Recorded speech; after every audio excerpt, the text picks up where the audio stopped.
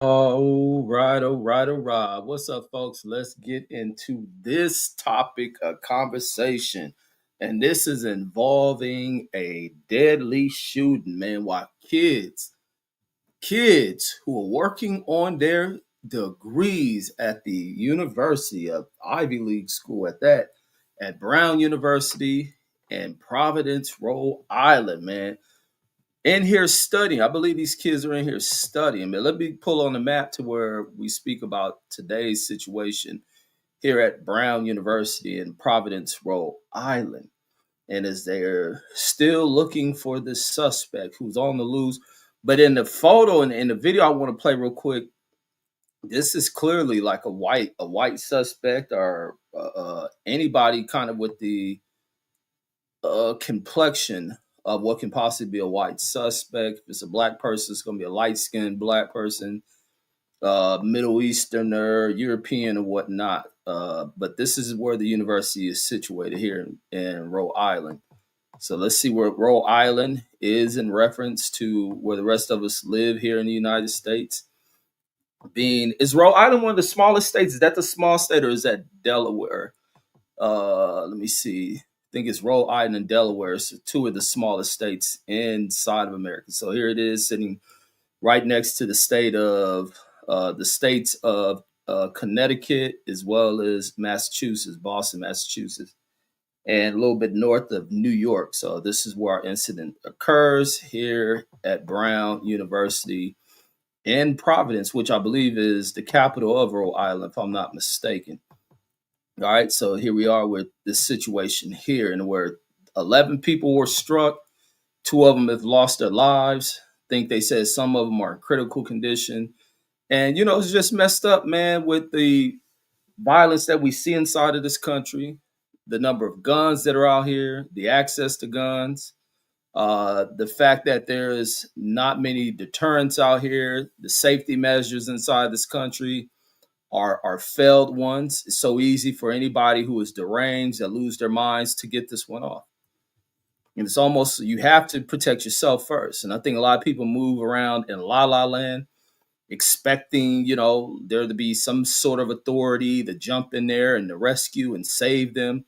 And it's one of the most ignorant things that you see amongst people is the fact that they can let their guards down, institutions that let their guard down, security measures that are in place that aren't in place by them. And especially you find this in the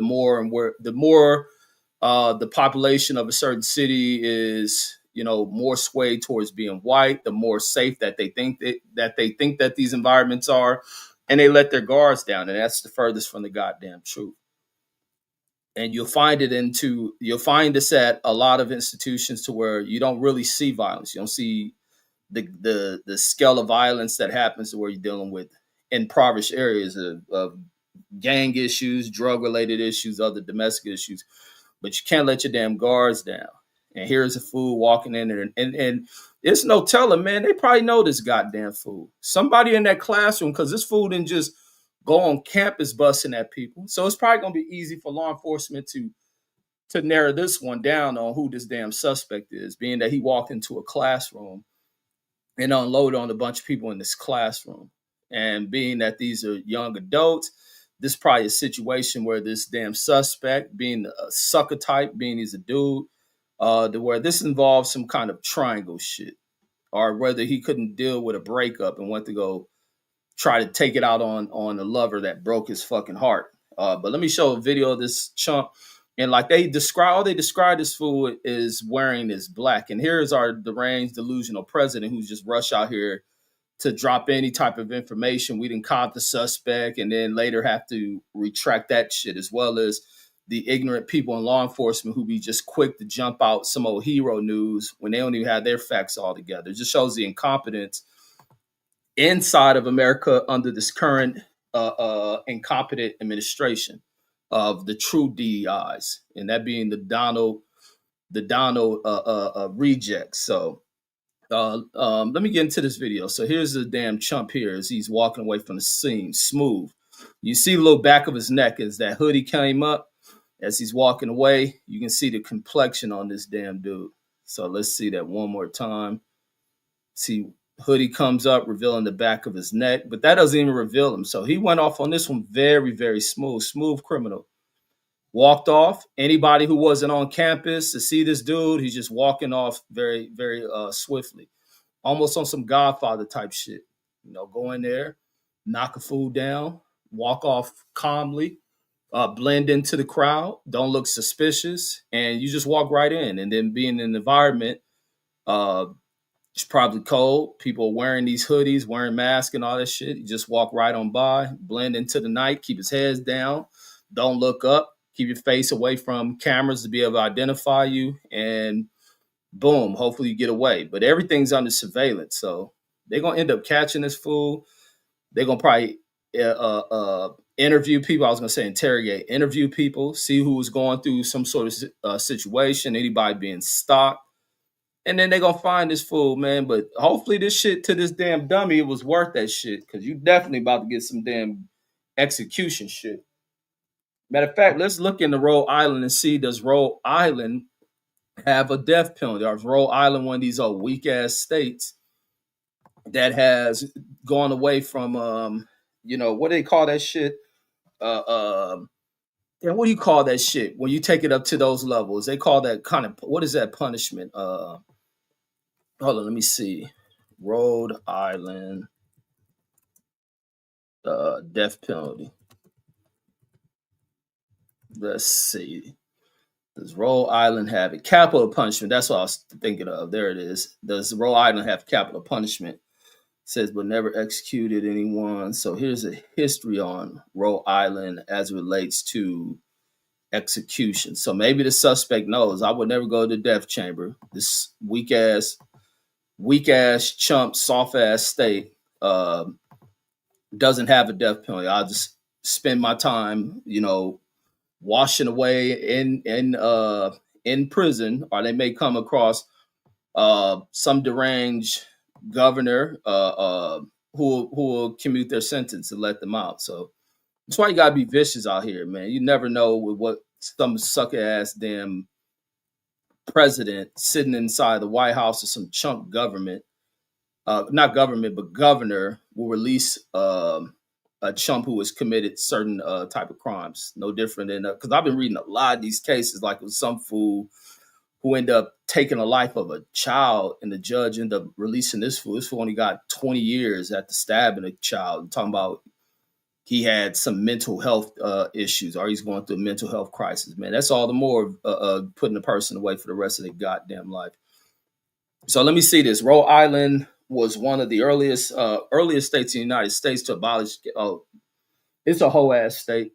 It's definitely a whole ass state, and they probably abolished that shit. Let me see what the demographics of Rhode Island. Rhode Island's probably like 99.7% white. That's another reason behind that. They not want to see themselves throwing a person that looked like them into a chamber. So let me see. Rhode Island. Boom, boom, boom. Damn, they say out of the whole state, there are only an estimated 1,500 homeless people. The population was 67% white, 5% black, close to 6% black. What is the other makeups? And it's crazy when you look at the census numbers, and how everybody, other groups get thrown into the census, or the calculating of the racial population to get thrown in as white. That now they have to they have to put this metric on the white population is non-Hispanic, because so many Hispanics calling themselves Caucasian and shit. So Rhode Island is 68% white, being non-Hispanic white. You got a Hispanic population of 16%, 5% black, and 3% Asian population. And so that's the makeup of it. For about 5% is mixed. All right, so going into this one, so Rhode Island was one of the earliest states in the United States to abolish capital punishment. Having abolished it for all crimes in 1852. Says the death penalty was reintroduced in 1872, says, but was never carried out before being abolished again in 1984. And they probably brought that shit back once blacks start to move into the damn area. There's always a racial component when you look at this shit. You look at the history of a lot of these things. that they abolished in 1852, bring it back 20 years later, and they never carry one out, being that maybe blacks weren't carrying out capital type crimes or capital punishment level crimes. And it says of all the states, Rhode Island has says Rhode Island has the longest period with no executions, none having taken place since 1845. Nobody has been sentenced to death in Rhode Island since 1975. So this criminal ain't gonna get nothing done to him. So it's probably one of the places to definitely carry out a crime like that. I can't stand when these goddamn pop-ups pop up and they won't disappear. So Rhode Island has performed 53 executions from 1670 to the 13th of February 1845. So they going all the way back into the 1600s. Says, but only 8 took place after statehood. Says half of the executions occurred on the 19th of July 1723 when 26 sailors were hanged for piracy. Oh, I want to see the story. What's the history on that shit? Says Rhode Island has never executed a female offender. Wait, was this 20? I'm gonna find out this story on here. 26 sailors hanged for piracy. I want to see what that shit is about. That's going all the way back. So they've been executing people, and that's why I think the what was that? They put a ban on executions in the 70s, I think, and that was due to that fair that what they call that shit fair and I mean unusual punishment, unfair and unusual punishment shit. Let me see what these sailors is hanged for. I'm gonna go pull up that history. So in Rhode Island, they end up hanging 26 sailors for piracy. Says hanging was the most commonly used form of execution. One execution was carried out by hanging. Says drawing and quartering. Says while another was carried out by hanging and what is that? What is that? Gibbeting? Gibbeting. I don't know what that is. Let me see what gibbeting is. It says it is use of a gallows type of structure. Says from which the dead or dying body of a criminal were hanged in a public display to deter other existing or potential. And they should bring that shit back. They should definitely bring back public executions. And I think it will serve a purpose. It'll teach a lesson to motherfuckers. But we live in such a weak ass society, man. A society that doesn't really come about solutions of deterring people from doing the whole shit that they do. And we got a society that ignores another underlying condition with people carrying this shit out, and that's mental health. So gas chambers were authorized after 1973, says, but were never used. In 1984, Rhode Island established law current with the United States Constitution that capital punishment is a form of cruel and unusual punishment and is illegal. So weak ass state. All right, so that's enough of that. So they don't carry that shit out. Let me see what these 26 fools was executed for. But that's some unique history. So that's the history of Rhode Islands and why they don't carry out. Well, not why they don't carry out, but it is why they don't carry out because considered to them cruel and unusual. But it's unusual for a person to commit unwarranted crimes against motherfuckers just doing whole ass shit. Says they comprise half of all executions in Rhode Island. Says between 1673 and February 13th of 1845. Says what is that? A Puritan minister, Cotton Mather, says was pleased to get the news in Boston, 70 miles to the north. Says it was the hand of the glorious God, says, which brought these criminals to die. He thundered from his pulpit. So this is a pastor that just didn't hold back. Says, take a due notice of what you have seen in the way which these wicked men have trodden, and in the fearful end in which their way has brought them to. What did they do? Let me see. What's the crime? So here they are. Look at the little device they use to carry this shit out. They got these fools strapped up. Ain't no shaking or flailing of the arms and the legs. All this wiggling your body. It's just you got to sit there and take that shit. Boy, these some cold ass people. So this says English pirate Edward Lowe and his sidekick Charles Harris were raiding ships along trade routes from the Caribbean to New England in the spring of 1723. They left a bloody wake, says, having massacred an entire crew, sunk ships, cut off prisoners' ears, and burnt their flesh to the bone. So they would reveal they so what they so they would reveal where they had hidden gold and silver. So they were burning them so they'll tell where this gold and silver was. So these are pirates. A Navy pilot says Lowe was one of the most infamous pirates of the Caribbean. Says notorious for his cruelty to prisoners. Sir Arthur Conan Doyle called him a man of amazing and grotesque brutality. Says Lowe once cut off a ship's captain's lips. Says roasted them and forced him to eat them while hot. Damn, boy, that is a vicious motherfucker right there. They should have really did him worse than just hanging him. Says then he murdered his victim. Damn, this is savage. He must have definitely been smoking meth of 1773 version of meth. It says he forced another ship officer to eat the heart of another. Damn, wait, what's this fool name? This is a savage motherfucker. Oh, his name was Sir Arthur Conan Doyle. Let me try to find a picture of this vicious motherfucker. God damn, this fool is cold. Hold on, let me find a photo of this dude. This is a one savage ass dude. Hold on, let me see if there's a photo. Well, there you go. Yeah, he looked like a wicked ass fool. Think that's him. Wait, no, that ain't him.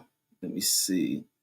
There's a Scottish physician by that name, but I don't think this is him. Influence of crime, fiction, genre. Nope, that's not him.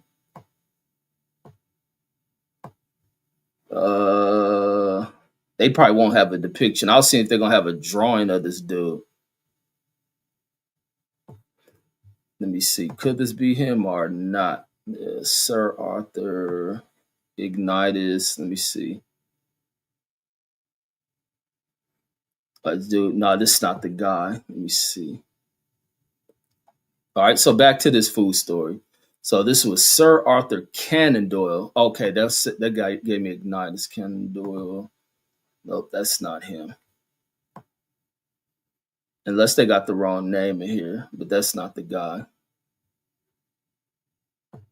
Let me see. Exclusive Sherlock Holmes. Nope, that's not him. All right, so Lowe's once cut off the ship's captain's lips, roasted them, and forced him to eat them. Says while hot. Then he murdered the victim. Man, this is some real shit. Well, it got to be real. It's in the history of this state. Says he forced another ship officer to eat the heart of another. Lowe captured at least 100 ships, says, during his 3-year pirate career. Says how he met his end is unclear. Some say he died peacefully in Brazil. Others claim he was hanged in the, Martinique, says, and still others believe he died in a shipwreck. In the spring of 1723, Lowe and Harris and 2 vessels sailed north from the Caribbean. On June 10th, they spotted a ship sailing to leeward off Long Island. They gave chase, says only to find the vessel was a 20-gun warship, the HMS Greyhound. Says Lowe's ship had about 70 men and 10 cannons. Says while Harris had about 50 men and 8 big guns, the pirates chased the Greyhound and ordered her to surrender. The captain of the British warship refused, and the battle started. After a day of fighting, the Greyhound captured Harris' ship. Says while Lowe managed to escape. 26 pirates, says most of the 35 pirates who survived the battle were taken to Newport. Says where they were tried, convicted, and sentenced to death. 2 were reprieved, says because they had been forced into piracy. Says, but another sailor who joined, well, at least they gave them a trial. They let these fools defend themselves. Says, but another sailor who joined Lowe under threat of torture was hanged along with the rest. 26 pirates were hanged, says, on Gravely Point with their captured pirate flag attached to the gallows. All right, so that's the history of this. Is this I guess they got a monument of it. It says 26 pirates were once hanged on 26 gallows here. So it happened here. Where's this place? All right, so that was that. So that's on the executions Long Island. I mean, not Long Island, but Rhode Island has ever taken. That is, well, not the only executions. The most half of the executions in the state's history was taking place on this damn day. Yeah, Rhode Island's weak to shit. And they ain't gonna do nothing to this damn fool who did this shit. They ain't gonna do a damn thing to him. And that fool just walked in there on some true gangster shit, probably heartbroken, did this shit over a chick that done left him. A chick probably messing with another dude. This fool brought the strap and laid some people down. And the right Bernard says, "What up?" Did it release? Oh, or did they release the mugshot yet? Stay safe. Says strapped and blessed out here in these streets, bro. Nah, they haven't found this fool, and they don't even know what he looked like because the fool went in there, man. He definitely planned this shit. He done brought all the black clothing he needed, covered himself. They trying to act like they don't know what his race is and shit. So he definitely covered that shit up. He wore all black. So of course the FBI probably arresting a bunch of black people around the campus, seeing them dressing all black. And it says they be like Smoot says at least. Oh, ain't that part of a rap song and shit? Says at least we got 5% blacks in Rhode Island. It did and the right Bernard says Right Bernard, and those probably black, and those blacks, that 5% of blacks probably have a long history in Rhode Islands too. It says surprise is not higher. It says the black percentage probably got a bunch of new arriving immigrants in there. There's always always exploded other races numbers is new arrivals. The arrival of people from these other countries, man, that are really invading America, replacing American history, uh, to where a lot what America is lost in the translation of shit. Right, Bernard says, Sherm, bro, in the deuce time in the building, salute Cuzzo. But that's all I want to cover on this one, man. I ain't getting no boxing shit. I seen the Pacheco. I was having a hard time finding the Pacheco fight, but I was listening to one that I pulled up and just listening to the play-by-play of the commentary team and seeing a little bit. And they seem to act like Pacheco was just supposed to walk through the damn dude he fought. Cause he's way taller than the dude. This dude was like what 5'7" or some shit. And so they thinking Pacheco, the dude was supposed to just go in the ring and lay down to Pacheco. And that's just not the way shit works. Not the way shit works. That dude ain't trained himself up, get in position to fight this dude, and just hand Pacheco over a victory. Think Pacheco had to battle his way out.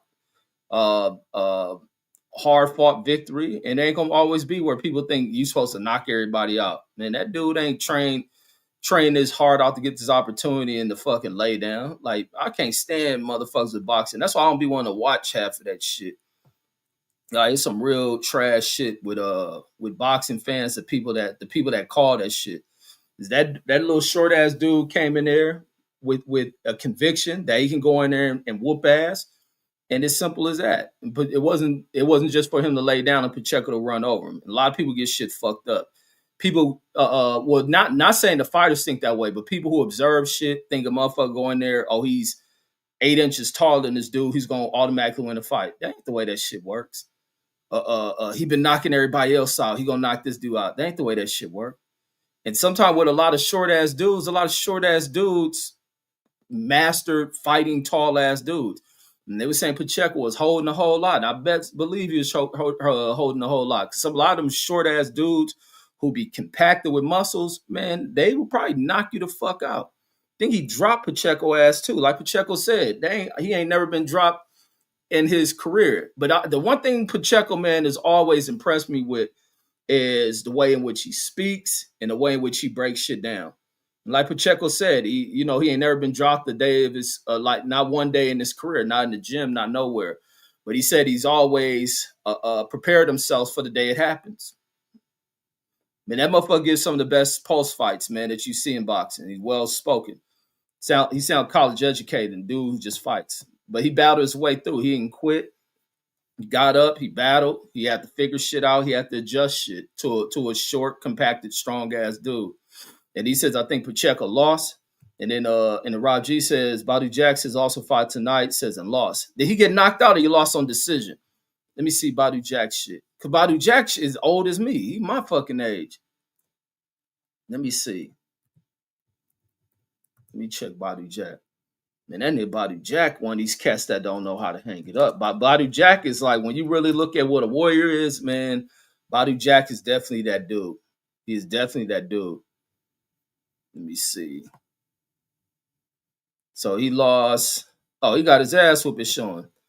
Says, what is that? Michael Jess says deducted 1 point in round 7 for hitting behind the head. Badu Jack deducted 1 point for hitting after the break, says in round 8. So it looked like old dude just dominated the fight. And how old is old dude? Old dude is 35. He ain't that young neither. But Badu Jack like 40. What is Badu Jack? 42. 42. Former Mayweather fighter and shit. Who won't give it up. Like I said, I had went to that Badu Jack training camp when he fought Marcus Brown and shit. When he went in the Marcus Brown fight, and that's where he had his head split all the way open and shit. Yeah, that was. But then you see, like Badu Jack, he never gave up. I was there when they cheated him in the John Pascal fight. They cheated him in he was constantly being cheated, man. James and Gale fight, they cheated Badu Jack.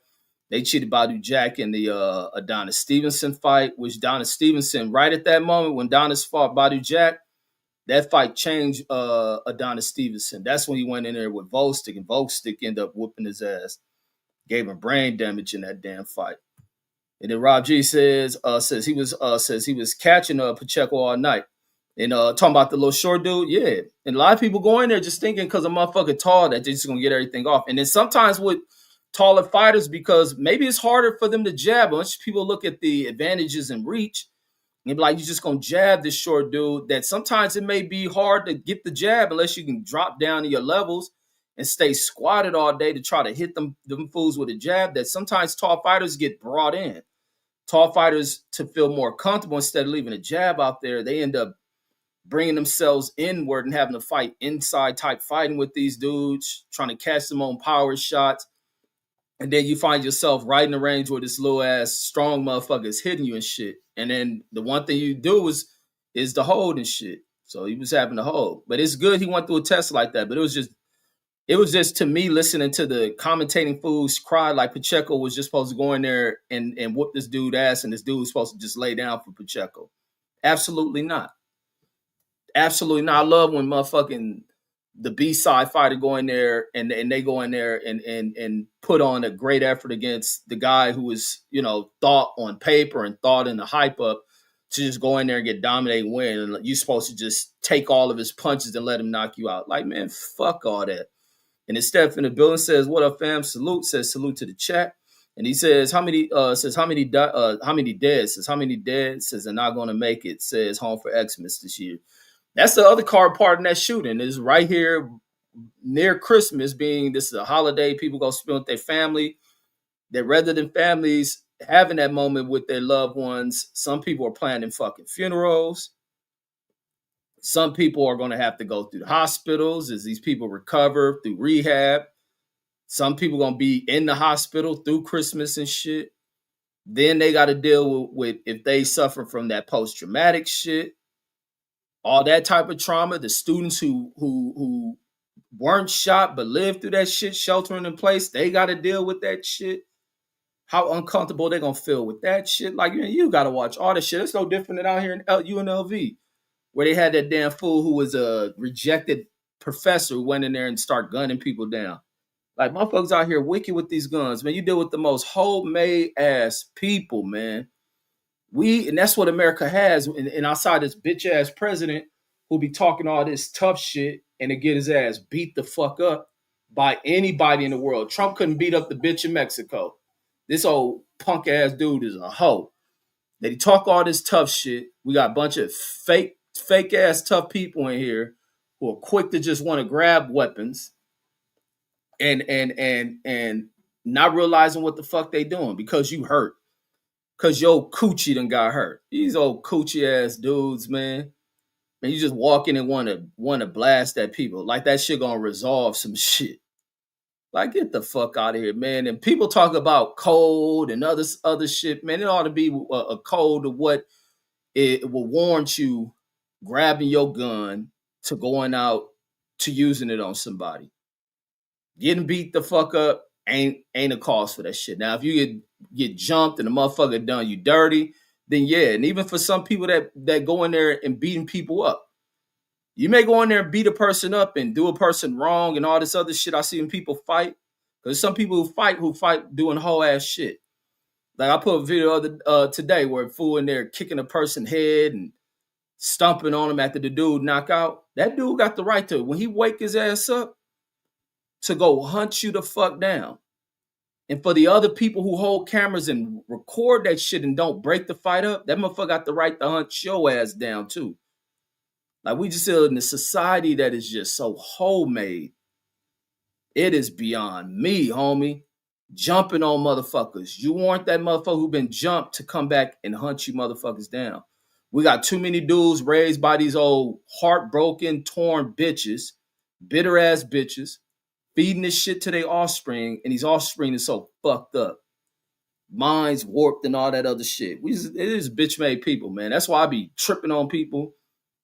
I be not wanting people around me because I know a lot of people just weird up in here, just bitch made, unbalanced, chemically imbalanced in a motherfucker. And then Steph says, Pacheco dropped the ball tonight. Says look really bad. Says new trainer don't know his strengths nor weakness. Says all these tall guys need to move up in weight. Says fucking dude a light heavyweight. Cause who was training Pacheco? Pacheco trainer was Benavidez's dad, right? Wasn't that who his trainer was? Benavidez's dad? But I just think, but this the other thing. I don't think it's no thing about Pacheco dropping a ball. It's just a thing, man. You ain't gonna go in there just dominate everybody. Some motherfuckers ain't there to be beat on. Some motherfuckers ain't in there to be your highlight reel. And it's just simple as that. And this is an undefeated dude too. So this dude he fought was undefeated. Very strong dude. And it's just a new test for Pacheco. This motherfucker had high knockout rates. I went into his thing to look at his profile. This motherfucker got 23 knockouts out of 26 wins. And that what did he put him at? Down there, he was down there at a 90% knockout ratio. Like shit, this is a dangerous dude. So Pacheco knew that shit. It was on the referee to probably stop some of the clinching and shit. So Pacheco knew what he was up against. And I think the strategy sometimes is you may have to hold a little bit for a motherfucker like this. For a dude who's just out there knocking shit out, compacted as a mug. And then that's just what it is. So he was in the ring with the dude. You just can't underestimate everybody in there, regardless of how tall you are. Regardless how long your arms are, you leave a jab out there too long, you get a short, explosive dude who can close distance based on he has quick burst type power and shit. And then that's why I be like, I know a lot of people just ain't never had fights in their life. Like regardless of boxers ain't the only motherfuckers who fight, not MMA fighters ain't the only motherfuckers who fight. They just go in there to try to fucking perfect certain strategies and get more of a technique to a style and a discipline to a style. They ain't the only motherfuckers who fighting shit. Motherfuckers know fighting, they know fighting. And then Steph says got to take care of your mental health. Says learn how to digest, reflect, grieve properly. That's a fact. Says and release the anger. Says with the gym or boxing. That's a fact. Says ain't nobody praying for him either. Says let me see. Wrote. I don't know what it was for. Says it was Benavidez. Oh, okay. He's saying it was Benavidez Senior. Says they disbanded this time last year. I thought, but why did they break? It wasn't nothing like it was a friendly departure from the team, right? Was it because of maybe having to focus more on his son? As his son's going into these bigger fights, David's name is kind of the hot name in boxing right now. Maybe that's why he broke. He probably didn't have enough time for Pacheco. But Pacheco was just in a tough fight, man. You ain't going to look spectacular and everything, especially going up against a dude with a record like tonight. Like, regardless of Pacheco could have been 7 feet. Certain short motherfuckers have whooped a 7-footer ass. Like, Pacheco couldn't throw kicks. He couldn't do none of that shit. He was forced to hold this strong ass dude. Because when you look at some of these short ass dudes, even regardless of weight class, a lot of people look at weight classes and they think uh, uh these bigger dudes, they probably being harder hitters, but some of these small dudes are very strong ass dudes. That dude tonight probably motherfucker benching 400 pounds and shit, squatting 600 pounds. Like them little short, compact motherfuckers is strong. And if you give them a clean enough shot and they turn on everything and put enough into everything at the at like everything just loaded up and they able to crack you, they put you to sleep. So Pacheco had to learn that shit. He little lean, lanky, tall ass dude. He would have got his ass knocked out. He did the right thing tying that short ass dude up. And but it was probably hard to jab. That's the strategy people go with off the jab. But I think sometimes it's in the ring and shit. It's probably harder for them taller dudes to fight. I've seen almost all the time. You see tall dudes who are fighting shorter dudes that get pulled into the short man's fight. And then and instead says ref was horrible tonight. Says bias has never told Diego to stop holding. And that's the thing. The issue with the holding, that was on the ref. That ref should have stopped it. He fighting at home and shit. Sometimes I think it's even worse for fighters to fight at home, but then they get the benefit of doubt to be able to continue to do, the shit that fans don't want to see. Salute the boxing scholar. Says salute to you as well, Steph. But like I said, man, salute to the dude coming in there to fight his ass off against Pacheco, and then he said salute to you, Deuce, as well. But like I say, man, I like seeing that shit. These people who everybody else count out go in here and do their damn thing. Also, man, the other thing being, because I'm finished with the school shooting shit, seeing Deontay Wilder, man, getting his respect, man. Them people in where are they in Dubai and shit? And people in Dubai really paying homage to these dudes. Deontay Wilder being well received by the people in Dubai. Terrence Crawford being well received by the people in Dubai. Terrence the dude who don't give a fuck about that fame shit. And Terrence in the videos I see, Terrence don't go out like that the Michigan Wolverine coach. I seen you with that snow bunny and shit. Terrence snowed up in the Middle East, man. Motherfucker snow bunnied up. He about to go out like the fool in Michigan and shit. But Terrence is looking annoyed by that shit with people up there walking up with cameras and all that shit. Terrence one of these dudes to where money don't affect that fool. Money don't push that fool into acting a different kind of way. People don't even know. Terrence probably sitting on 100 mil, just a regular ass motherfucker. And that fool, like seeing people walking up on him, want to flash the cameras getting close to him. Then they look at one of them fools run up on him with a camera like he ready to swing on him and shit. Like, make it the fuck up off me. That shit does not move that dude, man. He just be a regular dude. And I seen the way Derek Chisora foul ass dude, man. Derek Chisora is foul as shit. That shit he did to Conor Ben during that shit, Derek Chisora is foul. He called that nigga Conor Ben a pussy.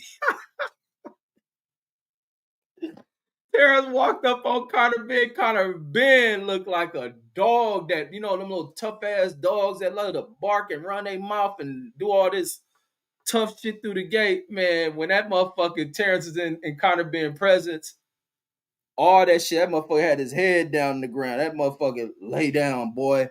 Sit, boo-boo, sit. That shit was gone, and Derek Chisora called that shit out. He like, you pussy. He like, look at him now. That fool Conor Ben look, man. They looking like, man, you ain't ready for Terrence. Conor Ben kind of accepted that shit. Like, man, the fool. Derek Chisora a fool for that shit. And then and the boxing scholar says, I came for the Trump slander. Man, the Trump slander is over with. It says Republican tears fuel me. And then Steph says Crawford snowed in. Now, yeah, Crawford snowed in the Middle East. Man, he had Snow Bunny with him as he was running from the crowd.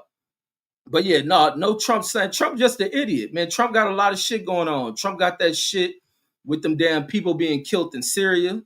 He had National Guard. Them motherfucker got National Guard troops in Syria. The fuck are National Guard people doing in Syria? What the fuck is that shit about? So three Americans and got their asses smoked for being where they shouldn't be. And now he's dealing with that shit on his hands. They got their asses laid the fuck out. Then he got this shit at this damn school. And then he had to retract what he put out about the suspect caught and all that shit. Suspect about to be free for a whole week. You got the other suspect who going through court trial, who a lot of people paint as a hero, being Luigi Maggione and shit. He in court. That white dude ain't even stressing about smoking that damn United Health CEO. Because these are the type of people fucking our world up, is these old executive motherfuckers of this country. These old Epstein hanging out motherfuckers of this country. Sit there, plot and pull all these twists and do wicked shit and evade the law because they connected. And instead, and that's the thing that's so critical about this Epstein file shit. Well, look at everybody connected to this motherfucker. Give people, and it may open people on what they have to be more decisive about when they vote. We gotta stop listening to retarded motherfuckers talk political shit and try to shape shit for how people should vote. And a lot of these people who are shaped by the influences of influencers feel like some of the dumbest motherfuckers. And then Steph says, what you mean? Says money ain't changing. Says got a new broad pregno. Says, and now you saying he's snowed in. No, that money ain't changing. Money ain't changed that shit. That's just a man being a man. He wanted to fuck something. That's it. You don't see him doing a bunch of other shit. Bras come at fools like that. Man, bra gonna always come at you when you own shit. You the top of shit. You the premier dude. So no, that ain't a money changing thing with him hanging with a new broad and this and that. And then Jashawn says, salute to Slurpy Cuz, says laugh my ass off. And then what's that? The FBI dude, Patel. And then Steph says what video is Red? Says this is Red, says where this is all happening. Wait, what do y'all, man? I hate when y'all write like that. Like, be more detailed in what you asking, because I'm lost on what you saying, what video about what? The shooting and you probably talking about this video. If you talking about the school shooter shit, this is the suspect they show here. This is the fool they looking for. You just see the back of his neck. I can tell he may be a white guy, maybe Mark Summers or some shit. So that's him. He tilted his head down, and that motherfucker back of his neck showed. And I see Trump like skin on him. And he says, did he really type that? And then he says, I looked online, says, and they don't have a suspect. Yeah. Trump did type that shit. He did type that shit, and then later changed his statement because he was saying that they were saying that the authorities down there claimed that they had arrested the dude and had the dude in custody and then changed it. But these are some of the most incompetent white dudes you ever seen. And the incompetence of, privileged little white dudes is what leads America to where America can go up and then America drops sharply in being the fucking scumbag advanced nation that it is because, people want to be led by masters. You get black folks who are retarded motherfuckers who want to pick a massa and be led by them. These old hidden homosexual white dudes, conservative-minded white dudes who want to be led by boy toys. No, they want to be the boy toy. They want to be led by the Epstein husbands and shit. They worship these fools, buy hats made by these chumps coming from China, wear flags with these fools' name on it in the year they running for an election, like little girlfriends. And then he says, I looked online, says, and they don't have a suspect. And he says, Cash will never find him. Man, Cash right now with his head licking the butthole of that little chick he been flying on that G5, stanking it up and shit. And then Steph says, Deshaun says, game on tomorrow, says, with your Vikings and my Cowboys.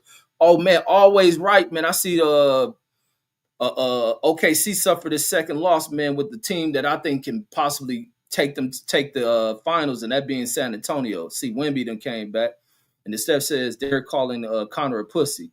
Oh, that shit on like Fight Hype or something. Oh, let me see where I see that shit. Oh, let me find the name of that title. That shit was funny as hell. That motherfucker ran right up on Connor bed and shit. That motherfucker Terrence had Connor Ben ass shook. No, it might be Fight Hub. It's one of the cats that's over there in Dubai. Let me see where that video at. Yeah, he had Connor Ben ass shook. Hold on, was it a short video? All right, no, it's a regular one. Hold on, let me see. Give me 1 second to see that video. Yeah, that fool whole tone changed when Terrence Crawford walked up on that fool. Let me see, where is this shit? Yeah, I was seeing a video that fool Bradley released today. He dropped a video with him and Terrence sparring back in the day and shit. A pretty good video and shit. Pretty good video. Damn, where I seen this video at? Hold on. Oh, here we go. Oh wait, did I watch this shit on Southpaw Song? I see it on Southpaw channel. I think I see it on another channel. Yeah, it's on. Matter of fact, Southpaw did a video on that shit. That's why I saw it. So Southpaw TV channel, I saw that shit on. Boo walked right up on that motherfucker Conor Ben. Conor Ben ass was, Conor Ben be talking all that tough shit. Conor Ben ass was quiet as a church mouth. And then Picasso in the building says, "Yo, you in there rolling?" Says and Conor got starstruck. Says when Bud came in, yeah, he was shook, man. Then he started getting mad at Chisora. Chisora sitting there laughing like, "You pussy." He said, "Now say what you was saying." But Bud kind of see it and didn't want to embarrass Conor Ben. He was like, "Man, nah, I support him, man. It's it's cool. I support him. Ain't nothing like that." And then Jashawn says, "Says shit don't be meaning, bro." Says the Bucks beat the Warriors. Says on they win streak. Says and still won the chip. Man, watch what San Antonio about to do, homie. Watch what San Antonio do by the end towards the playoff run. I see that team gonna be dominant. They about to start making a run like how OKC did. And then OKC only lost by 2 points. So it's like, man, I wouldn't put nothing past OKC still being dominant. OKC only lost by 2 points. And then Jashawn says, how many survivors in the shooting? 9. They showed 9 of them. Let me see if there's an update. Because there's some people in critical. Hopefully they don't lose their life and shit. Then the other thing, speaking about the National Guard people who lost their life in Syria, you still got the other fool from out here who was gunned down by with Trump. Anytime it ain't a white person that kills somebody out here, they flip it into it being about people they need to deport and all this shit. When you got a white dude who did this shooting, his monkey ass is silent. You know this damn shooter about to be what is his son name? A Barron Trump looking motherfucker. Let me see. Suspect still large, a scribe wearing dark clothing, estimated to be in his 30s. See, they won't release a race. They just talking about he's dressed in dark clothing. Maybe the victims didn't see his face because he was covered in this shit. And I guarantee he's covered like this because somebody there knows his ass. Says more than 400 law enforcement officials. Trump says he's been briefed on the shooting. Yeah, they don't got nothing. Yeah, they ain't got nothing up there. It's gonna take a long time. The way they're gonna find that fool is he gonna end up. That fool gonna end up. He gonna have to burn them clothes because you can't even take that damn shit he had on. Man, they find any hair come off your body. They gonna look through that shit, pull your DNA off that shit. You gonna have to burn them clothes.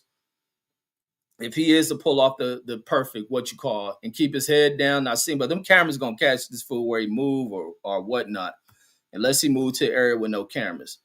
And then they said 9 survivors, I believe, for now, unless somebody has passed away. Here go Deuce Time, who don't know basketball and just hate on anybody who's at the top of a game.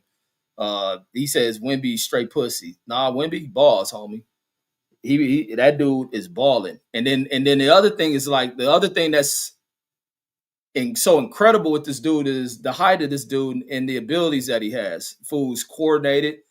That fool can run up and down the court, his ball handling, his defense has stepped up, his strength and all that other shit. Can't take nothing from him, bro. And your selections on what you give credit to is just like so backwards, bro. Like your assessment on these athletes is like pointless. You're so stuck in like narrow-mindedness. They either had to play for the Clippers or be a Cowboy player for you to fucking acknowledge what is great. Like that shit is not the way that sports work or assessments on shit. You cannot analyze shit by having such a closed, narrow-minded bias to shit. Like even when it comes to everything you do is like so short-sighted, bro. Like you gotta cut that shit, expand your horizon. But Wemby, nah, far from weak, bro. He says, "Told you it's an underdog ass nigga. Told you it's an underdog loving ass nigga." He says, "Watch Bobo. Where is Bobo? Or Bow, however they say his name, a new Bo with Bobo. Where is he even at? Let me see. Is he back in the NBA or is he somewhere like overseas? Let me see. Or how do you spell that fool name? Bobo, Bow Bow. Uh,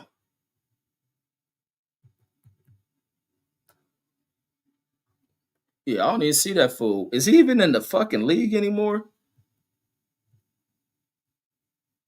Let me see. I don't even see this dude. Oh, is he a Phoenix Sun? So this is where I think he's at. You over in Phoenix. He ain't even doing much. Is this his stats? This is a fucking deuce, bro. Oh my fucking god. Well, let me see. These current year stats. All right, he in Phoenix. And they only giving him 10 minutes of fucking game. But I understand he can handle the ball. He can do all that other shit. How tall is Bobo? He's I ain't got his height on here. Let me see. But he ain't getting no burn. He ain't even getting a chance to prove himself. But that can go back to coaching and all that other shit. But this nigga, so let me pull up the dude who Deuce put in here. I keep telling you this fool is a just underdog loving ass dude, man. God damn. Like you just make up no sense and shit. Like if somebody good, you gonna hate on them. Somebody proving themselves doing shit, you gonna hate them. This is Bowl Ball stats, folks. Who do said, man, Wimby's a pussy, but then he'll present this motherfucker right here. Let me see. I don't even know how to spell Wimby name, so let me go to San Antonio. So we're gonna go to San Antonio. So keep in mind those are Bobo's, Bobo, whatever his name, stats. Here go Wimby, who came off the bench tonight, put up 22. We're gonna look at his stats. This is Wimby stats. These are Wimby stats. And we'll leave it at that from what my cousin in here presents to who people should look at. Fuck out of here. And then Picasso says you want me to share it, says you want me to share it here. And then I guess he's talking to somebody in the chat. Oh wait, no, I missed your damn comment. I didn't even read your comment. Oh, I'll go back up to it. Dude says your summaries is not really actually. Oh, sorry, not really, but not reality actually. Man, no, my summaries on a lot of shit be like from a point where I ain't hating on the motherfucker. It's certain even when I'm biased against certain motherfuckers, I would state that I'm being biased from somebody and I don't like them. And therefore, that makes it to where when I announce that shit, that makes it to where my opinion on somebody's where I'm not gonna give them credit. I'm gonna be biased on that shit, and it's simple as that. And then Picasso says, I saw a YouTube video says of an Asian woman says speaking on how white Americans are galvanized to block any progress of Black Americans says by using them says and others to cipher money from their black communities. And it's easy to do that shit from black folks. Saw niggas follow think tanks and get conned in this shit and to get re-educated and get revisionist shit they think they've been educated on. That you hear niggas spew this shit all day. Like niggas is some of the simplest niggas to con into shit. And if I was white, man, I would be extremely successful in the way I'll be able to manipulate and use a black person to achieve my objective. Because black people just accept so many. I'm not one of the black folks like that. They just accept being marginalized like a motherfucker and at the bottom of shit. Black people love to be to where they don't have to use their brains to think. You feed many black people shit, and then they'll go in there and run their head through a wall in the belief of some shit that is a lie.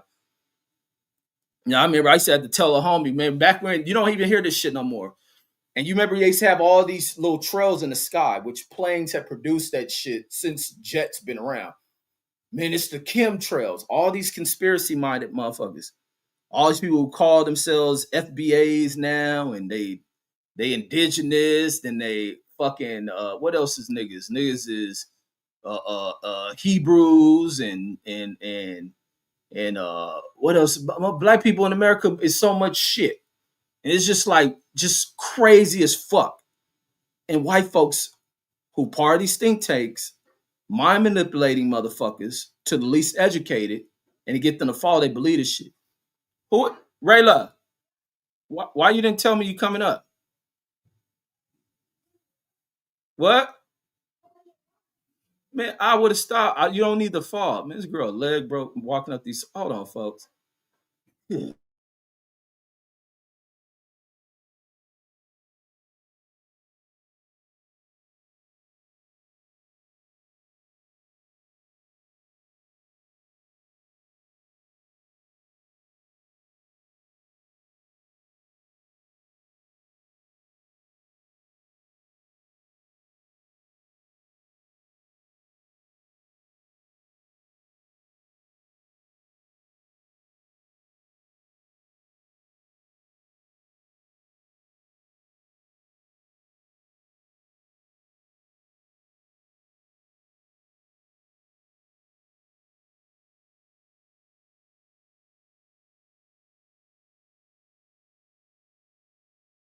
All right, I'm back. Dang, my daughter be going to do her own thing. Man. Her ass and broke her leg trying to use crutches to come upstairs. Oh my god. Oh Lord, my heart dropped.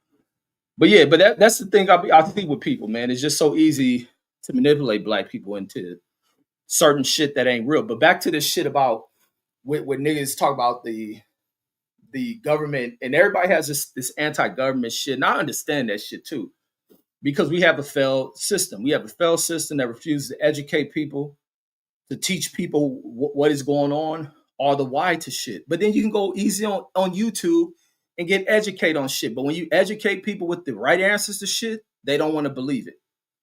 They love the shit that is wrong. And that's why people are always fucking wrong. And I love to highlight when piss people off by saying I'm always fucking right. So they used to be talking about, and one of the homies used to be deeply into this shit.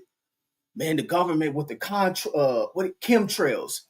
They got the chemtrails and they flying over our cities and they poisoning us.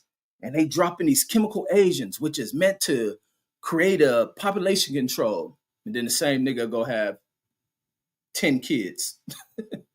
But they creating population control and stopping us from having kids and we getting sick and all this other shit. Like, that ain't what the fuck that shit in the sky is. That shit has something else to do why airplanes create fucking contrails. And we'll pull that shit up. And what creates contrails from off the exhaust of hot ass airplane engines. Let me see. And it'd be like, damn, like motherfuckers really buy into some of the most dumbest shit I've ever heard in my fucking life. It'd be like, where do people get this shit? Who is teaching them? I think some people be coming out of prison, getting educated on shit that's wrong. People in these systems are meant to bow down to whoever is in charge, are placed in a position of hierarchy, and they talk at people and not truly educating people, and then people regurgitate shit that is not fact. So all it is vapor trails says are line shaped clouds produced by aircraft engine exhaust, are changes in air pressure. Simple as that. I think planes got to be at a certain altitude to create that shit. Says they are composed primarily of water, and says in the form of ice crystals. The combination of water vapor and says an aircraft engine exhaust and the low ambient temperature of the high altitudes cause trail formations. And it's simple as that. You had all time motherfuckers talking about, man, they poisoning us and putting the chemtrails out. So this is the altitude planes fly at. So when you see a plane producing that shit, that plane is usually at these altitudes. And that's because of changes in pressures and the temperature in that exhaust. That's all that shit. I used to be able to tell them motherfuckers, this before the YouTube shit and all this wiki shit you can type in and be like, but I sit back and listen to motherfuckers talk this shit and be like, where the fuck, who teaching all this shit? I'll be like, man, where the fuck, where y'all going to these meetings at? Who y'all connecting with? Where this shit coming from? And then he says, yeah, the Picasso, and it says, be well. Picasso dropped a link to that with the Asian lady. And then Picasso saying ADOS, ADOS. What is that? That's the African descendant of, African descendant of slave. That's what the other shit niggas. I mean, I don't know if that one's the Dr. Umar one, the FBA is the Tyreek one. And then Jashawn says it's intentional, says they're not going to educate people. Bro, it is no, that is false too, Jashawn. There's all type of education in this motherfucker if niggas paid attention to it. If niggas wasn't so disruptive in it. There's all type of education. That even like with me talking about like with Washington, the high school I come from, even the junior high and elementary. We didn't get good education if niggas wasn't so disruptive. I come across some of the most classic teachers, even at Washington. Some of the most standout educators I ever had don't come from. I went to one of the top high schools in all of America, out there in Evanston. Them teachers at Washington been some of the most standout educators I done had in my life. But then they also deal with kids who come in there in an environment to where we don't value education. Parents ain't up there protesting. Going at and the teachers with the minimum that they have and resources at these schools, educate a motherfucker like a motherfucker. We can still work off the books. Fuck them not getting new books. New books shit just shows how much they don't pour into the resources at the school. But them educate, you still got them teachers that educate you. And they'll give they all, but then you still get kids that are in the motherfuckers disruptive. I used to trip. This is one thing that used to trip me out when I first get back to LA from when they ended up going back to Washington. And I'd be cool with everybody. That's why I couldn't fuck with that gang shit. Couldn't fuck with it. I'd be cool with niggas from over here. And one day I'm in class, man, there's the one homies from 60s, and then the one homies from Watergate. They didn't get along. I didn't know they was on that shit. Me niggas in there saying shit to each other. And I'm not knowing they dissing each other at the time. I'm thinking they just in there clowning. And the one homie from Watergate in there like going off on two cats. I'm thinking they just clowning because I'm used to like the bagging and shit.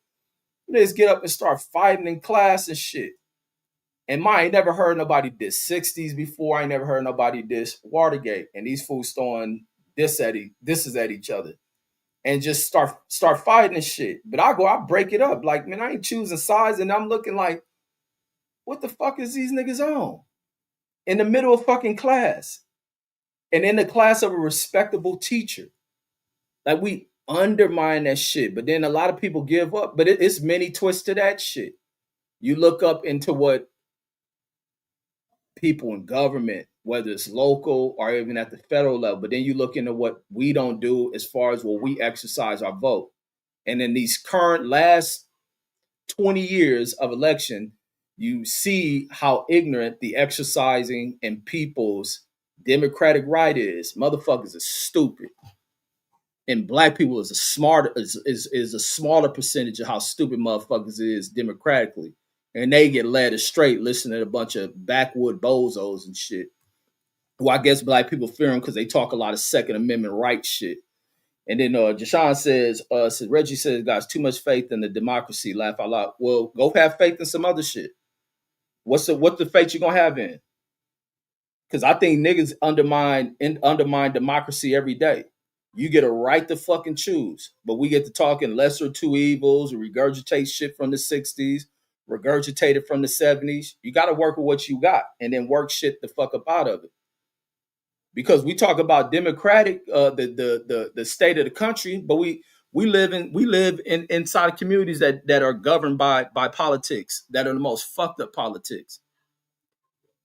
Like, so shit, I have more faith in democracy than I have in these retarded motherfuckers in the world and shit. And then Picasso says everything is weaponized against us here. It says, and whites learn to do this. It says, in my opinion, says after African countries, especially Haiti, were successful by weaponizing the swamps and forests, to block bullets, gators. Nah, whites have always learned that shit. I think it was some more wicked shit just coming up out of Europe, what they was dealing with. Man, I don't think that wicked shit come from out of Europe, bro. Haitians ain't under microscopes, learning how to split the atom in half to blow shit up. And then Jashawn says, oh, he meant augment. Says if that was the case, says inner cities wouldn't be underfunded. Says and the cost of the fund says wouldn't be cut. The FBA says wouldn't be. Oh, it says not the FBA. They didn't put the Tyreek Nasheed. Says the FDA says wouldn't allow poisonous foods and store storage shelves. But I mean, I hear people throw all that poisonous shit about food and all that shit. Like you got a choice to where you don't have to eat processed food. You get other shit where processed foods have certain shit in them to preserve them. You don't got to eat that shit, bro. You don't. I think some of us go far with our consumption of shit. I'm a motherfucker who consumes shit. I like to fucking eat, but you have options. It ain't no they just going in there killing you and shit. You got certain places that are food deserts where certain investments won't go in the community. You got to clean the community up. You got to clean the behavior of the fucking community, homie. It's simple as fucking that. Because the moment the community is cleaned up, investment pours into that motherfucker. What motherfucker look like going into a community, investing in it, trying to open stores, and all people are doing is destroying the shit, stealing from it, keeping it fucked up, messy, don't know how to put shit back. Like you see that shit. And motherfuckers can't undermine the behavior shit. Yeah, even if they try to pull these tricks and shit. Motherfuckers got to clean up the behavior, homie. It's simple as that. We got Krishan Rock type bitches as the mothers of here. And then we get blue face niggas that want to fuck these bitches and have the babies. Well, like we gotta we and it, I'm just talking about the black community. The white community probably worse than that. But democratically, we gotta take shit over, and we can't be so quick to want to ridicule politicians who look like us, claiming they sold us out. Like, get the fuck out. That's to be some of the dumbest shit I hear from niggas. And the reason why niggas will always be led by a master who's always like the motherfucker who has owned the plantation as well as the whip. They motherfuckers is stupid. I be hearing niggas give the most criticism to Jasmine Crockett, Maxine Waters, the chick in Minnesota, but don't say a damn thing about the JD Vances and the other motherfuckers before him who look like him, who have ruined this fucking country. Like niggas is I don't buy into none of that bullshit. The poisoning, none of that shit. Stay away from fucked up foods. Stop over consuming them. Understand why the motherfuckers got the shit in. They preserve the shit. Shit is canned, but there's whole sections in stores full of fresh ass food. It's simple as that, homie. You get to pick your what they say. You get to pick your poison, right? Like, and it's as simple as that. Absolutely, Matt. I don't buy into the bullshit. I don't. You got the right word. Even the sugars, how bad they are. We pick our poison. You can choose to buy the soda. There's water in here now. I didn't water the shit down. So I mean, you pick your poison. Fuck, I want a fat burger. Is that the healthiest shit? Absolutely not. Pick your poison. Like, or I can go to sat in the house and made the shit. Like, but on the other side of shit, I did make sure I ate some healthy shit today. So shit. You pick your poison. I think some people go a little too far with their paranoia. The overboard shit people got in their fear of what they eat. Like everybody just scared and paranoid and wonder why their mental is so fucked up.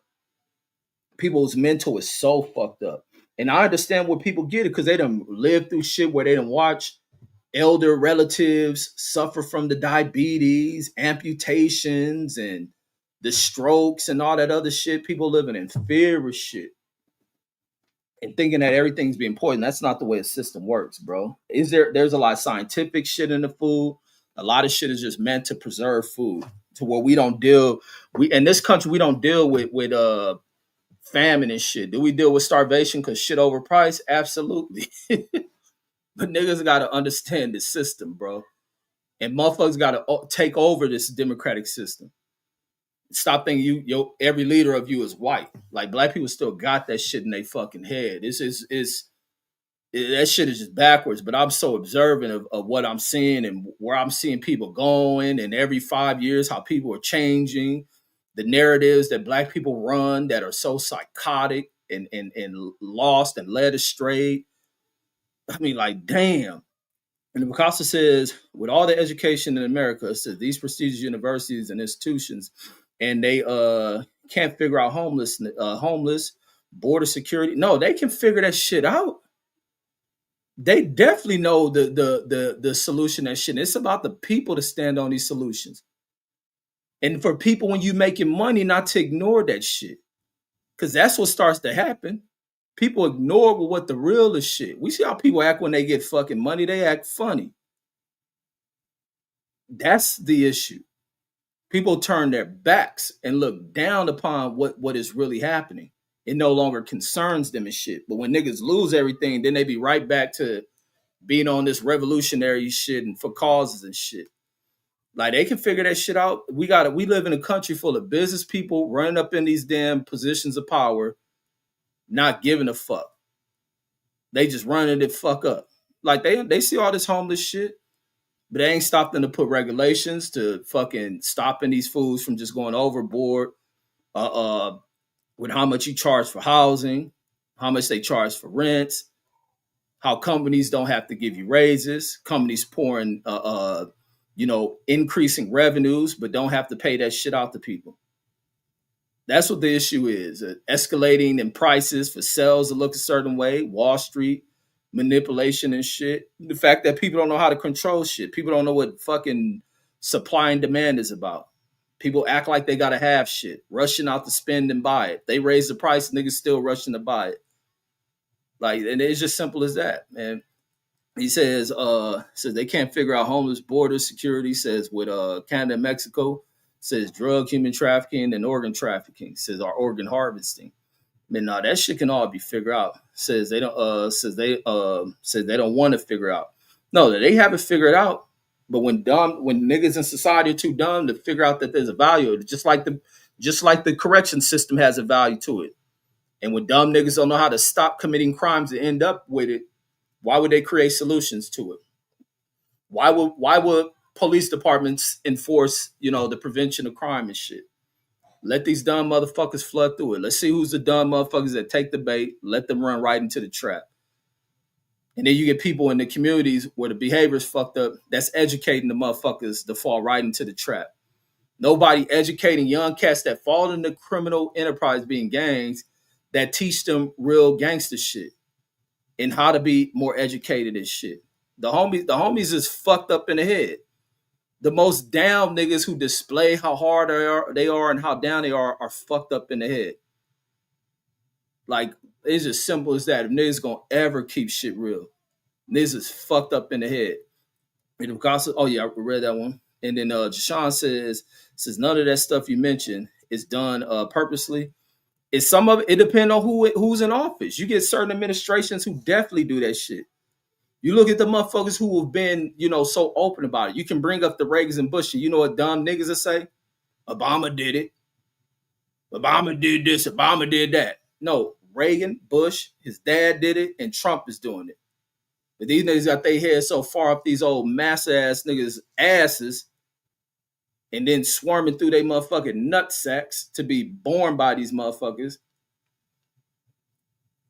We don't get shit resolved. We get niggas running the wrong niggas right back into positions of power. It's simple as that. And then you get certain people in position of power who connected to wrong ass twisted motherfuckers. And then they run these plays. We get the wrong shit with our politics, allowing money to influence shit. Like, come on, bro. Is it purposely? Because there's power in this damn position. I didn't heard for the last before Trump got in office, or when Trump got in, the president ain't nothing but a puppet. The president can't do this, president can't do that, and Trump to prove all these retarded, idiotic motherfuckers wrong. And then and the Picasso said, your vote don't matter, your vote don't matter. Trump, every time you look up crying about people voting too late, people voting too fucking early. They even try to steal an election. Then you get a sorry ass Supreme Court full of fucking conservatives, and why your votes matter too. To let him position these motherfuckers. And half these people in that court is bitches too. And the Picasso says Boule people says is rich black folks who play a significant role in politics, says, and in our community, says, what is that word supposed to be? What did you write? Oh, blue veins. Says blue vein society, says gangs, says we all fucked up. Them educated people. I don't put educated black people in none of that shit. Do people consider them as sellouts and all that shit? I hear people say that shit. I don't. They ain't out here smoking motherfuckers. If they do, they're going to get busted, caught up. I think they do the proper shit and should be in positions of leadership. Even when I hear people be like, oh, the system, you can't be black and making the system come out. No, you can't be out here fucking up and fucking with the wrong ass people. Like when you look at the Puff situation, fucking with the wrong people. You doing wicked ass shit. And I don't hear a bunch of black people ripping at that fool. It's black people ripping at this motherfucker. People he done wrong, or people felt he did them wrong, or and this and that, and they got all type of dirt they bring up on him. Every time you look all throughout this internet and this drama-filled shit, you may hear white people say little racist ass words that don't mean a bit of nothing because they don't believe how the shit they talking about. But you see other black people who look like these motherfuckers tearing them down, throwing dirt on them, saying shit to put their lives and safety in jeopardy. Like, and that's a behavioral thing, bro. You can't keep real black motherfuckers down. That's just the truth. And then Lindell says the fuck just happened, Brody. Oh, with the title and shit, some fool walked in the classroom and blasted a bunch of kids. But we on some other topics because I didn't move past that. Yeah, another one of these gun-toting scumbags and walked into a classroom and blasted some people, probably over a broad that done broke his little weak-ass heart. Now he gonna do that kind of shit and risk the rest of his life. Like, I mean, people are crazy, man. We got some retarded motherfuckers in this world. He said, "Damn, shake my head." Casa says, "True." Says, "See, that's why I listen. So that's why I listen more because you start out sounding ignorant." Says, "But then you seem like a light." Says, "Like a light come on." Says, "Interesting how says how with communication we come up with different solutions." Oh yeah, absolutely, absolutely. And that's why I said it is important to listen. Some people, and that's even the thing in communication, and this is what I think when people communicate, and I always cut people off on that shit where people love to just jump in and cut people off. And you know why I hear do that shit the most? Or where you having a conversation and you trying to get off a point and somebody jump in and cut you off is older people. Older people had that shit. And if it's older people to do that shit, we're meant to educate people but under them. And then we understand why shit don't get resolved, why people don't know how to talk about shit, people don't know how to come to tables and discuss to really open up about what's the situation that arise from shit, and then they're at each other's head. That's even like the shit I was talking about with my coach's son. I have to go to the park with him and then discuss what our issues is, and then we resolve that shit.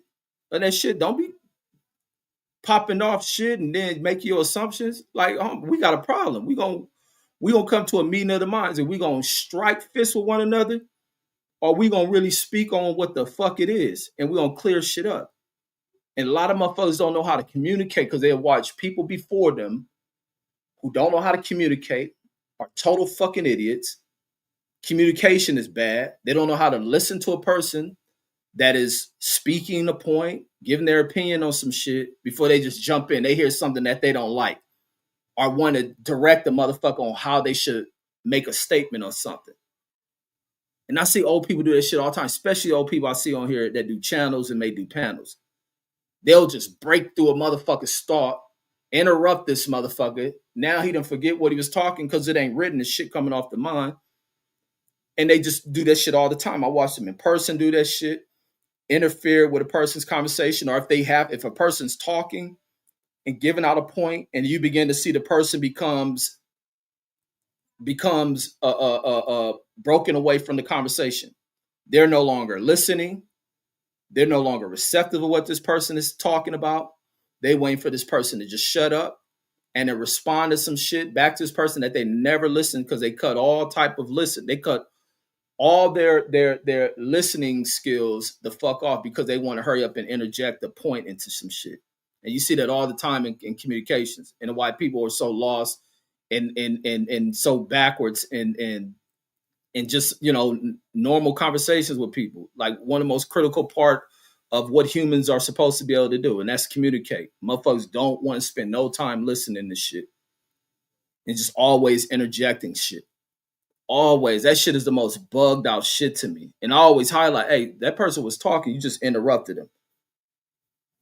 Like, and that's a respect thing. But some people play this hierarchy shit. I'm not into the hierarchy shit. This is why I don't get into hanging with a bunch of motherfuckers, because I watch that shit play out. Or this is a person they place at the top of the throne, everybody else beneath that motherfucker. And no, you can't go against what that person said. Oh, I'm around a bunch of sheep ass motherfuckers. I think everybody should be, if you truly in any type of real team, everybody should have a voice. Everything's linear. Everything's at one level. At some point, some people, are going to have more knowledge on shit, and that person should lead in those situations and shit, versus just everybody else having an opinion. But then you also be able to challenge, like, hey, I don't know about that. And the Picasso says you're not ignorant, Red. Says I'm speaking in general. No, man, I know I ain't ignorant. Shit. And then Jashawn says I don't rock with those type of black folks. Wait, which kind of black folks? Y'all gotta be more detailed in y'all writing. He says certain old folks. Oh yeah, you don't rock with those kind of old folks. Maybe a lot of old people that are so disruptive. Damn, what's the other word that goes with that? Like, so many old people are disruptive. So many old people are I can't think of a word where a lot of people just shoo off your thoughts and opinions. Like they just reject anything that a younger motherfucker got to say and then just talk back at them. And that's why there's a gap in communication. Even when you look at a hood level type shit, toward the young people don't respect the old. Why would young people respect old people if you can't have a voice around these stupid ass motherfuckers? If all they want to do is be the ones that talk at you, tell you what the fuck to do, don't allow you to think, you can't correct them, then what's the fucking point of even having a relationship with these motherfuckers? Yeah, that's the word, CJ. Thanks. Dismissive. Old motherfuckers be dismissive than a motherfucker. And then be sitting here talking about how disrespectful young people is. They ought to disrespect your old ass. Like motherfuckers got life so fucking backwards. That's why I don't believe in this shit with it stay in the child's place. Ain't no like get the fuck out of here.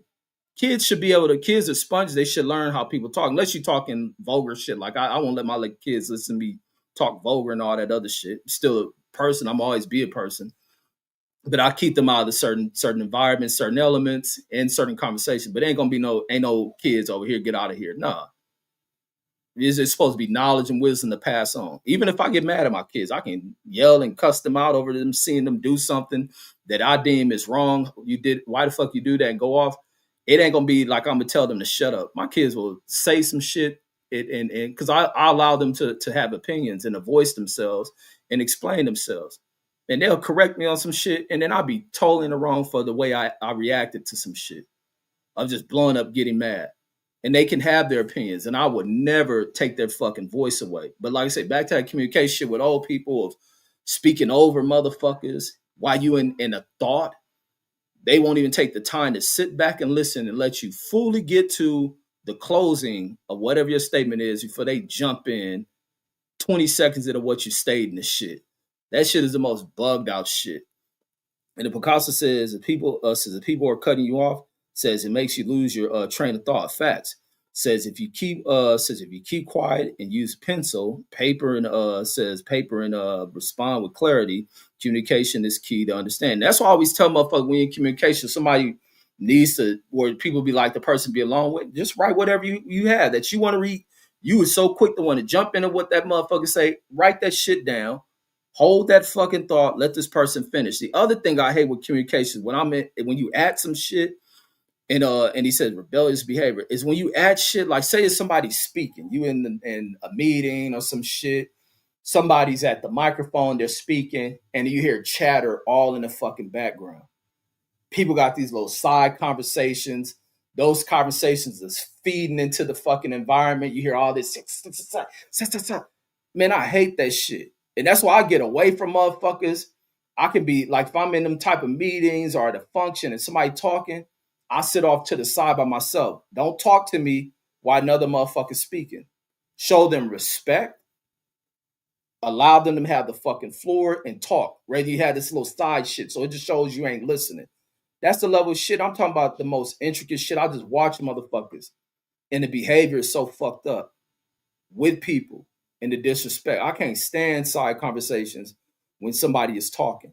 Or then you be in a conversation with somebody walk up. I see this shit all day when I'm at work. I can have somebody in there that I'm assisting or some shit talking, and then some motherfucker just walk up and think you're supposed to stop. And then I can't stand when a person that you're in there talking with, and it just shows this weak, submissive nature in people that they just want to get up and leave. Listen, home, motherfucker. You were here first. I'm assisting you with some shit. This motherfucker just walked up is not a queen, king, president. I wouldn't give a fuck if they were.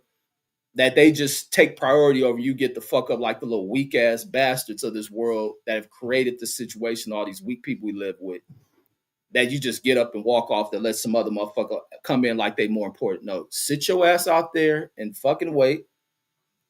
Give this person the respect and priority being there. Or even if you're at the store, you be in line and shit. Man, I give people some of the dumbest fucking looks when I see this shit. Like you be in the store line, the cashier dealing with a bunch of people, and then somebody that just walk up and they are, okay, turn around, look at these motherfuckers, and just stare. I give them stare them like they some dumb motherfuckers, and it just watch them to shut the fuck up and sit there. Motherfucker, you just walk up there. Everybody else been sitting in this motherfucker waiting and shit.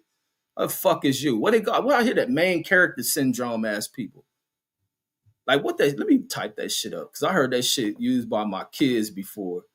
And it's people who just think they live in their own space, everything. That's man, that's a perfect fucking word. Let me go on that main character syndrome shit. Oh, it's a fucking medical. I'm looking at WebMD. They got this shit down. This I thought it was some shit my kids learned through off the internet. I know I didn't use the term on here before. They're the first ones I hear use that shit before.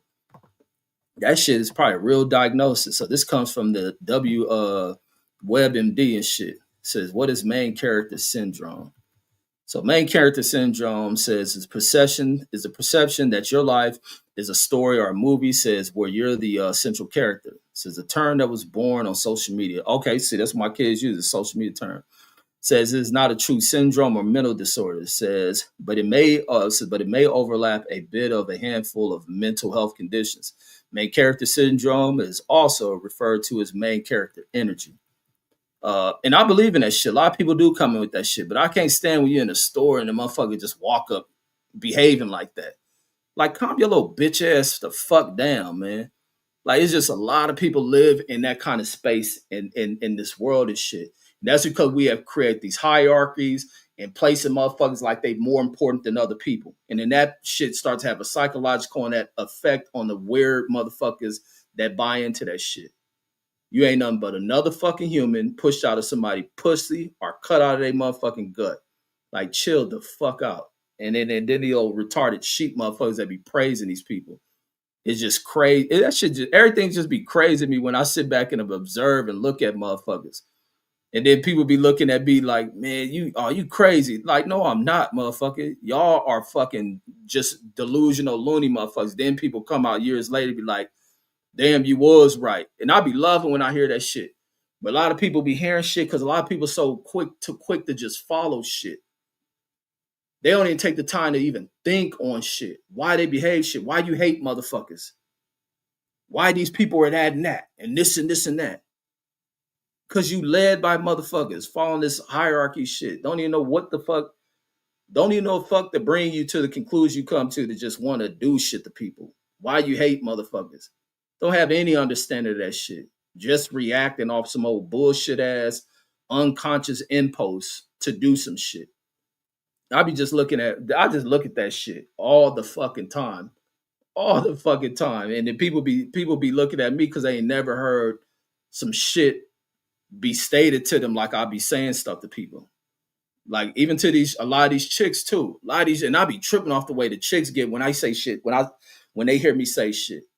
A lot of these chicks be throwed off because and then they be living in these little princess queen ass ways of thinking. Like a dude just supposed to bow down to him, be yes to shit. I be telling bras be wanting to like this is the other thing, like when it comes to like cooking and bringing food. I be telling chicks, don't bring me shit. Don't bring me no food. If I ain't there with you or at your house to watch you, don't bring me shit. I don't know what your feeling may be towards me that day. You bring me some shit, then spit in it, then did this and that to it. I don't trust that shit. You will never, and I be telling me, I'm like Fidel Castro. I ain't about to be trusting shit like that. I ain't about to do this and that shit for you. Ain't about to be yesing to you. Ain't about to be in here sniffing behind you, following you, wrapped around your finger. Ain't about to be none of that shit. I'ma say some true ass shit to you. And as much as that shit, when chicks first hear it, throw them off, but these chicks be in love with a motherfucker because they be needing to hear that shit. They be needing to be brought back to fucking reality. I ain't with the sucker shit. I ain't with the sucker shit. Like the suckers have really made shit to where it's like like impossible to fucking deal with certain shit, certain behaviors in motherfuckers. And I be having to state shit to these chicks. And almost be on some like Mac shit the way I had to talk to a lot of these broads. Like I'm not the dudes you dealt with in your past. Not about to be going around here, falling behind you, submitting to you. None of that shit. Ain't about to be on none of that type of shit. Ain't that type of party with me. And be like, you got to hear real shit. You give a fuck how pretty you are, how many people want to fuck on you. I may not want to fuck with. It's too many bras for me to be chasing after no one ass chick and acting like the world revolves around her. Everybody want her. What everybody who wants you can have you. I ain't chasing your motherfucking ass like that. You got the game twisted, totally twisted, trash bag twisted. They're like, fuck up out of here. But yeah, I be tripping these broads out, man. A lot of these broads you want to bring food. I don't be. It be a part of me. I don't even be trusting that shit. Fuck you want to bring me shit for? The hell you doing to that shit? Like hell, fucking no. I'm cool. Unless you bring me there, I gotta watch you cook that shit. We eat together. Ain't none of that shit. You bringing that shit to me. I may have done pissed you off. You may be feeling a certain way. You may see me in another chick face talking to her. Now you hot, want to bring shit like hell no. Oh, cool. I don't want to know no shit. You one of these bras buying to this what's that shit them bras be doing? The little they be doing little rituals and shit. Think they gonna trap putting period blood and shit. I'm cool on that shit. And instead you're gonna be alone for the rest of your life, Reg. Shit, why am I be alone if I got bras that fuck with me? There's always lonely bras in this world. Man, you crazy. I've observed that shit. There's gonna be always, and I watch older cats who are players, and plus I'm a dude like to be like to have my time to myself and shit. I ain't a motherfucker that gotta be one my chick up onto me all day. I like for chicks to have their own place. I can go over there, or I can be in my own space. I'm not a nigga that just want a man cave and one motherfucker's away from him like that. If we live in the same, hell no. Nah. I want to have options, homie. That's my matter of fact. That's my version of being a polygamist. Is being single. I'm like a polygamist. That's what it is. I'm in a polygamy, whatever the fuck that shit is. I'm single and I ain't committed. We're no dealing with no going up against the chick. Us having to fucking challenge each other all the time because that's the thing that breaks me away from doing a relationship shit like committing and all that shit of dealing with. It's always this battle between each other, this battle of the sexes and shit, or having to deal with where a person is changing mentally and having to put up with shit. I'm cool. Single life, let me be polygamy. Shit, let me go fuck with this bro. Get tired of her, won't fuck with her, but go have this one over here. She got her own spot. Go over there. We get tired of fucking with each other. Ain't no going to court. Ain't no divorcing. Ain't no you taking half of my shit that you ain't worked for. Fuck that shit. Ain't about that we in the same house. I want you to get out. She want me to get out. We calling the police. Ain't none of that shit. Fuck all that. Like that shit is crazy. That shit is out of here with me. I'm cool on that shit. Like I say, bitch, call me through. You can come through here and keep it at that. And then Liddell, and that's why you gonna be seeing me stressed. I'm down there close to 50. You don't see grays all through that shit. I got tiny speckles of gray. No grays in this shit. I don't be stressing over that shit like that. And then Lindell says these chicks be putting curses on your food and hair. Yeah, man, come on, man. I'll be already knowing. I had a bra, this little Louisiana bra I used to fuck with. Used to talk about that shit. Or threading, well, because one day I was like, because that's my other thing. I'll be cutting bitches off if I'm fucking with them. This back when I was in Orange, this bitch threaded me and shit. Talking about shit happen to people that don't want to. She don't deal with rejection. Like shit happen. Well, I'm like, where the fuck you gonna send by here?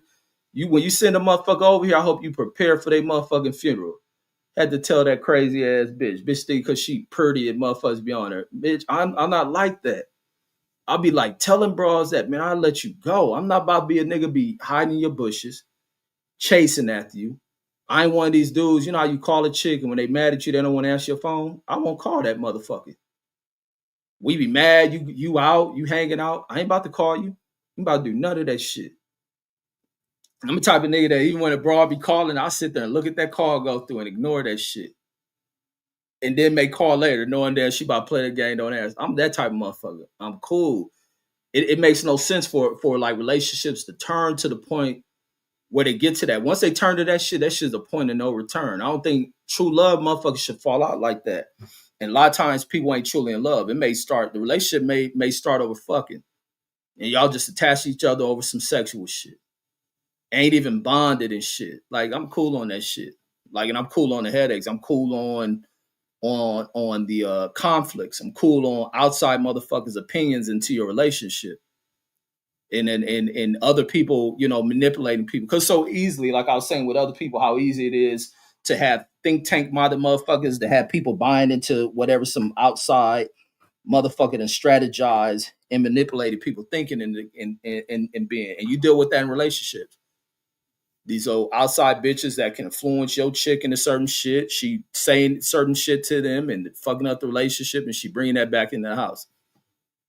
Listening to her mama may not like you. This and that. First time I ever seen that shit of where they talk about like the mother, everything with mother-in-laws get disrespectful shit. Little guest wings in the house, and mother-in-law's suite.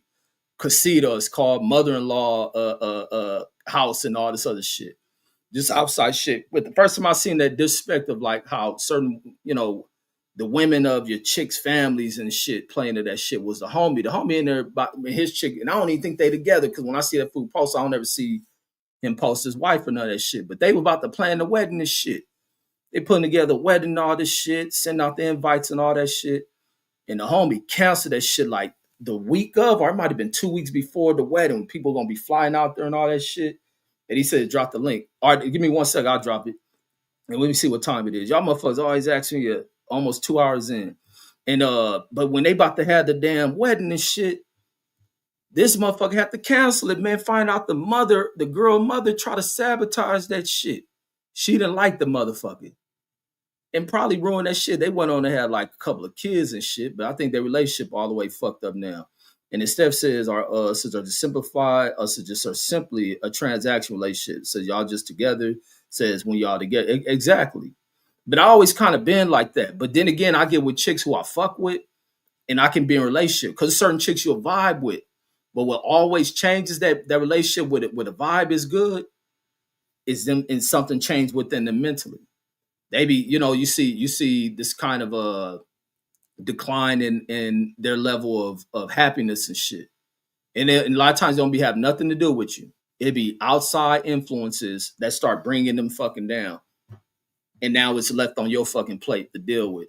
And now you going up against that shit. I'm cool on that shit. I've always been kind of cool on that shit. Once your ladies and arguments stop, like hell no. Nah. Because with the argument shit, because I'll be saying some hurtful shit. And then it's like, man, how can you, man, come on. That shit about to be hurtful, the shit I say. All right, bro, I'll just get at you sideways. I'm cool on that shit. And then Lindell says love attraction spells and shit says diabolical. Man, it's chicks that do that shit. Will pour shit in your food. They buying it, grandma remedies and spells and all that shit. And the shit never worked. Bitch just sitting there poisoning your motherfucking ass. And Picasso says being single says comes with options. Says you feel free. Says no liabilities. Says women and kids. Says to have to worry about. Says therefore you can focus more on your surroundings. And then the other thing with me, man, I'm big about making sure I'm a motherfucker that's paying more attention to my kids. Like I'm not desperate for pussy, homie. I'm not desperate for pussy.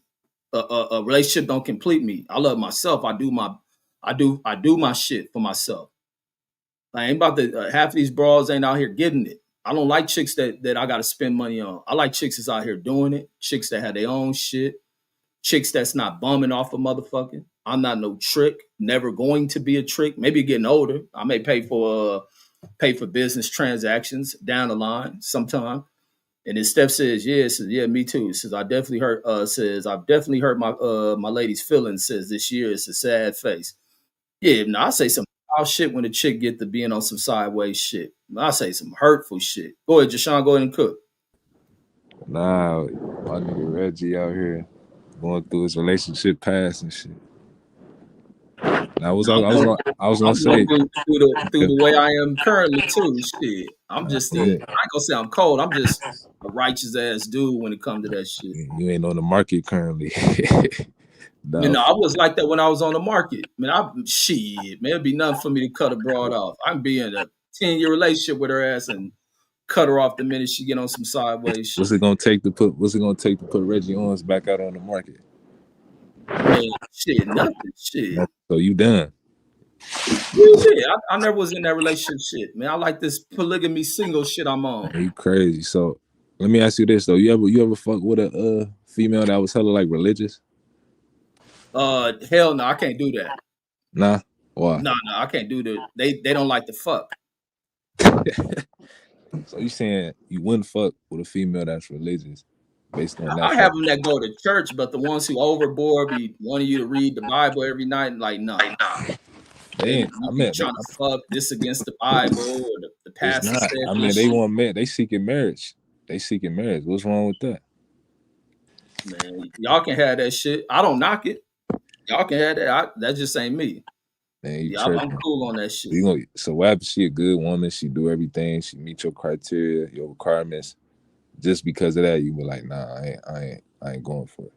She ready to be a stepmom? Obviously, she fucking with you like that. Nah, man, I'm cool on that shit. Opulent. It's more women. I mean, it's more women that's wanting to be stepmom than it is niggas trying to be stepdaddy for sure. Like, Yeah, no, man, no, I'm cool. I like the way I'm doing shit now. He said the church wouldn't be the.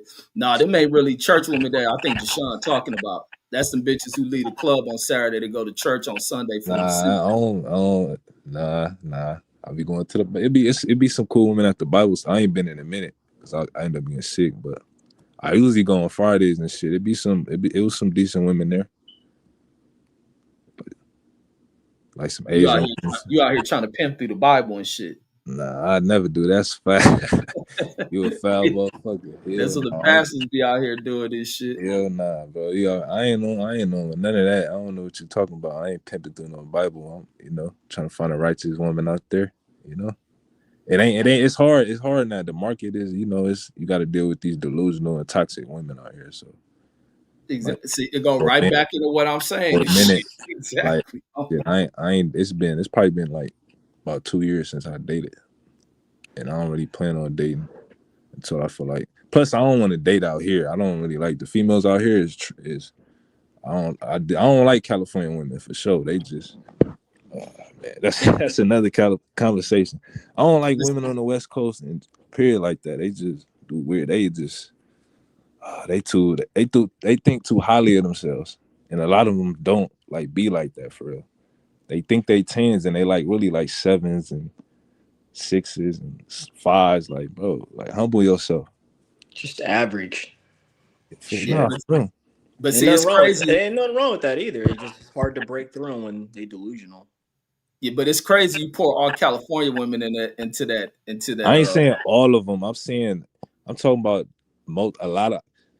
I know for sure because that's all it is out here. Like it ain't no. Yeah, you got women from out of state, but I don't run into a lot of women out of.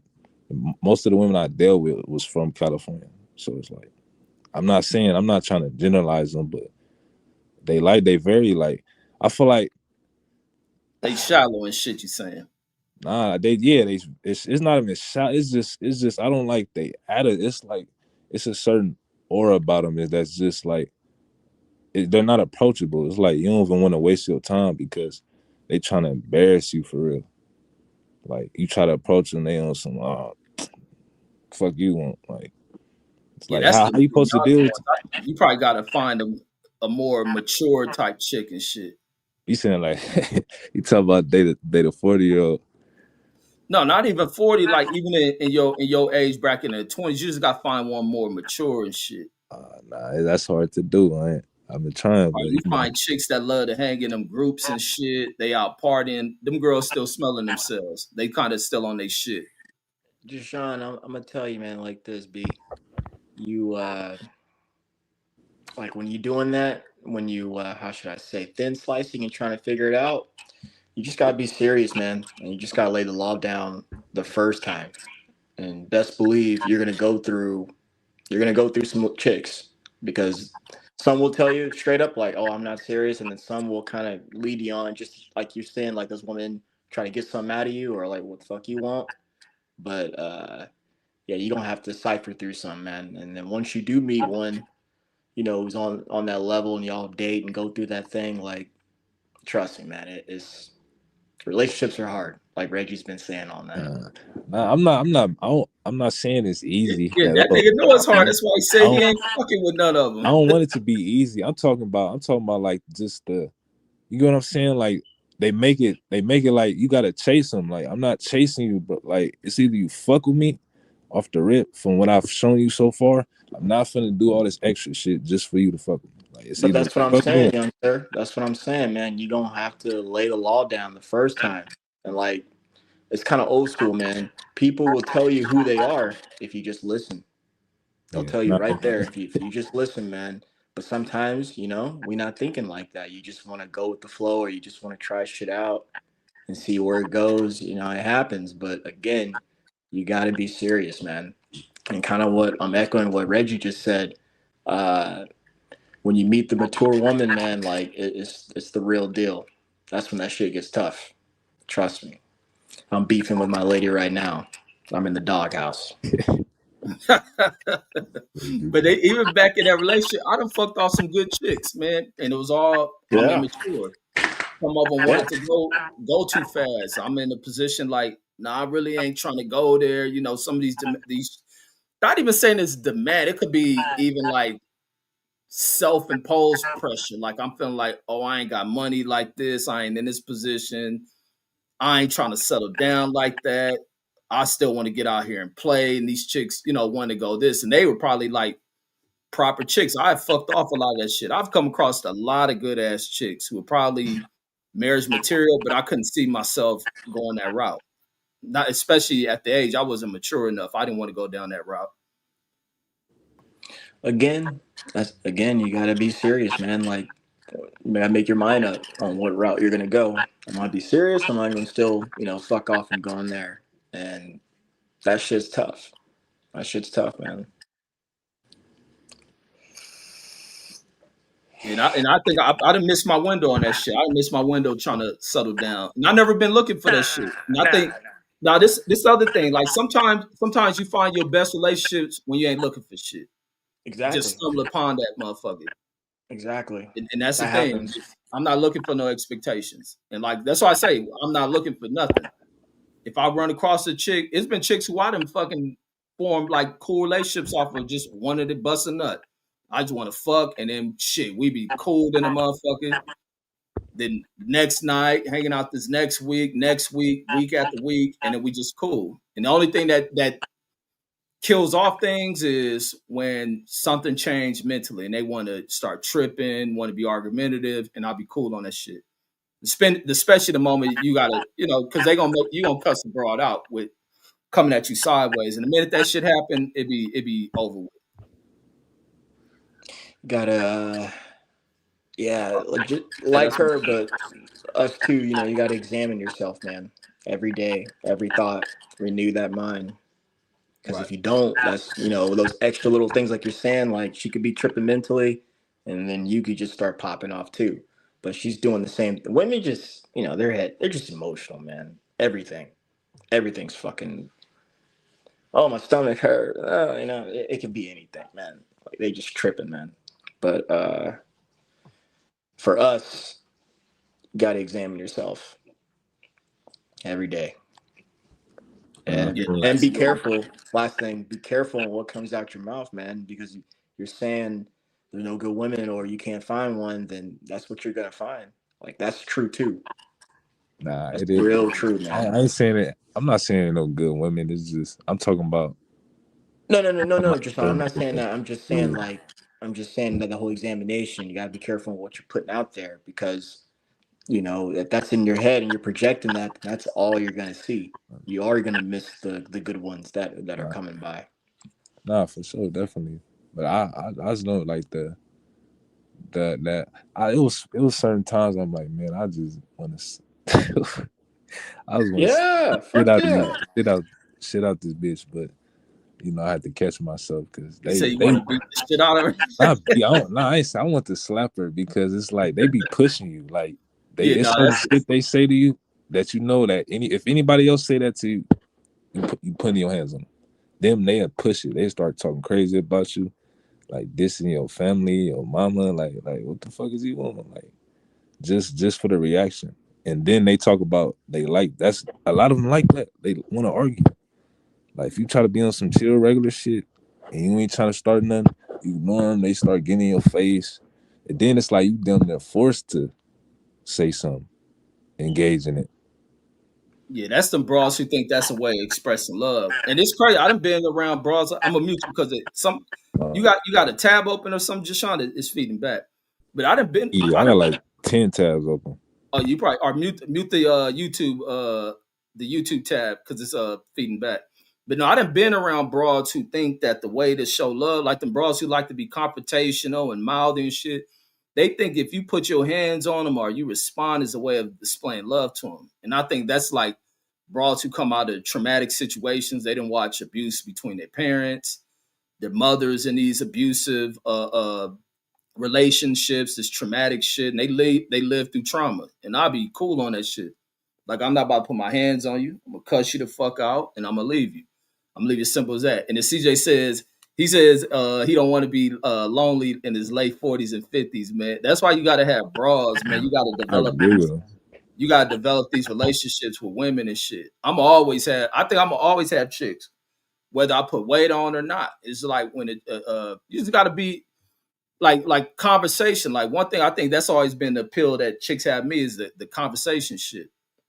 The conversation, be able to engage in just dynamic type talks and shit. Everything got to be sexual, but then I can get into saying some old way out shit to them. But a chick that loves to be argumentative and think that you put your hands on and display love is like that shit is out to me, and I'll be tripping on like damn where that shit come from. But it's a lot of chicks who are like that. That be Yeah, wanting well, you to display love. Either you choke them, hem them up, or some of them love to go bat bat for bat with a motherfucker. yeah, stay away from ladies like that, man. That's You don't be knowing though. Like you really don't know until you be around them. Like well, they can deceive you for sure. yeah, yeah, yeah. It's easy for me to say just stay away from them, but um, I don't know, man. Like I'm sitting here thinking about it and listening to y'all, and then been listening to Rachel for a little bit. Like I said, like I used to think I was like a relationship expert, dog, but nah, man. Like after now I'm in one, like dog, it's the hardest shit ever, man. It's just keep going, man. Just keep going and be you and examine you and do the right thing, and then keep her on a swivel if that's what she's trying to do too. Easier than said than done, though. Yeah, on the real. Easier said than done, man. So I guess what I'm trying to say at the end of it is like I can't tell anybody, man, how to run a relationship, dog, because it's how y'all get along and what y'all do and what works for y'all. But as long as y'all are doing good and we're on the same page, and you know, Reggie mentioned, that mental change. That's cool actually because you're changing as you grow. You're growing constantly every day. You're going to change. As long as you just renew your mind and make sure you're doing the right stuff, you should be all right, man. You should be all right. And there is an order to things. So don't be surprised when you do got an order, shit gets to tripping on you, going up and down. You got to keep that shit straight. Yeah, man, that's very profound, man. But I just want to say, man, sometimes you gotta go across a bitch shit. You know what I mean? Sometimes you gotta grab her by. No, I'm fucking around. DJ. Nah. Well, on that part, man, look, there's a time for everything. It's a time to be mad, be sad, slap a bitch, but that's a situation, and that's when you're in that type of situation. Yeah. So, Ain't I nothing wrong get with a it. little yoke up sometimes you gotta yoke them up every now and again. You know what I'm saying? Who you talking to? The fuck you think you know what I mean? Grab them by that collar a little bit, like, hey, you know what I mean? You know what I mean? They gotta think you crazy a little bit, you know what I'm saying? Like, damn, this nigga ain't scared to go to jail. Like, hell no, but y'all be right out. You know what I'm saying? I'll be out in the morning, you know what I mean? And got a lawyer. You stupid, dog. Nah, the minute I gotta go through that shit, she called the police, it's over with. Anything That's rude. police shit is over with. Or even if she gets me to the point where I gotta put hands on her, it's over with. Cause it can turn into some more violent shit. Or she may flip it and start playing you know how they go with this manipulation shit or threaten you and shit. A bitch will smoke you too. So man, hell no. But she might get a nigga to smoke you. She might cheat on you, then get the nigga to smoke it. Exactly. You gotta know the woman you dealing with too. You know what I'm saying? Like you can't do like all right, if you know it's no value in this woman, there's no use in even having an argument, then yeah, you're gonna be like, you know what I mean? But then you just gonna keep going through them, you know what I'm saying? Which is not really a problem for most men either. But you know, my rule is always look, I don't care what the situation is. You pick up that phone and you dial 911 on me, I'm gonna treat you like you died. Like I don't give a fuck. Like I don't give a fuck. We got 30 kids together. If you ever choose up with the enemy over me, I'm gonna treat you like you died. You ever go down there and figure you're gonna put them people in my business with some child support or some sending me to anything, it's over. It's a wrap. You know what I'm saying? But it's things you go through with women. You know what I'm saying? Like what they're good at is testing you. You feel me? They're gonna try to test your anger, test your patience, test your manhood, and you're gonna have to show it every single time. Every time you test me, I'm gonna show up. I'm gonna stand up. I'm gonna show up, and I'm gonna show you who I am every single time. So that there's no doubt in your mind that yes, this nigga is really him, or he really one of them. You know what I'm saying? Like, so if you have a calm, collective, real feminine woman that lets you be you, and she's not a nagger, she's not a provocateur, then you're gonna have like a less stressful life. But if you think that you're going to get that in your 20s or early 30s, you are tripping. You know what I'm saying? Most likely it's not gonna happen until much later on in life, because they need to go through that turmoil first and learn. Like when we get with a lot of these girls, they didn't have the best upbringing as far as raising in their households. As far as this is what a woman does, this is what a woman doesn't do, this is how you keep a man, this is how you get a man to actually want to marry you. Like they don't go through like them steps. We end up taking these broads from their parents and raising them all over again. Like they really come to us, you know, in their early 20s and stuff, and they really still puppies. You know what I'm saying? So you're gonna have to raise this one from a puppy to a big dog. You know what I'm saying? And it is going to be an uphill battle, and it's stressful. You know what I'm saying? But it's like either you go through it or you just keep going through broads. You keep going through the motions. You keep, you know what I'm saying? And you're gonna deal with the same thing over and over. And how many times could you do that? That's and Jashawn in his 20s, man, you should be running through shit. Who said I wasn't? That's just like I said, I took a break. That shit cool and all running through shit, but it's not, that shit not healthy to me, for real. That shit cool and all running through shit. Yeah. I want somebody I can settle, like I'm looking for somebody to settle down with. Like I just always don't want to fuck them. Like that shit cool, like, but I did that. You know, I don't like to brag and shit, but I've been doing that shit for a minute now. You feel me? So it's regular. Yeah, that's you got the system. So, but yeah, I say in your 20s, man, experience that shit, because you don't want to be a motherfucker that ain't got the experience, and then when you settle down, you out here cheating on this broad with every bitch that tempts you. Like you have no control. So that's why I be like, when nigga young, get that shit out your system. Become the best dude that you can be when you really commit to somebody and shit. Yeah, but you only cheat obviously if you want to, and then lastly, you're gonna do it if something's not being satisfied in the home, man. Whether it be sex or not. I disagree. Okay, that's fine. Well, let him get his point out, and then respond. CJ, jump in whenever you want to jump in. Go ahead, DJ. You can respond to that. Oh, I think that I can't speak for every man, right? I can't speak for the whole race of men or race of black men or anything like that. But I don't think that every situation of cheating is a lack of something somewhere else. Like I can honestly sit here and just say I love bitches. I mean women. You know what I'm saying? Like it's not because you wasn't doing what you were supposed to. It wasn't. It might be though. It could be. I'm not saying that's out of possibility, but I'm just saying, you know, women take it like that. Like every time a man even looks at another woman, it's because, oh, you looked at her because she got a big ass and I don't. Like it's not that. It's just that. It's, you know what I mean. You got all these different women. I got all these different urges. You know what I'm saying? It's just like I like the greatest feeling a man can ever have is like having a threesome or having two women at the same time. Like, that's every man's fantasy.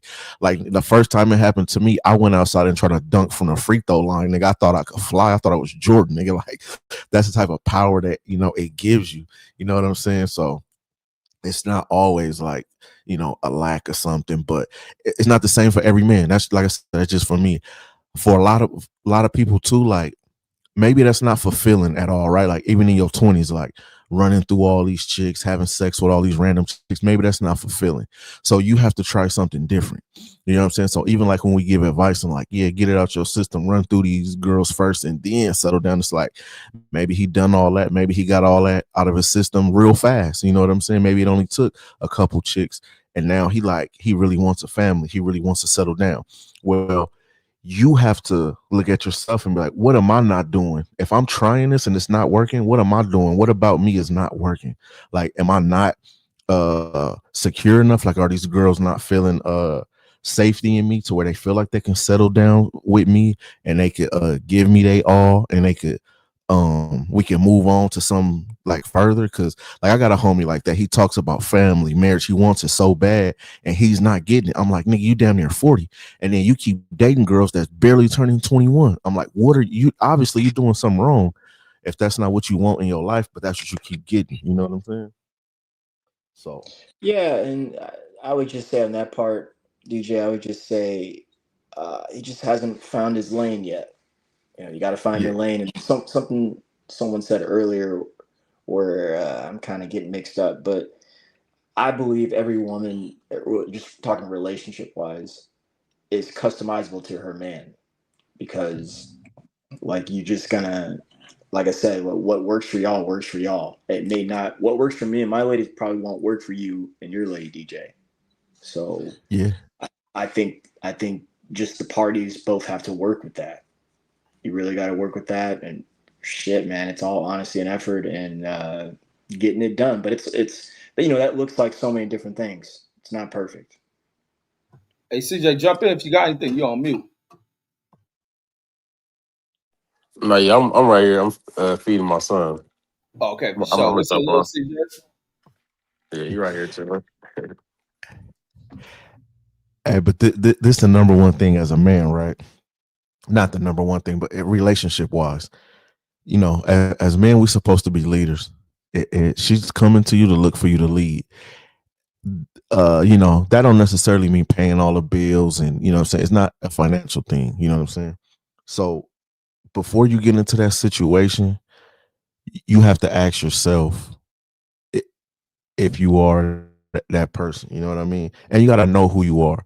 So what I tell women is, if you like a dude, you out on a date with a dude, or you trying to move to that next level, ask that man who he is. If he has no answer to that question, like off the top, like not even thinking about it, who are you? And then boom, if he don't have an answer, like even if he got to sit there and think about it, like obviously, like he not ready, like he don't know himself. You know what I'm saying? Like that should be right on top of your dome. It should just come out like soon as if a bro asks me, who are you? I gotta answer quick, fast. This is who I am. Now you could like that, you could not like that. You know what I'm saying? Like you can figure, hey, I can work with that. You know what I'm saying? But a woman is gonna see that, and until you can know who you are, you can't lead nobody else. You can't start no foundation. You can't start no family. You're just gonna be running in circles until you know yourself.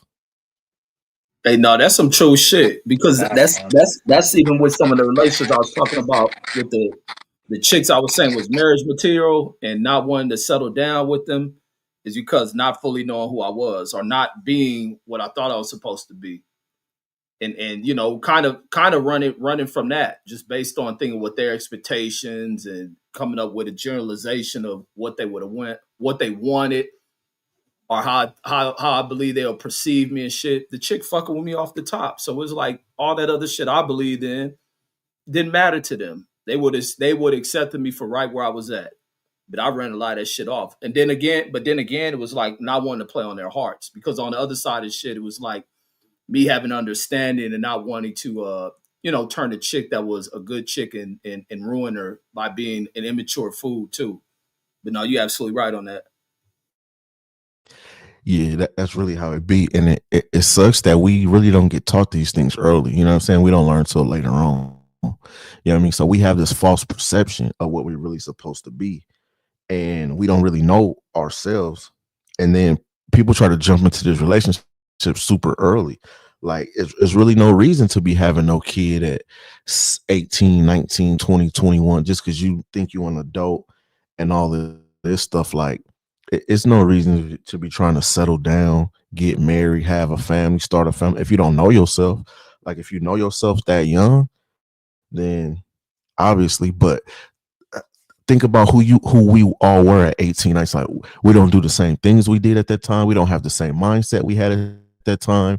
We in much better positions than we was at that time. And it's like that it just comes from like not knowing ourselves. Like so many things change. You know what I'm saying? Like you didn't know what side of the fence you was on back then. If you was gonna be a Democrat, Republican, a MAGA, or whatever, you know what I mean? Like so much can change, and later on you could be like, damn, I look back and be like, damn, I was foolish. You know what I mean? So, and it's like, why do that so early and then have to look back and be like, damn, I was so foolish in them young years, and I tried to start a family, and I, took this girl away from whatever she had going on in her family. You know what I mean? And I seen it so many times. I seen my cousin get married real young. He tried to do it the right way. Married the girl first, then had a kid. Married, got their own spot, bought a house, whatever, had a kid. Tried to do it in the right order. Man, that shit didn't last. It didn't work at all because they were so young. You know what I mean? So, and then at that time, while the rest of our crew is really learning ourselves, and we really out experiencing stuff, going on trips, taking vacations, going to the club every weekend, having fun. He at home with his wife, missing out on everything. You feel me? So now that we transition more to, okay, now we ready to start families and do certain things. Now him and his wife break up. Now he wants to be outside. And it's like, we did that already. So you got to find a whole new crew to do that with, because we not outside. Or you wasn't there. We wasn't there at the same time. You know what I'm saying? So I see people try to double back so much. And my brother and his relationship, man, he was with a girl that was younger than him, and they had kids too early and tried to do the family thing too early. She decided, I want to be outside. You feel me? And it's like, how can you even fathom that when you got two kids? You got two kids at home. Now you talking about you want to be outside, like, and it's like, man, I told you it don't work like that. You shouldn't have had, did that, because it's a recipe for disaster. Because now she feeling like she missing out on something, because her friends, they outside. She hearing these stories. We was out last night at the concert. We ran into whoopty whoop whoop, and these dudes were spending money. Now she felt like she missing out, and she looking at you like you holding her back. She at home with these kids. She felt like them four walls was closing in on her. It feel like a prison. You know what I'm saying? So now when it go like, okay, now I'm gonna try to double back and get all that I missed out on. And then for her, she gonna realize that, damn, I had everything right there. I had the family, I had the man, and I let that go for the superficial shit that I thought was outside, and it really ain't, So it's just like, man, we would save a lot of headaches, a lot of child support, you know what I mean? If we would just know ourselves first and stop trying to rush into that relationship stuff. But it's crazy because a lot of people get pushed and taught into the relationship stuff. A lot of people get pushed into this whole concept of marriage at an early phase in life. And like you say, it doesn't really work because people are still discovering themselves, learning themselves. They're going in certain directions in life. Sometimes they don't mature in the same speed. A lot of times they're not moving in the same space. They may grow apart. And that's the thing that's pushed on to young people by older folks. And I think a lot of older folks have miseducated young people on that shit. Like you need to experience things. You're gonna go through certain things emotionally, even in your 20s. Emotionally, you ain't even mature.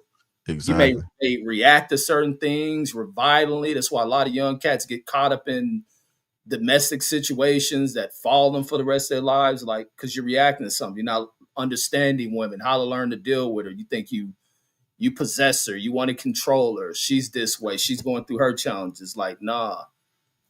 I think that's a major mistake that a lot of people make. and why there's so many there's so many even at a young age when you see a lot of young families. That's why they're that single parent shit is so high amongst them and shit, growing apart, not truly understanding each other, what you thought you like, and each other you truly didn't, or you just grew apart from one another. Do y'all think a lot of people chase women that they want instead of the woman that they need? Because Hell yeah. I had a couple females that was like interested in me, but I wasn't really interested in them like that. So I turned them down because I was looking for this certain type of woman, and I felt like they wasn't that. So I never even gave them a chance for real. Definitely, Deshaun. Do You you do definitely make that mistake. in that situation though? Do you feel like it was your expectations, or do you think it was your preferences? I think it was my preference got in the way. They didn't meet the preference thing, so I never really. They wasn't bad looking, but they wasn't what I was looking for at that specific time. So I was like, nah, I ain't even trying to fuck with you like that for real. Man, it was superficial. Yeah, we run the good ones away. That's why one thing we do. I still kind of like, damn, bro. I probably should have given her a chance for real. Look, everybody want that bad, what females call, because we don't even really use this term, but a bad bitch. You know what I'm saying? But sit here and think about all the bad, quote unquote, bad bitches. You know, are they married? Hell no. Hell no. It's like bad bitches. They don't be getting married, starting families. Like they get ran through. They got 3 baby daddies. Yeah, but like those not the women that have families and the ones that's cooking for Thanksgiving and all. You know what I mean? Like that family structure thing is, But I also think that I don't know. It's conflicting because it's like it's a culture thing too. Like some cultures, it works in some cultures to a certain degree. So I'll be like, is it culture or is it just the times that we living in? You know what I'm no, saying? man, no. It's people, and that's our decision making. You're gonna do what you want. If you want to fuck that broad, fuck that broad. If she wants to fuck you, fuck you. You want to fuck her over, fuck her over. That's a choice. And the thing True. is, like I said, like gotta be careful in what you're saying. That's why I keep saying it, man. Examine yourself. And I like what you said. You gotta know who you are. I've run into that situation in my late 20s and early 30s. And now I am where I am. That's because of the decision I made that, hey, I want to go this route. And like I keep saying, it's a lot harder than I thought. And I ain't going to tell nobody how to really go about that unless they really want to know. And I'm just like, hey, man, you got to keep it straight. So in your experience, you think that are you saying that knowing who you are now, it's harder? Like the relationship No, aspect is harder? when I say that, I just mean like, hold on, man, my dog is bothering me. Stop. Um, um, right. Like the dailies and just like kind of the things we've been talking about. I guess I'm forgetting the terminology, but just like like my lady will ask me like, hey, like I want you to do this or do something like that, and then sometimes I gotta catch myself because I'll be like, fuck that, I ain't trying to do all that shit. That shit's whack. Like, nah. But I know that's gonna like hurt her feelings or make her think something is like a certain type of way, or I may kind of, and then that's me holding something in and not really want to tell her, and then it fucks her thinking up, and then that can just turn it into a whole spiral. I'm not saying like an argument, but just be bullshitting, man. And I guess what I'm trying to say again is you just gotta be careful, man, and it can be challenging. Hey, that's my problem because I'll be like, fuck that. I'm not doing that shit. And like, I mean, this one time, it was like maybe like our second time like arguing, like a big argument, right? And we're in Wingstop, dog. And she was saying all this stuff, telling me how she feels. And I literally looked at her face and I was like, she asked me something and I was like, babe, all I heard was blah, blah, blah. And she just fucking erupted.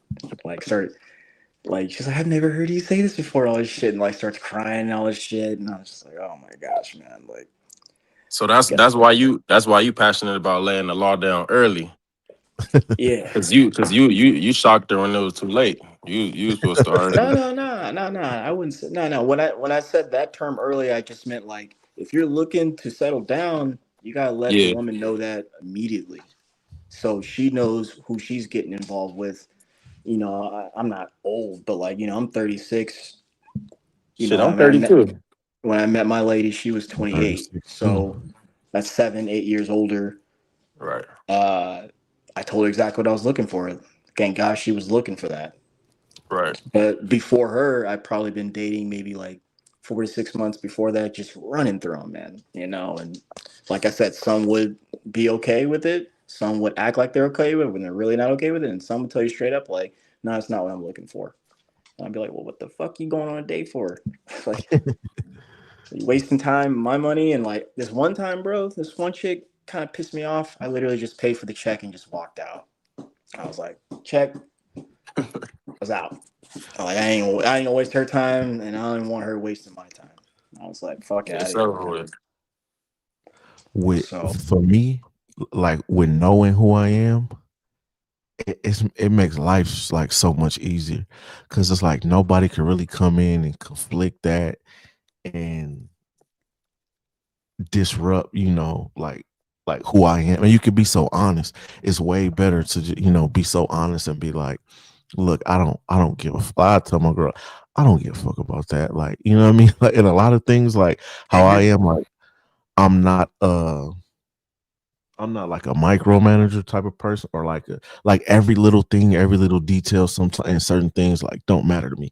I'm passive like on a lot of stuff. Like I remember I was having this conversation with my friends one time and my cousin. I'm like, if you come in my house right now, you look in my living room, you will see like all this Hello Kitty shit. And I know how my friends are. They'd be like, nigga, like you just letting her do. And I'm like, I don't care. I don't care about decoration. You can do all that shit, the decorations, the little make the shit look like how you want it to look. I don't care. Like, you know what I'm saying? I'm more about, other things that matter to me, the things that matter to me. But the little stuff that doesn't really matter to me, like I don't care. You know what I'm saying? Like do whatever you got to do because I know who I am and I know, what I'm secure in, and I don't have to. Every little thing is a problem. Like I'm a non-confrontational person, especially in like relationships. Like we don't have to argue about everything. I'm not trying to raise my voice. I'm not trying to be screaming. I'm not trying to be, you know what I'm saying? Just everything is a debate. But it's just like so easy when it's like, look, at any point, if you feel like you want to leave, trust me, just leave. Like, you're not gonna hurt my feelings. I'm not gonna cry. I'm not gonna sit up here and be depressed. Cause I know in the end, I'm gonna be all right. I'm gonna move on. I'm gonna find whatever I need. Don't ever let me hold you back. If you feel like buddy down the street is offering you something better than I can, go ahead by any means. Like, I'm not gonna sit here and sing "Please Don't Go" and hold you by your ankle and stuff, and you know what I mean. Like to me, that's just so freeing. Like it's nothing you can do to really like rattle me. Like go ahead, like whatever you're gonna do. I know who I am, so I'm not tripping.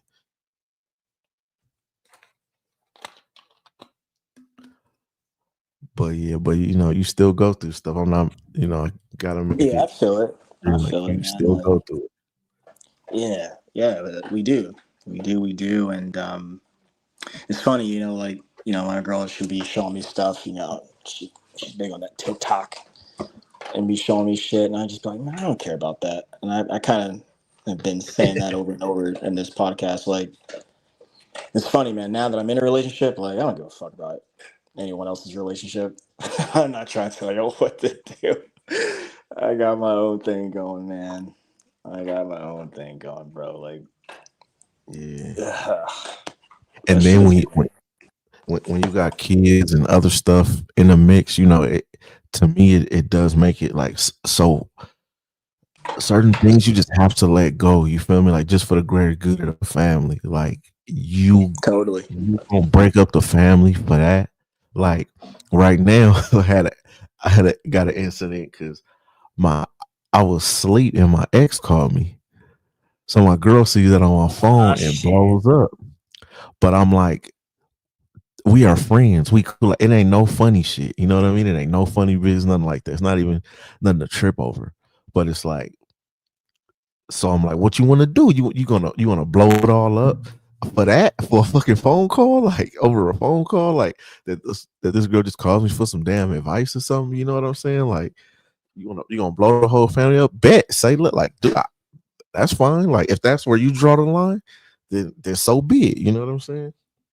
But I'm not gonna sit here and fucking lose my mind over it. Like, hey, if that's what you want to do, that's what you want to do.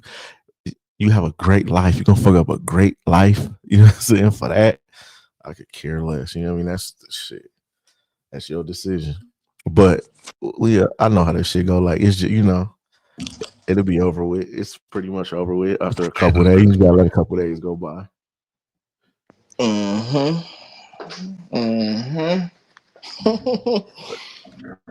Yeah, I'm in the doghouse right now. So tomorrow's the Lord's Day. Go out for lunch right after. Should be all right. We'll see. Exactly. We'll see. How long she been tripping on you? Huh? How long she been tripping on you? We'll say 24 hours. Yeah. Oh, this some today shit. Yeah. Give it 48 hours. She'll be straight. Yeah, by Monday. You be up in there after work. We'll be straight. Yeah. Yeah. Do some extra chores around the house or something. You know what I'm saying?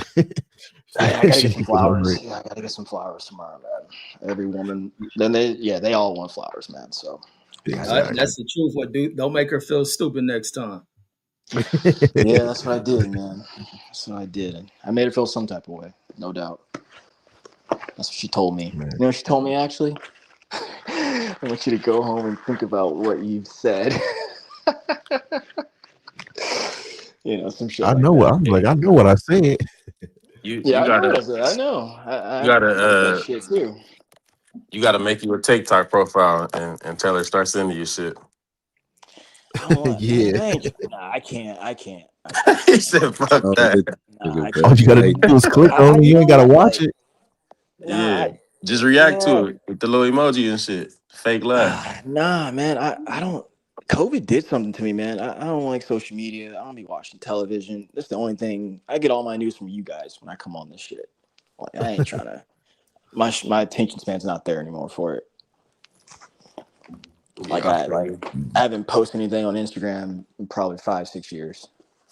I just be liking and saving shit, and then in fact, you say your ex-girlfriend, one of my old homegirls reached out to me and was like sending me some pics and stuff, and old girl saw this was forever ago though, and flipped out, dog. And the fucked up part was it was like right before going to church. Actually, I wasn't going to church. I was just laying in the bed and shit. And flicking through my shit. And then she came over and started flicking through my phone or whatever. And I don't give a shit. I ain't flipping like that. And she was like, "What's this?" And I looked over it and I was like, "Oh, yeah." I was like, it's in my, in my friends chat. We just be sending each other shit. And then she kept flipping and flipping, and it just kept getting worse, dog. I was like, "Give me that, man." Shut that shit down. That's why you don't funny. That's why you don't go through people's shit, because you don't know what's in there. I don't know what the fuck is in my phone. You might find some shit that I didn't even know. You know what I mean? And it'd be like just your bad luck that you ain't doing nothing. You've been faithful as a motherfucker, and then all of a sudden, the day she decides to go through your phone, that's the day the bitch from elementary school hit you up, talk about what you doing and how you been and all this shit. And now she think that you been doing something with this bra. She live in Tuscaloosa, Mississippi. Motherfucker, what the fuck am I gonna do with that? How much cheat on you with a bitch that live 100,000 miles away? Like. Nah, but you know what come with that shit is they worried about pictures, all that kind of shit. They are, man. Shit y'all setting up. What's up? We living in that age, man. Hey, social media fucked the game up with relationships, and then they got all these features where you could hide shit and go in vanish mode and all that slick shit. This is my thing. This is my thing. You have the house. You have a 6-bedroom house with a rooftop. You have the car that you wanted. You have a closet full of shit. Your kids don't want for nothing. Your kids is spoiled rotten. You are worried about a broad 3,000 miles away sending pictures. The pictures is going. The pictures is going to tear all this from on that part, DJ, on that part, sir. and you know this, especially when you locked in with your lady, whether it be your significant other or your wife, girlfriend, whatever. They just want to be that one. They all just want to be that one, man. They don't care what they say. They all just want to be that one. I think someone It's a said that earlier. beautiful Like fairy you might tale. even just look at her, and they just get the tripping. Or like if you say, "Oh man, that girl's pretty" or some shit, Oh yeah, get the that's side out. eye. Yeah, You're like, what? nah. I done been with my lady like, well, shit. My situation complicated right now, but like the last chick I was with, we'd go places and shit. And let's say you know how when you in the mall, everybody just walking in and through the aisles and shit. And I remember one time, no, it wasn't even at the mall. It was at Rolling Loud actually. This bitch walked by. She got on a cheetah leopard tight ass outfit, like the little one piece spandex shit they be wearing. Bitch ass was going stupid. Was gang And Coochies banging. hanging out and shit. Yeah, the nigga, gang banging booty. I'm man, that motherfucker all over the place, right? I was locked on. Bro, look, so soon as she walked by, the ass so crazy, she noticed that motherfucker before I did.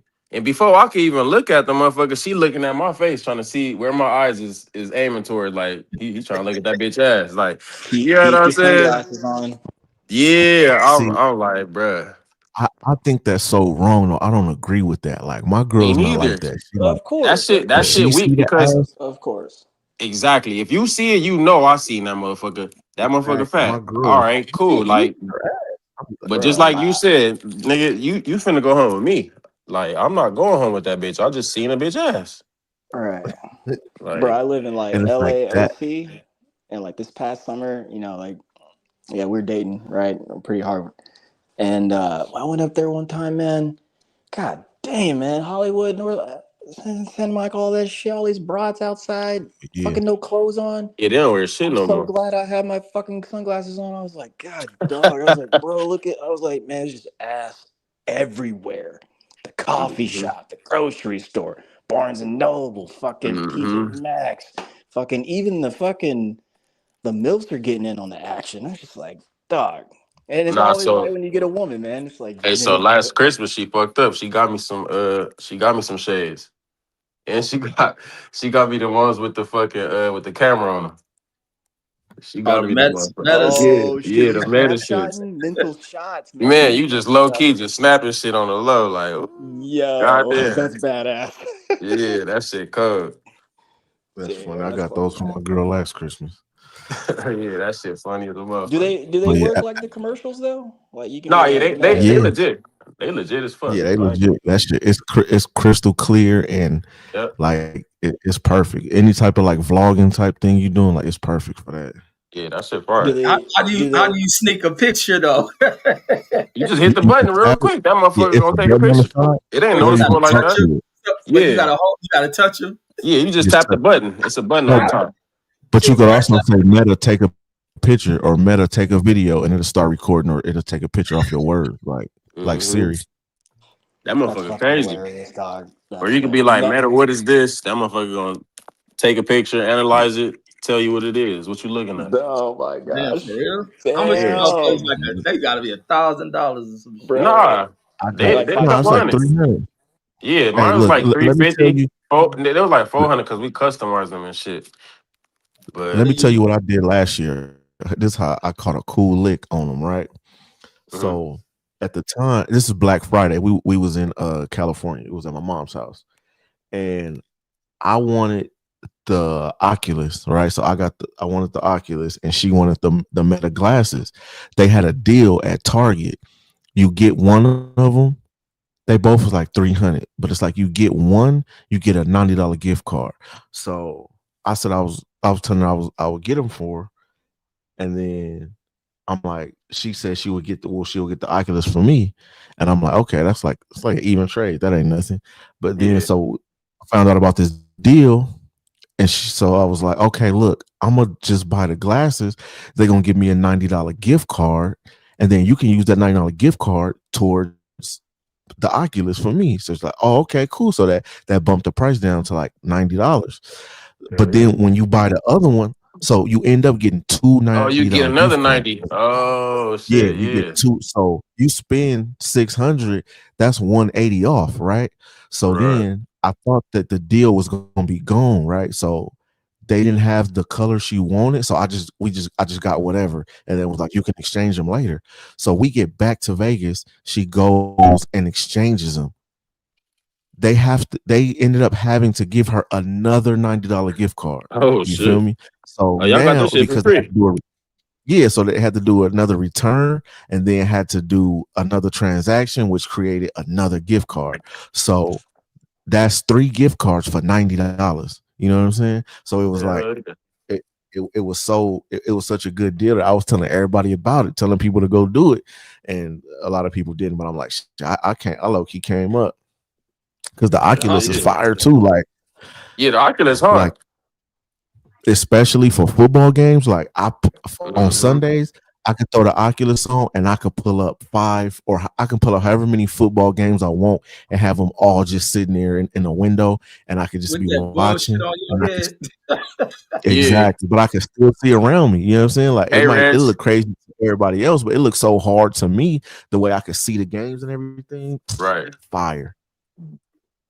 Hey Reg, they got some porno on Oculus where you could like walk in the room, nigga, and go you could Yo, It was that fuck shit. the bitch. yo, Yeah, yeah, basically. yo, Walk come all the on, way up on her, nigga. You could go up into the next room and see that shit, like what they doing up in there. nigga, I swear to I God, ain't bro. know about that. You might gotta send me that. Shit. Yeah, they got some cold yeah, shit. man. Don't They got let some me be Me a cold on shit. don't that. let me be a pervert right now, man. Oh That my nigga god. is crazy. Hey, but I'm I over here using always my shit for had a football class. games. That nigga finna be Shit. chilling on Sunday. Like, yeah, baby, I thought the game was off. Oh no, it's another one. It's Yeah, I'm another finna Hey, game lock this on. door. that nigga gonna be Yeah. at he gonna be inside his ex girl bedroom with that motherfucker on. Yeah, Everything. exactly. That's the ultimate fucking stalker. Oh yeah, That's that shit awesome. crazy as a motherfucker, bro. That VR shit, Man. bro, different.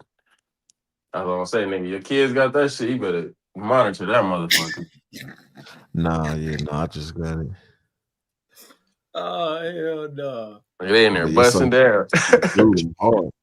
Nigga, this nigga be in the bathroom every 5 minutes and shit.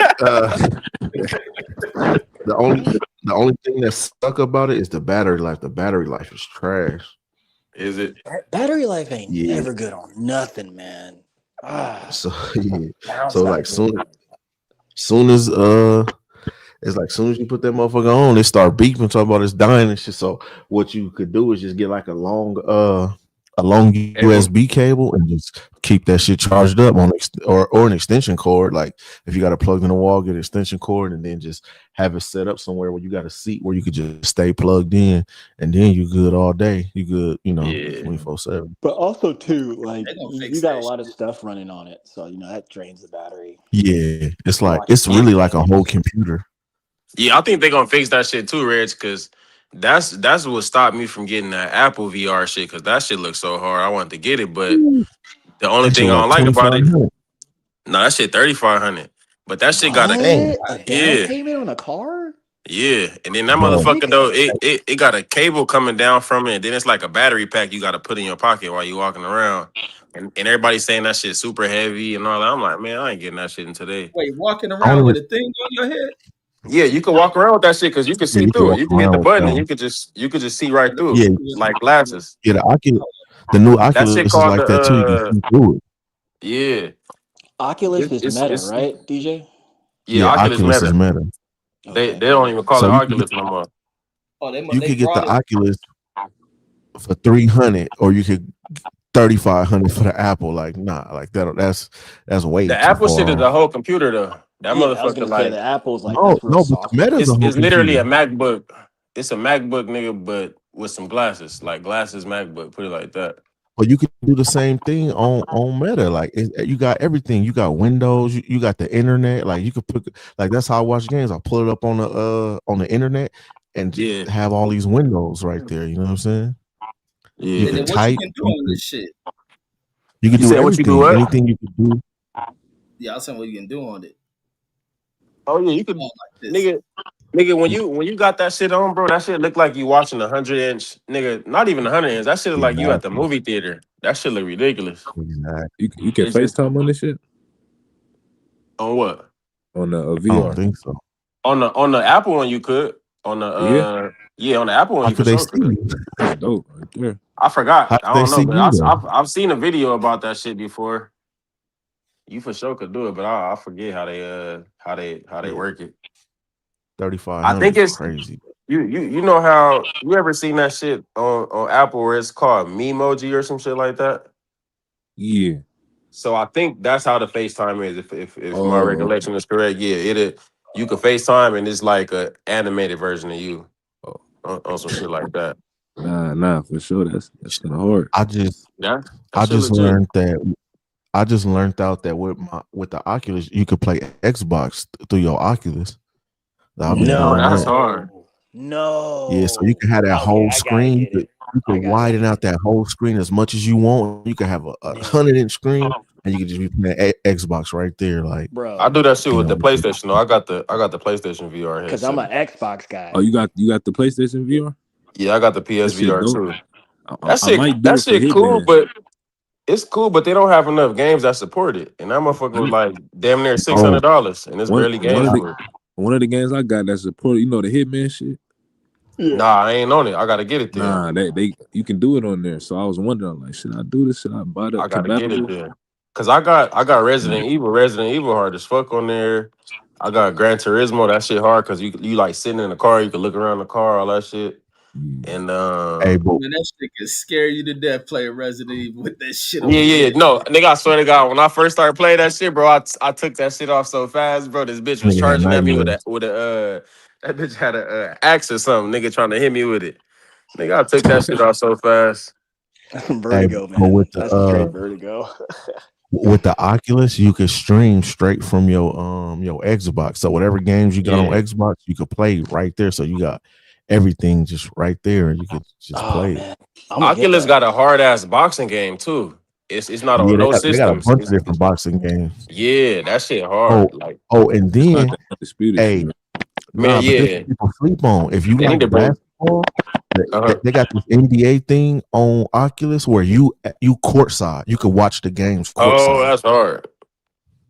Like literally, nigga, you see the coach right here yelling at the players and shit. You see the ref over here, like doing like nigga, it look like you can reach out and touch these dudes, like you know what I mean, like front row. That's hard.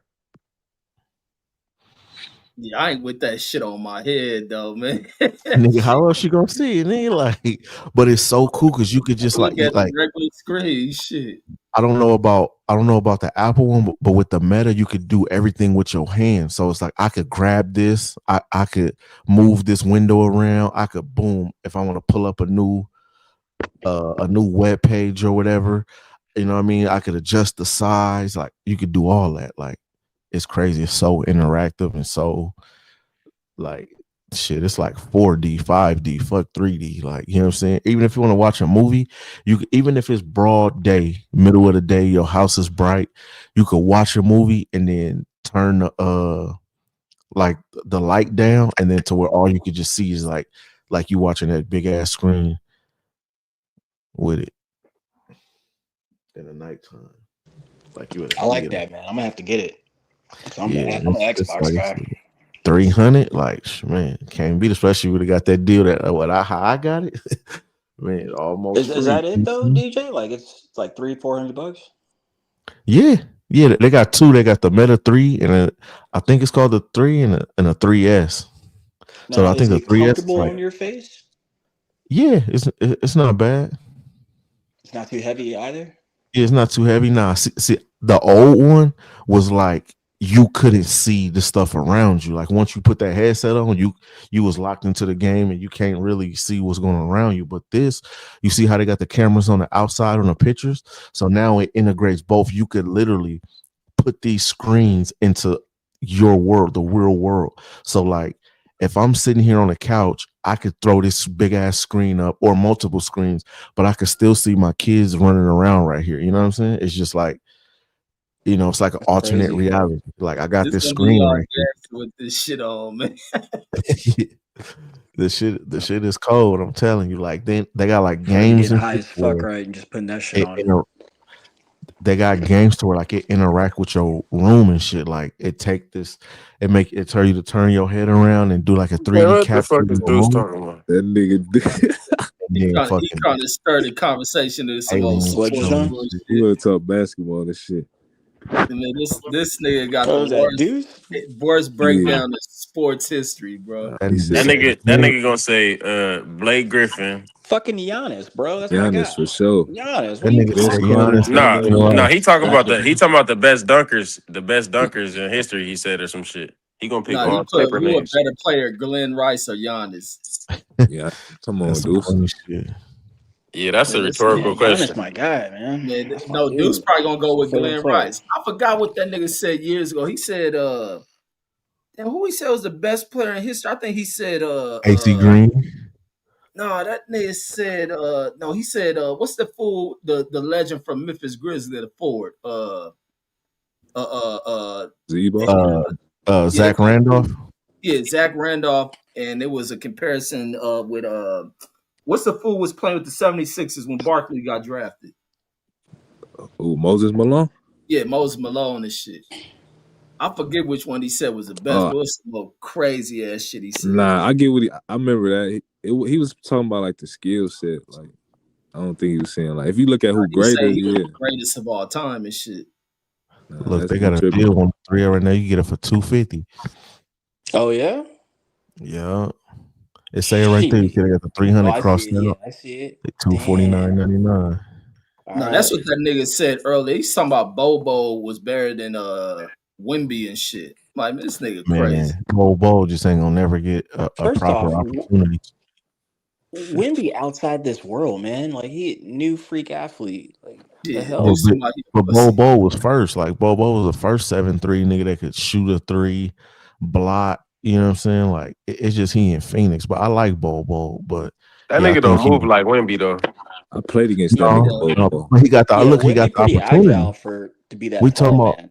We talking about he the first round pick and he got the green light. He got the keys to the team to do whatever he want. If Bobo had the same opportunity, I feel like I'm not saying he will be out. Well, I don't know if he will be better, but they will be like up there. I like Bobo's game, and Yeah, man. I gotta I go feel like back he in, need man. more The stream opportunity. you are fucking up.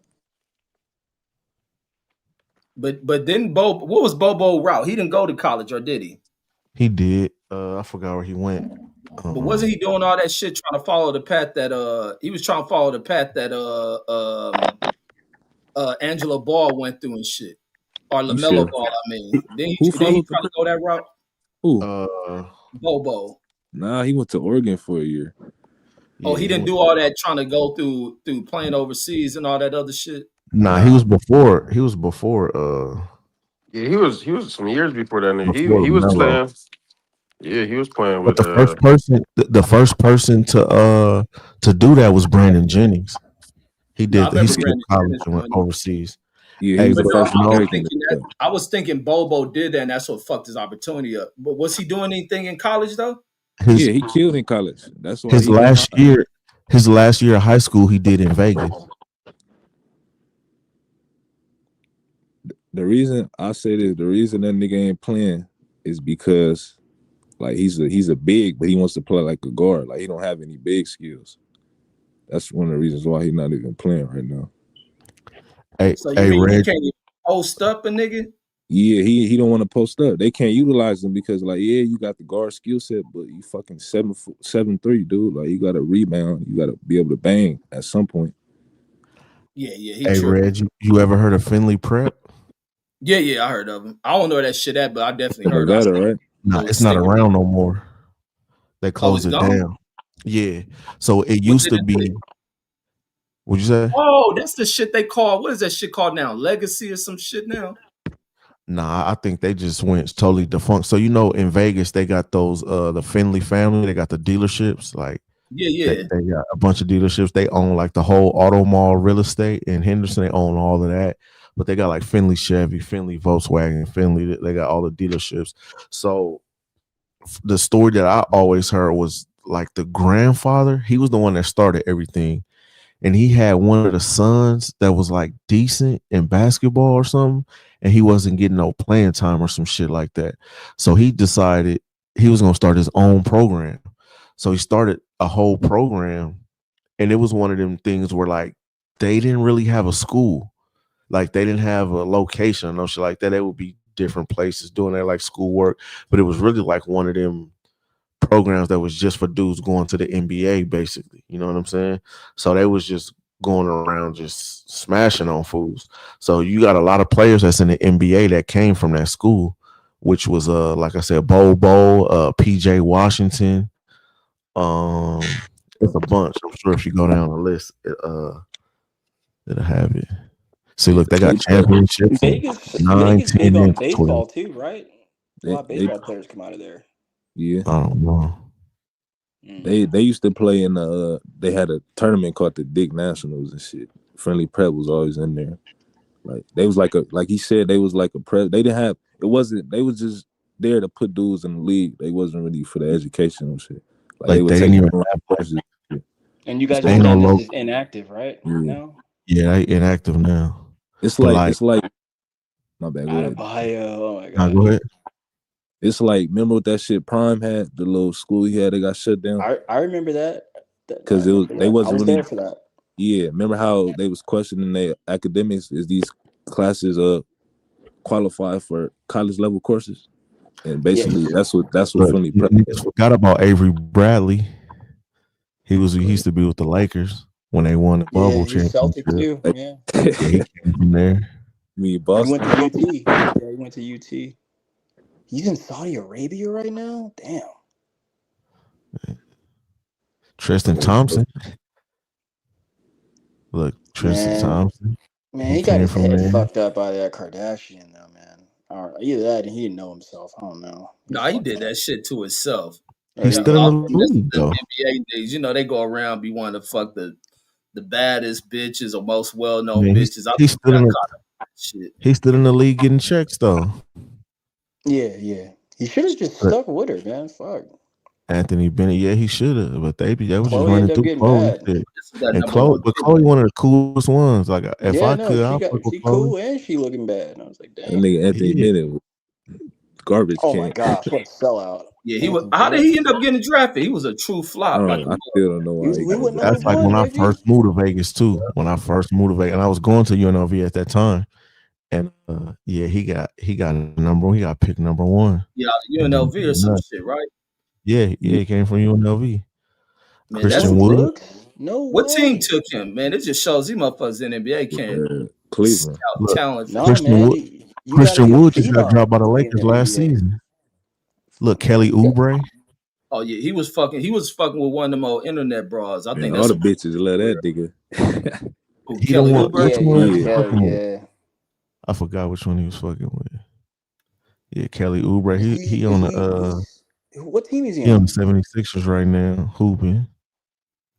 Skylar Mays. Look, PJ Washington. He on the PJ on Dallas right now, starting. Who was that?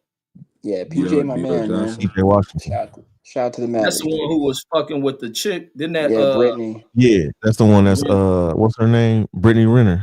Yeah, she a pretty ass broad, man. And look, Bo's classic. That Dior Johnson dude you clicking on, that's the homie right there. Man. That's my boy. Who's that? Dior Johnson. Yeah. Oh yeah, in college. I thought that said Dante Johnson, the wide receiver. That's what I thought it said. Yo, so this is a basketball school and shit. Yeah. It was. It was about they was sending niggas to the league. Crazy. And look, if you notice too, a lot of them dudes is from Canada. So them dudes would come from Canada and play for them and go to the league. Like Tristan Thompson, I think Avery Bradley. Who else? I was just looking at somebody like a bunch of them dudes was from Canada. Dude, Dylan Brooks. Yeah, Dylan Brooks. He from Canada too. Canada. Oh, that's what I was gonna ask. Hey, what was the deal with because that motherfucker game so raw, man. He ain't in the league. The dude was always 6 man from Seattle. He born in Seattle. Jamal Crawford? Yeah. What was him not ever being in like the starting lineup and shit? He was in the starting lineup. But he talked about it. He said that his coach, I forgot what coach it was. I think when he was in Atlanta, I can't remember who the coach was. He talked about how the coach was like, man, you can be very first he didn't really want to do it, but he realized how lethal he would be coming off the bench instead of starting. But so that's why he ended up he trained the whole summer. Like he would go to the runs and then he wouldn't come in at first and play instantly. He'd wait and then play with the other guys that's getting on the court in the runs. So he had to train himself mentally to prepare for coming off the bench in the league. But he started in New York. He started with Marbury. Because that full game raw as fuck. I always wondering like why he chose it, but I think I wonder if you can get other players like top level players to do that shit, or if they'll take certain games where they'll come off the bench. Sometimes, most of the time, yeah. But like people refuse. Like starting to some people is like huge. Like to the superstar. Like he started anywhere he went. Because it's microwave guy. You got like those like microwave smaller guys. Like a lot of them get forced to come off the bench. So like Lou Williams and TJ McConnell, Bones Highlands, TJ, all them dudes. Man, nigga, I've been telling people about Bones Highlands the Lakers should have been picked up Bones Highlands. He would have been the truth coming off the bench running the second unit, man. Like he a hooper. Yeah, but you know how people the league they be trying to control him. Yeah, they don't want to let him really do it. But see, that lets you know that it's not just about play.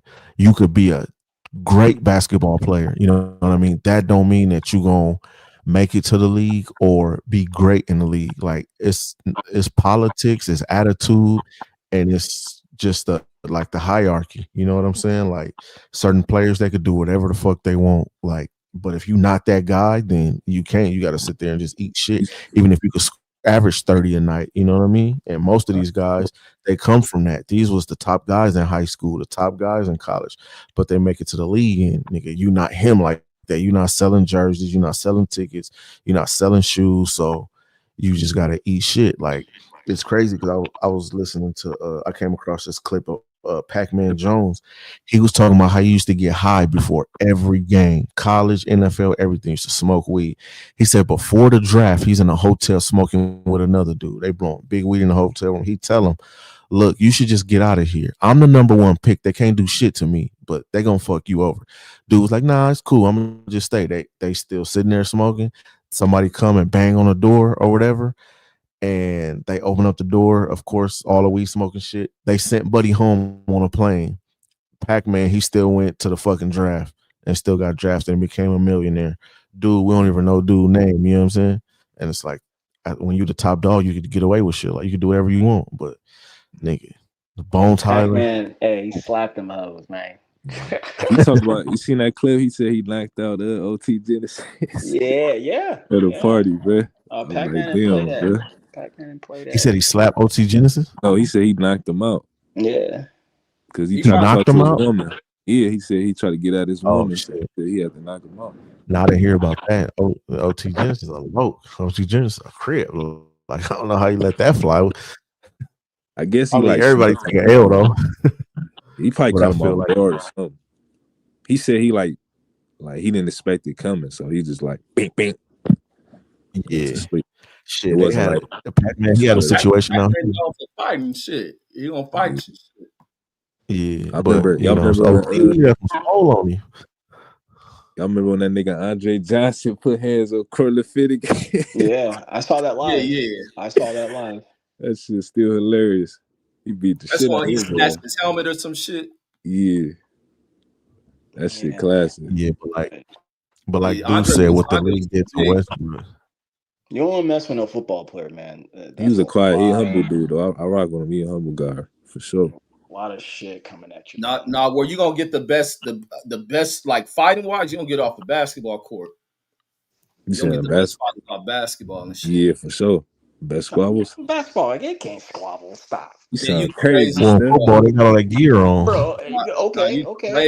Even out of the gear, you gonna get basketball players that are probably gonna be better fighters than the football. That's why when they have the SBs, right? That's why when they have the SBs, they ain't fucking around with an NFL player. Get your head knocked off, boy. Who Dan Williams just knocked out? He just knocked one of these NFL. Frank Gore?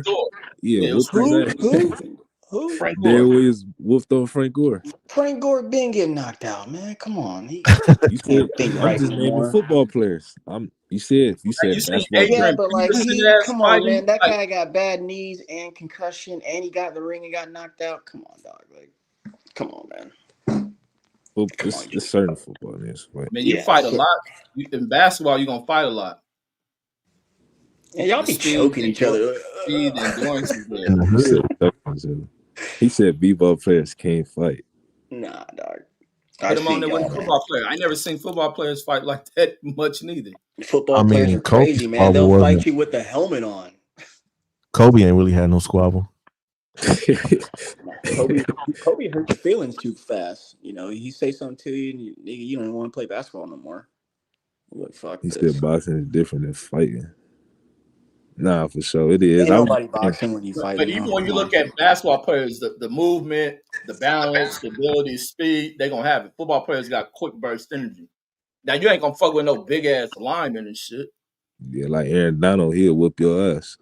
Yeah, you saw what he did to that guy in the Yeah. club? Yeah, I Yeah. seen that. I was like, But damn, Aaron Donald had a fight Nigga, with somebody. he beat that dude to dog, death down there to death. What To was this death. at? in the This was like club in 6, 7, Pittsburgh, right? 8 years. Yeah, it's like 6, 7 years ago, man. He beat the Oh, it's shit a out of this video guy. of that shit. No, they I showed a don't know. clip of him. No, they Oh, showed the I pitch. like to see Like that. this dude face was like red, like his whole face was beat up, swollen balls on his face. Like it looked like he was hit. It looked like it looked like a nigga just like you know how when a nigga beat a female face in, like Yeah. that's how it looked. Cause it's all bad. That nigga was like Yeah, 280, 300, can move fast in the motherfucking. yeah. That's when I was like that nigga kind of crazy, bro.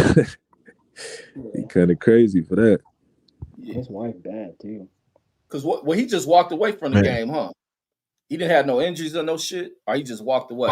He just Yeah, walked he away. just walked who? away. Yeah. Bradley Bill wife is bad, bro. Eric That's Darno. Hey, shit, remember when Aqib Talib and Crabtree was getting into it, snatching that nigga chains off and shit.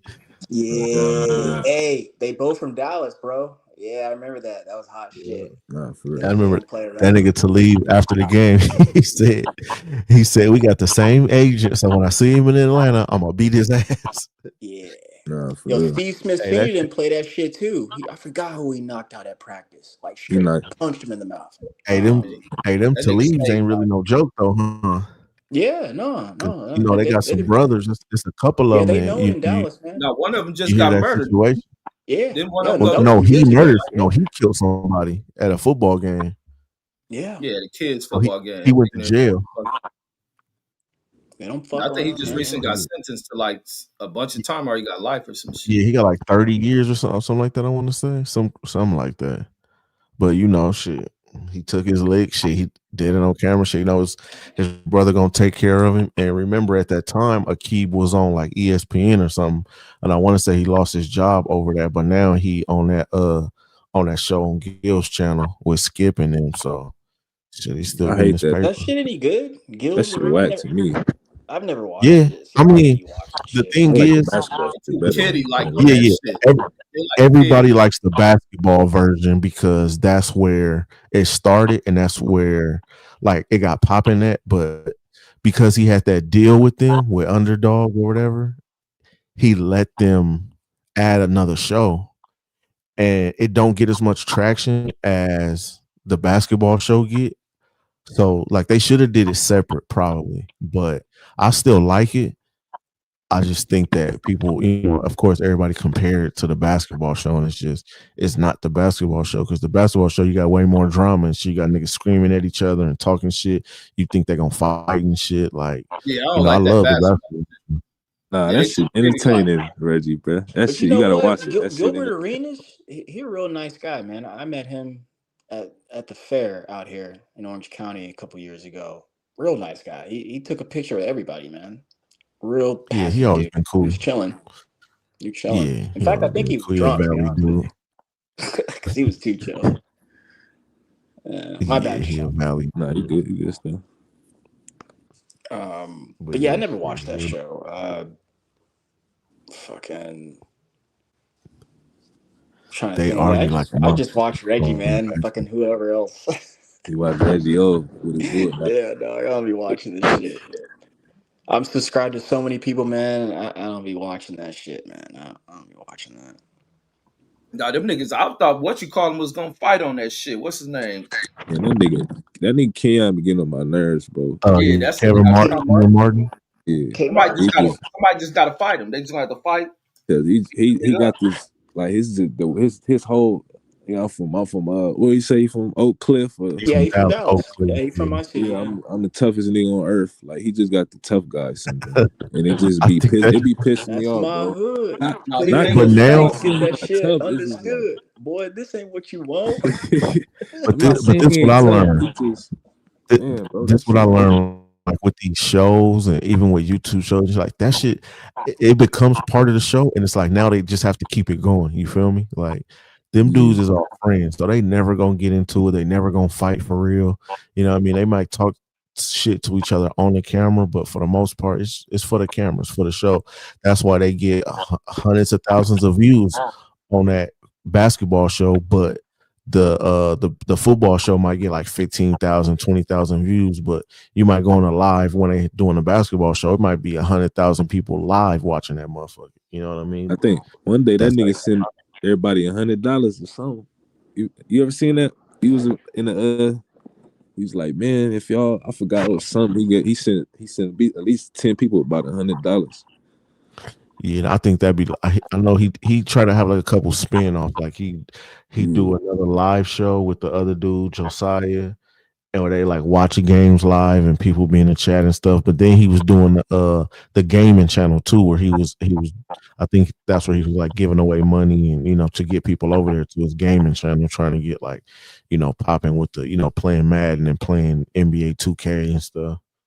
What you Hey, got would you working say on me? Kwame Brown was the first one to get them Yeah. athletes popping on YouTube and shit? What he had Nah, because he was on the nah, hell no. He nah, only Gil talking. was. If Nah, you he who talking was about on was some other what are shit you though. talking Like, about though? Because we talking about just drama and like going back and forth. Yeah, no, you no, talking but I about like think because he was like one sports? of the No, athletes, and I start seeing like more of the NBA athletes like moving towards it. I don't think Kwame did it right, but when Kwame got on there and that channel blew up, when he got into it with Skip or Stephen A. Smith or Nah, he somebody. got into it with Gilbert. Like when he got in, Kwame, Oh, he was yeah, probably like you're one of right. the first, but he wasn't having a lot of followers. He would have like, he had like yeah, 300 he was more subscribers and grassroots. shit. Yeah, But he was once he low. started Yeah. talking about Gil, when him and Gil started getting into it, and Gil started responding to him, that's what blew him up. And then Gil was like, shit. Gil like took off and ran with it, and he got like a multi-million-dollar podcast out of it, and Kwame still ain't really popping like that. But yeah, it did open up for a lot of people, just them getting into it and really telling them stories. Gil would tell these stories and have people so intrigued off these behind the scenes NBA stories that people don't know about. And he kind of like keep it raw, you know what I mean? Like, but that opened up like a whole lane for him and a lot of other people. Yeah, But Kwame just didn't do it right, but Kwame did yeah, blow the fuck up because he got into it with somebody else too. Because I remember his channel like grew to like he may gain like 300,000 I think he got subscribers. He into it. got into it with Yeah, he No, he was doing started that bad talking about bars for a minute too, though. relationships, and that was during like Kevin Samuels era and shit. I remember that. yeah, I think he did. Yeah, he might have got into he got into a Charlemagne too, because Charlemagne brought up his family, because they from the same city. I remember that too, because like he got Hey, like all his brothers and his dad, like they all in jail for like murders and shit. hey, do y'all remember? This is forever ago. This is probably 10 plus years ago. There was a video that surfaced on World Star way back in the day, and it was Charlemagne, the God getting jumped, and they're like, "Hey, yo, my G, can I get a drop?" And he was Yeah. like, "Man, what's up with all you niggas and all these drops, man?" And you just see someone come from the back and like, woof, hey, that and was some hoe ass shit though. and Them he dudes, I fucking remember takes that. off, bro. them That, dudes are some hoes. They were some that hoes for doing that shit. they But claim that yeah, they that shit claim that reminded me of like when I seen that dude punch on Lil B. Like that was some hoe shit. Like you just Oh, blind you sign. punched out little B? There Oh, was some other person walked up like how they did with Charlemagne, but the dude walked up on that dude Lil B and knocked him out. No.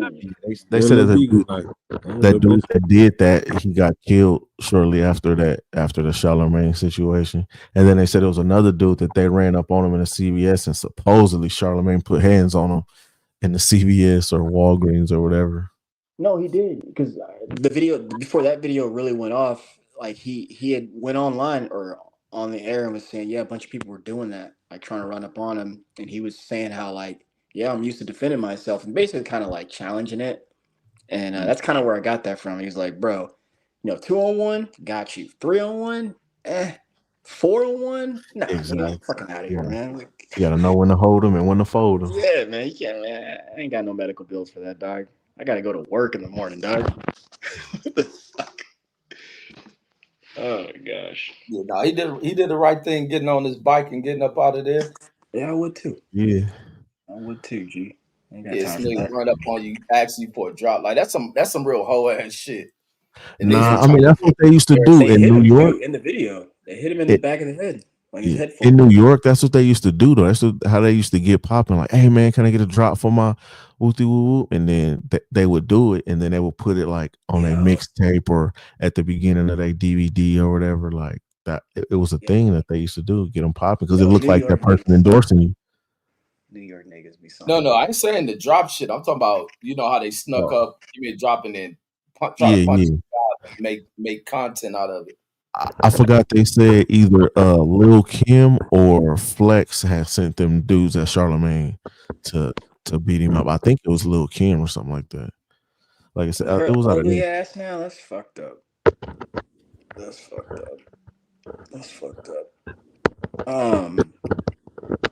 What was I saying? I was about to ask something about Gil.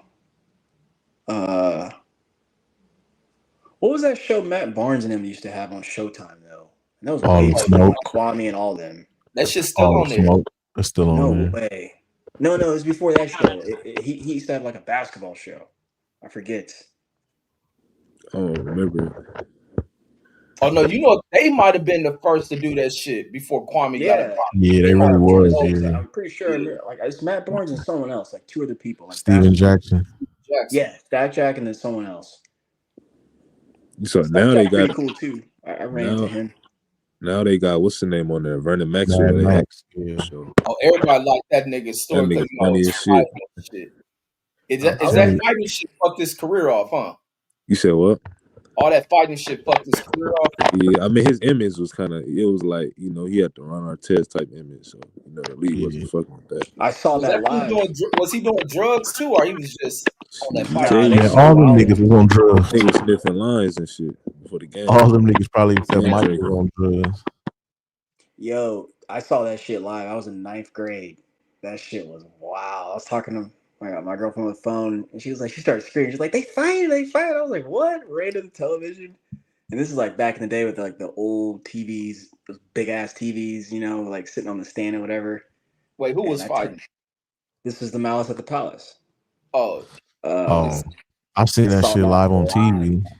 I was actually watching that game that night. Yeah, I was watching it. That shit was crazy, man. That was the dopest shit I ever saw. At the time, I was like, man, that's the most dopest, craziest shit I ever seen. Like I still remember it play by play, like everything that happened. But when Jermaine O'Neal ran and slid and socked Buddy, I was like, he might have killed that nigga.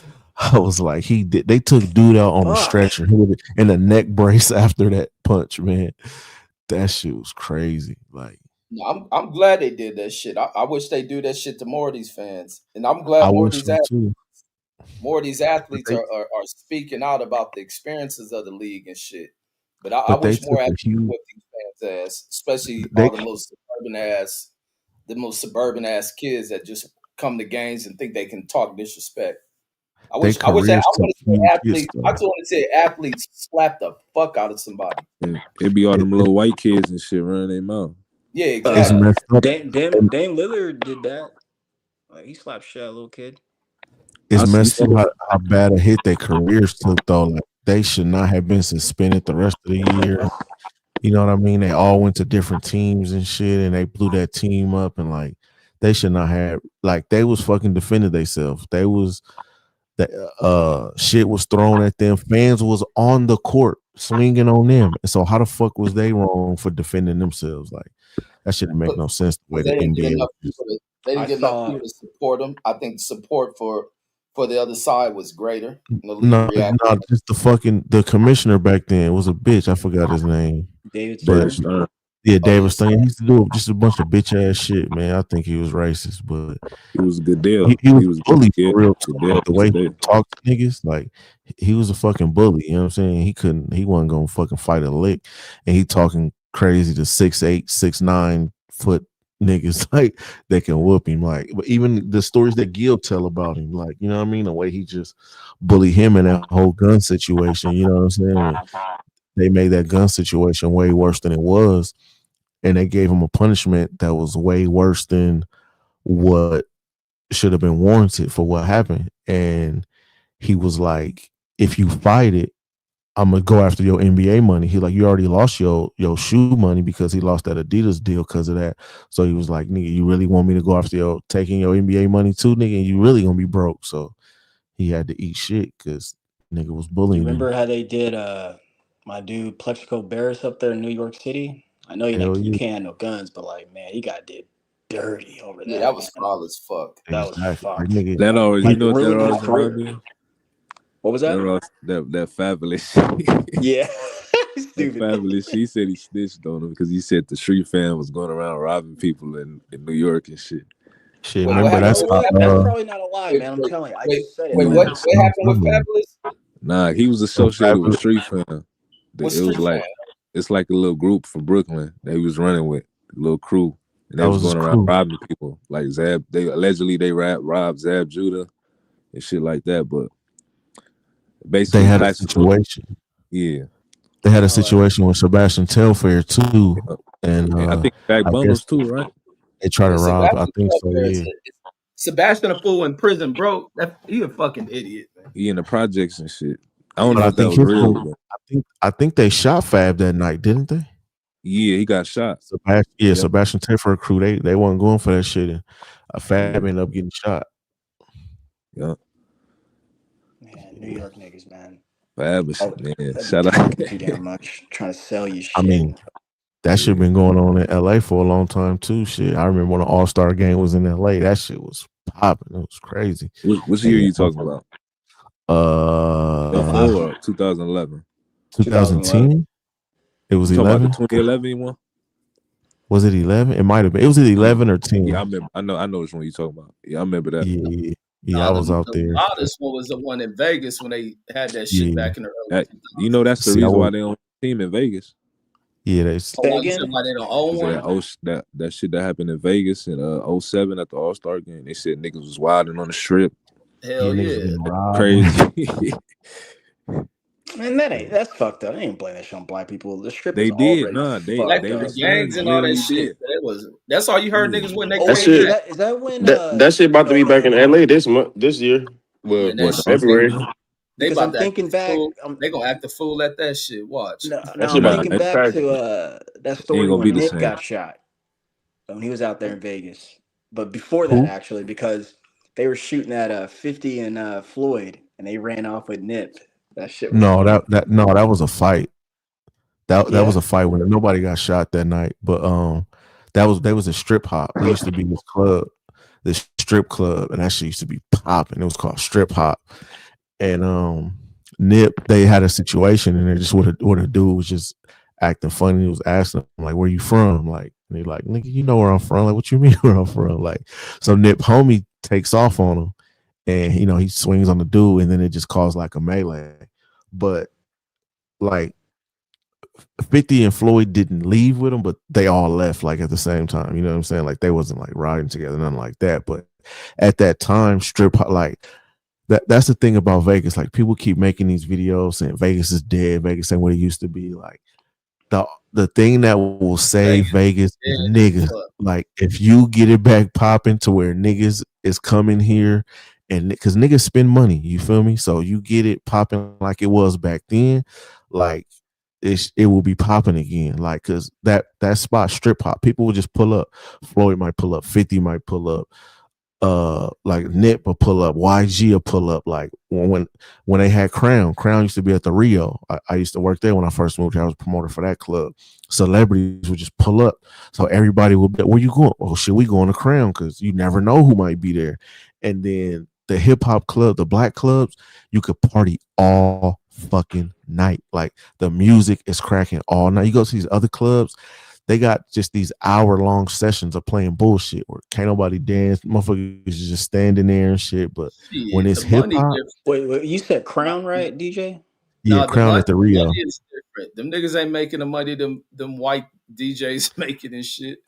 But it's not even like that, because like, right, as blacks in the party scene, we don't put the DJ is not on a pedestal. The artist is on a pedestal, because the DJ don't have no fucking records. The DJ is just spinning. Like, you know what I'm saying? Like, I don't even know. But this the difference. Like what you're not getting at is what the attraction that them DJs for that kind of club, because of the clientele. How much they charge to get them clubs? Them people paying dumbass amounts to get in them clubs. So they really not. But no, when you look at what them DJ, they got one of them DJs. Who is it? Testu, or whatever he called his name. Yeah, he be making like $20 million a year and shit. Yeah, he's like making that money. He's making that money, but what is the club making? It's hard for the club to recoup off of that, paying that nigga for nothing. They making a ton at the bar. They probably making a ton at the interest. They not, because everybody. If they was, they wouldn't be talking about Vegas is fucked up right now. But when Vegas niggas come, fucked up, not because of that. Vegas fucked up because of Trump and tourism. Tourism is dead. Yeah, that's part of it. Yeah, but when you got niggas, when you got like, just like I'm saying, like if you have them artists, coming to the club, like, yeah, you nigga bottle service, like the clubs is packed. It's lines to where you can't even get into the club.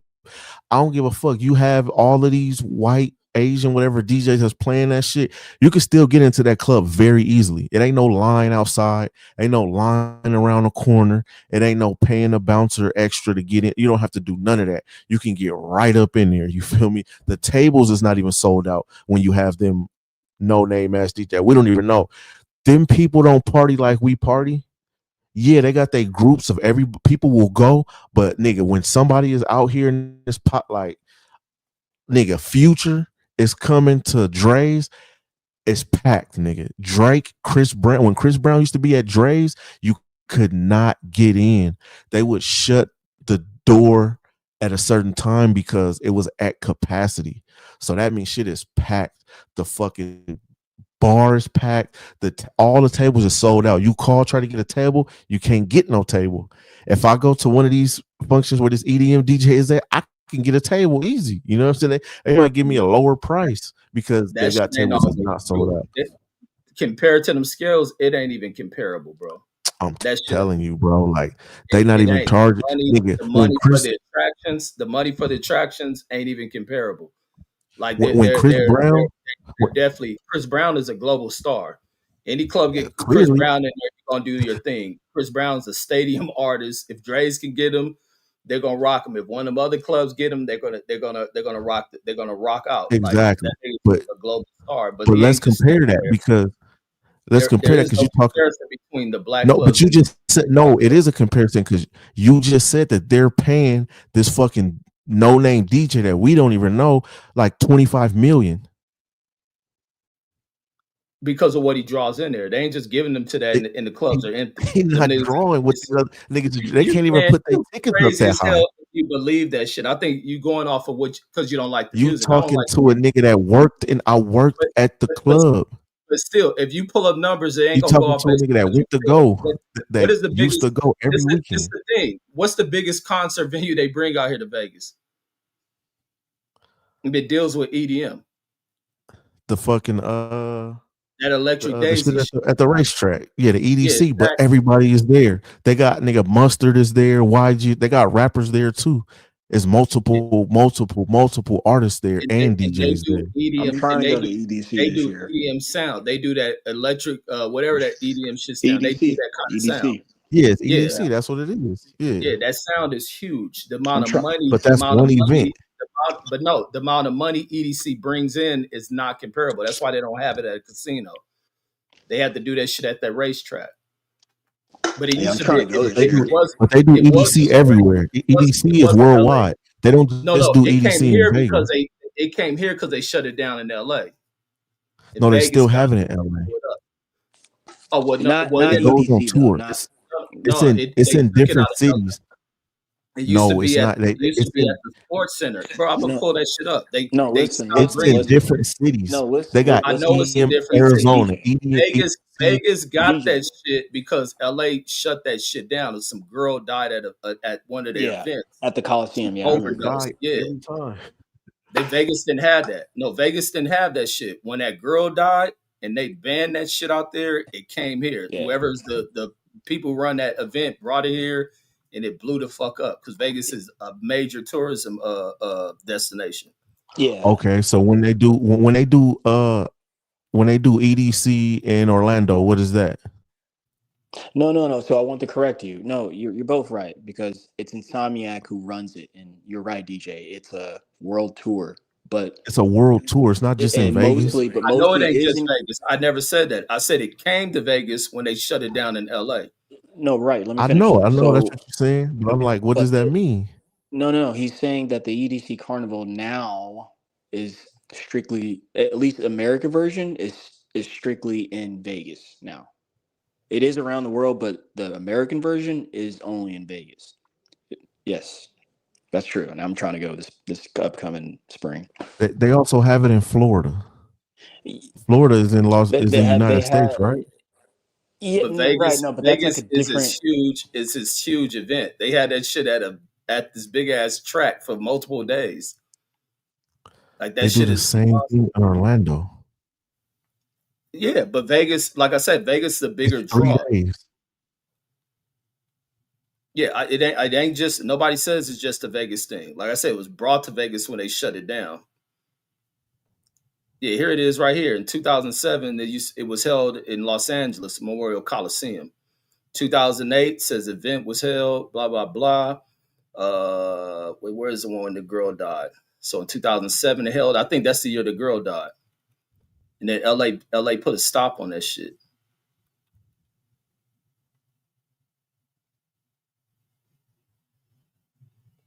Yeah, because the money they bring to that shit is ridiculous. Yeah. Now Yeah, my in point is just that 2007. like my point is just that it's different shit. You know what I mean? Like yeah, that shit also costs a lot more money too. You buying out the whole speedway, all the shit that takes into account, and it's also a lot of hip hop artists. You know that's there. They got multiple stages, so anytime you have that, you're gonna have They recruit. you know, Anything they spend on that shit, they recruiting the fuck out of that shit. of course, but And the money people are you spending know, out here, the casinos get a chunk of that shit. and The that's rental and that's once cars. a year. Yeah, it's My major. point is just that if you have more black events, motherfuckers is gonna come. You have more black artists on the strip performing, motherfuckers is gonna come and spend money. Or if you could wait every year for May to come around, so you could do EDC in Vegas, but that's only one event, 1 year. But so you ain't gonna make all your money in one event. You know what I'm saying? You gotta cater to the crowd that's spending money, and black people spend money for shit like that. Hey, DJ got his promoter cap on. Oh. Nah, man, Man, I'm telling you, I man, was in it. Trying you to get got to that money, I change. baby. was Pay there. that. Pay that. You got to Pay change that. what hip hop artists are putting out. Like you only got a few in hip hop that are going to be massive sellers. Yeah, there's only like 3. Yeah, Yeah, but if Like somebody is now. coming like like who? if you going, Future is dead. you said Future is dead. Yeah, and Future ain't No, never been. honestly, Yeah, real fast, gentlemen, real fast. Honestly, a lot of music is dead. Like a lot of it's stars are struggling to fill capacity. but Yeah, it's that's not true. about Future away. what's popping now, because people will still go to see their favorite artist or artist that they like. And if I'm No coming to doubt. Vegas and I only got that, like, look, we can go to this club that got nobody or got this DJ, or we could go see Future over here. We could go see Rick Ross over here. We could go see Gucci Mane over here. Like, you gonna pick like who you want to see. And I've been in them crowds when such and such is at such and such, like, and it brings a better, Yeah, bigger, what larger year? What crowd. years are you talking about? You're You talking about talking the about I'm talking experience, about though, Mr. Promoter. like what I'm years was talking this? about from 2023 to about all the way back to 2011 when I first moved here. Yeah, 2011 they probably popped but now nah. I would say I'm talking 2011 about, to like I like said, up until 2020. I ain't been in the clubs really in these last 2 years, but I'm telling you, if you look at two clubs side by side, a white club and a black club, or EDM club and a hip hop club, the hip hop club is going to be more packed, more sold out, and the line is going to be longer, way longer. Like I'm talking about this shit stretching back to the casino because we trying to get up in here and party. And it's gonna last longer. Niggas gonna spend more money. Like that's what niggas do. Like the club shit is part of our culture. Like they only come out here once in a while. They might just catch some shit just because somebody there. But no, you he's talk right. about Niggas be wild, bro. Niggas. No, you talk about revenue and what these idiots will spend on money. It ain't comparable. These dumb niggas spending stupid amount of money. You get them Arabs go to them white clubs spending dumb amount of money. Them Chinese that go there spending dumb amount of money. And then these Europeans, like that's the allure why they continue to set venues for that style of music. It's trash music, but they listen to it. The drugs that flow through there, the money these fools have, Drugs. and that's they why they could care continue. less about the music. That's why these DJs have long reigning what they call residencies at these clubs. You don't see hip hop like that at these clubs. They do. Regardless of The how hip long the hop line dudes, is, they have the revenue these ain't hip the hop same. dudes been having residencies longer than those dudes. Like Name them. No, they ain't. These fools Tiger. been in the club. Name them. He said, no, they ain't. No, he ain't what? That they been in there longer than these dudes. Name the hip hop artists. I just There said ain't. Tiger has had a Vegas residency for the longest. He's had How long multiple that shit Vegas last? residencies. What? How long that shit last? Probably in the summer. Every year he got a residency. Every year he has a residency in Vegas. I can name a bunch of them. You can't name a bunch of them other niggas off the top of your head. Man, the same few niggas that run DJs are there. That Testo, You that can't name Asian. them. You can't name I don't listen more to that than music, but I five. know who they are. That nigga Exactly. Testo. If you don't know, you can't. I can name you right now. I could just run off about 10 Naming hip hop them artists. doesn't prove nothing to what the actual facts is, bro. Like these niggas are Tiesto, making, Marshmallow, fucking Madonna, fucking them niggas are a making lot more of money hoes, man. doing that None shit of for them Vegas. niggas got none of them you just named. How many of them got residencies in All Vegas? of them. All of them. All of them. Their Marshmallow mainstays ain't at never these. had no residency in Yes, Vegas. dog. I saw him at the Palms. I was fucking Yes, he candy was looking there, all but you fucked know what a up. residency No, is? it was his residency. Yes, sir. Residency is you have a contract. You are there Yes, and only exactly. That's there their Yes, for contract, sir. at bro. least They Exactly. a Yes, stay year there. sir. time. Yes. They Yes. stay there, bro. The money they make is ridiculous. And I'm they're with you, DJ, but I also can't deny what he's saying. Like that's true. Like in fact I've gone to two different and stayed at two different casinos I've just gone to because them I was too. seeing that artist. Yeah, I've been there. That's what I'm saying. I've been there too, but I I'm just like, here go the know as far revenue as of hip just hop. these DJs. Let me see. I'm gonna come across the ones that's in Vegas, but off this EDM music because Cascade, fucking Dylan the Francis. people are spending crazy amount of money to be in that shit. These fools making just turning music. Fucking this dude made 40 million, 48. They probably going up to $60 million. Cascade, he's good, man. Dead Mouse, that's my guy. Yeah, he be in Armin Vegas. Van Buren, yeah. Like it's We got money in Swedish House Mafia. that style of music and shit. But that's not saying that. Shout out to Afrojack. But obviously, them numbers are not only for club appearances. No. I would show. I'm gonna find the ones just for Vegas. Like even back in when they start doing this shit, it was talking about the money they're making out of Vegas.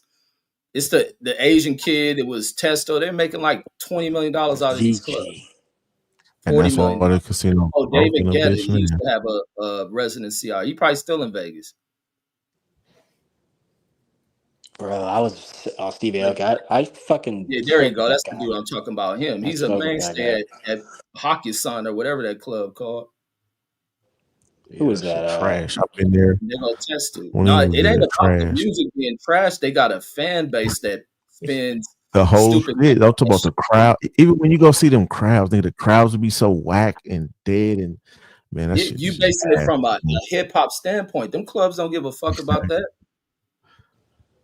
Like these fools is bringing I'm telling you, bread the and shit didn't even be packed like that. yeah, because that's what's even the casinos was at one point getting up. Not when I say get upset, or yeah, I think they were kind of getting upset because they started shifting Vegas towards like the DJs, where people coming out here for kind of a concert stay that it was affecting gambling and shit. Because they'll come out here thinking, the DJs attracting these people out here, but these crowds weren't going into casinos. Like they're here to party. Like the money ain't even close with this shit in a black club and shit. Yeah, but they went away from the black shit. They started, they've been moving more, towards all the other shit, and they've been struggling since. No, they struggling now because of dumbass president Trump. Trump fucked up tourism out here and shit. The Canadians ain't coming out here. But that's what I'm saying. My thing is, if they cater more, ain't no black clubs no more. Ain't no black clubs in Vegas.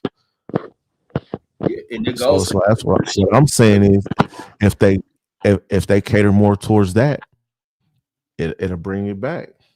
The party scene will be back, what it was. And especially when you start having economic struggles, like when you look at shit from a racial breakdown, black people are always going to be the first that suffer economically and shit. Like, so they don't. Blacks gonna be the ones. Blacks gonna be the ones still spending money on entertainment. Depending on who's coming. Well, right, and you know what though, DJ? Like, it's unfortunate, but man, it's not going to be like it used to be, man.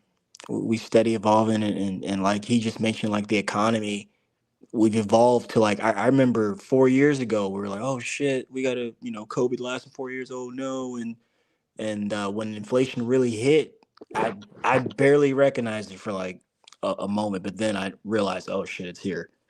But now I'm used to it. I'm used to like high ass prices. It's crazy. So it's inflation worldwide. So it's but what I'm saying is we're not going back to tourism too. That's gonna be the first sign of that shit when you start seeing tourism drop. I went to Stater Brothers today. I got like 5 things, bro. That shit cost. Niggas spent $200. How much was it? 100. I got like 5 things at Stater Brothers today. That shit cost $100. Stater Brothers is fucking expensive though, dog. Yeah, I know it's expensive, but it's like, man, I'm talking about it's 5 things, bro. Yeah, it's ridiculous. No, I went to Walmart and got the same thing, 4 items. Shit was like $50. I looked at the cash register person. I was like, dog, what the fuck I spend, man? He was like, oh, I know. I was like, man. Man, I went to that motherfucker yesterday to buy my kids like. What was I buy my son like tank tops? Them bitches are like $30 fucking. I was gonna say underwear was down there the same price. I'm like, man, what the fuck? Bro. I'm like, hell no. And then even in the food section, that shit was ridiculous. Yeah, man. Limes used to be like 10 cents, 17 cents, going on 50 cents. It's like, dog, damn. Avocados going pretty good still. 130, I'll take it. Avocados should stay cheap because they grow. Them trees produce so much of that shit. Yeah, but it's inflation. So yeah, they got everything fucked up. But yeah, prices don't make sense anymore. Now people are having to cut back. At least gas going down, but everything else is just fucked up. It's out of whack. I've been cheating. My truck is a flex fuel, so like I can use E85. So that shit be like $2.50 a gallon. Been going back to old school prices here the last 2 months. I don't know why I wasn't doing that earlier on. Shit. Paying for all this fucking gas. And it's LA, you gotta drive everywhere. All across the basin.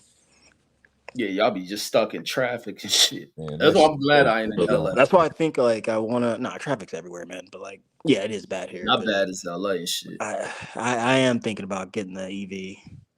I really do want a Tesla now. Yeah, only because like that car constantly updates itself, and it's the best here in America. But what's fucked up about America, bro? Like, we could have better EV cars and cheaper EV cars, but garnering with the tariffs, like those cars aren't even allowed over here. So everyone essentially has to buy as a Tesla. It's fucked up. It's real fucked up. The Tesla is a great car, though, man. My girl got one. And It's great for road trips, for not driving a lot or for driving a lot. Like it's just so versatile. Even to be able to just sit back, put in the address and hit self drive, and that motherfucker drive you there the whole way and switch lanes, and you ain't really got to worry about much. All you gotta do is keep your eyes on the road. You know what I'm saying? Like it's convenient as hell. Then if you in park, I can sit there and watch YouTube, Netflix, or whatever the hell else. You know what I'm saying? And it's great to be able to come home and just plug it up. You know what I mean? Like I don't even have to go to the superchargers. Because she don't drive it much. She just really go get the kids from school and stuff like that, and drive around do errands. So it's like I don't have to go to the supercharger. Just plug it up in the garage and even with the portable charger. They're always like, "Oh, I forgot I gotta get gas." No shit. Yeah, you ain't got to do that. You ain't got to worry about gas. She ain't seen a gas station in I don't know how long. You feel me? So like since we had it, so and I done convinced like other people to get Teslas too. Like convinced my sister to get a Tesla, and she got like an hour and a half commute to work in California. Yeah, I'm gonna get one by this coming summer when I can afford it. Because they don't require much maintenance neither, huh? They don't require no maintenance except for changing your brakes and tires, but it's nothing else. Ain't no transmission, ain't no engine, ain't no water pump, ain't no alternator, ain't no. This lady the other day, I was at Red Rock. She asked me for a jump. I'm like, this is a Tesla, lady. Like, what the fuck? Like, I ain't got no jumper cables in here. I ain't got nowhere to hook them motherfuckers up to give you a jump. Like, you know what I'm saying? Like. But yeah, it's hella convenient and it's gonna make you hella lazy. You feel me? Like and Tesla, like I said, like they have all the technology, right? Even though they are sharing it with other EVs, but they're not giving all the secrets up. They have the most chargers like worldwide, nationwide. It's crazy everywhere now. That's crazy. They was when I was at school. They had them. They had the Tesla charge. I was like, where they at? It was like they in the back. Like, okay. Yeah. When I go to Cali, it's only one stop between Vegas and Cali. I just stop in Yermo, charge right there, and then boom, you on your way. And then at the most, like they do got peak times for charging at superchargers. So at the most, I want to say I might have had paid like $20 at the most or something. But if you go like in the middle of the night or something, like say like I was going somewhere, like we was going out of town tomorrow or something, and like fuck the car is only at 20%, so it's not gonna charge that much at home. We might get to like 40-50%. All right, let me go to the supercharger. Like I'm gonna go in the middle of the night like this, or like 9 o'clock or later, because it's gonna be cheaper. You know what I'm saying? And then it'll only be like 30 minutes. 30 minutes. It might be like $9, $11. You know what I mean? To charge to 80%. You know what I'm saying? So like. But the real lick that people don't know about is Tesla insurance. Tesla insurance is the cheapest insurance out there. So when you get a Tesla, you get that you can get somebody else's insurance, but they're gonna charge you like double. Tesla, your insurance can change because they can really like monitor the whole car, so they can see your driving. That's a good thing and a bad thing. Because if you're driving crazy, speeding, swerving, slamming on the brakes, your insurance gonna go up. But it's still only gonna go up to like a regular price that anywhere else will charge you. But if you're driving cool or not driving much, it's gonna be cheap, hella cheap. But they do ding you for certain things that like it's gonna annoy you. Like if you driving in the middle of the night, late night type shit, they charge you more on your insurance. Like that's a ding on your insurance. Like, damn, what the fuck? Like, because I went on a road trip to Cali and left in the middle of the night. Y'all niggas gonna charge me a couple extra dollars. But so even so, I got a regular car. So my girl got the Tesla. I got the regular car. So when I got a car, I was looking at the insurance. I had just got the car. I'm like, oh, I'm gonna get some insurance. They were trying to charge me more than my monthly payment was. I'm like, ain't this a bit? Like, what the fuck? So I had her add my car to her Tesla insurance.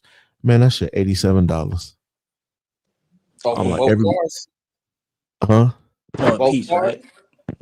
No, just for my car is $87. For her car, it like I said, it fluctuates because they can monitor her car. They can't monitor my car. So mine is the same price every month, but hers could go up and down. Which model do you guys have, DJ? The Y. Oh, right. You got a family, that's right. Yeah. Yeah, the Y. And we got the one they got it got the extra row in the back, so you could fold that up or fold it down, and you can have 8 seats. But normally it's just us and 2 kids, so we don't even like unless we got like our nieces and nephews or something with us. So yeah, it's man, it's hella convenient. Everything, the whole phone, the whole car can be controlled from your phone. You know what I mean? Right. Like if somebody was like, "Hey, can you come out here and back your car up a little bit?" I could be, nigga, come out there and to open up my phone and put that motherfucker in reverse and back it up a little bit. You know what I'm saying? Like if I come out the grocery store, like, nigga, I ain't trying to walk all the way over there with these fucking groceries. Nigga, I could just hit the button and it's gonna come to me. You know what I'm saying? The whole car gonna come. People be looking like, nigga, ain't nobody in there. Like, you know what I'm saying? I'm sitting there with my phone, like, the whole car just, come to me. But that's the only thing, nigga.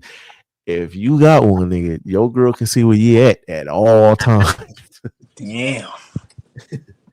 You can't lie about nothing. That technology is impressive as fuck in that mug. It is. Thanks, Elon. So what, Reggie? It's convenient as hell too. Like I said, it make you lazy. Because the normal shit you got to do with other cars, you don't have to do with a Tesla. Like, you know what I'm saying? Like, you know what's crazy too? Like your kids are growing up with it, so it's like kind of all they know. The easiest shit ever. Like if you gotta tell them, like, yeah, we used to have to go to the gas station and get gas. You know what I mean? Like, do y'all know we used to have pull out radios? And they'd be like, "What the?" You know what I mean? What the pull out a radio? They don't even know what a radio looks like. I read my son the other day told me some shit about his phone. He's like, man, it's like my best friend because he was talking about he do anything. So because mom always taking his shit.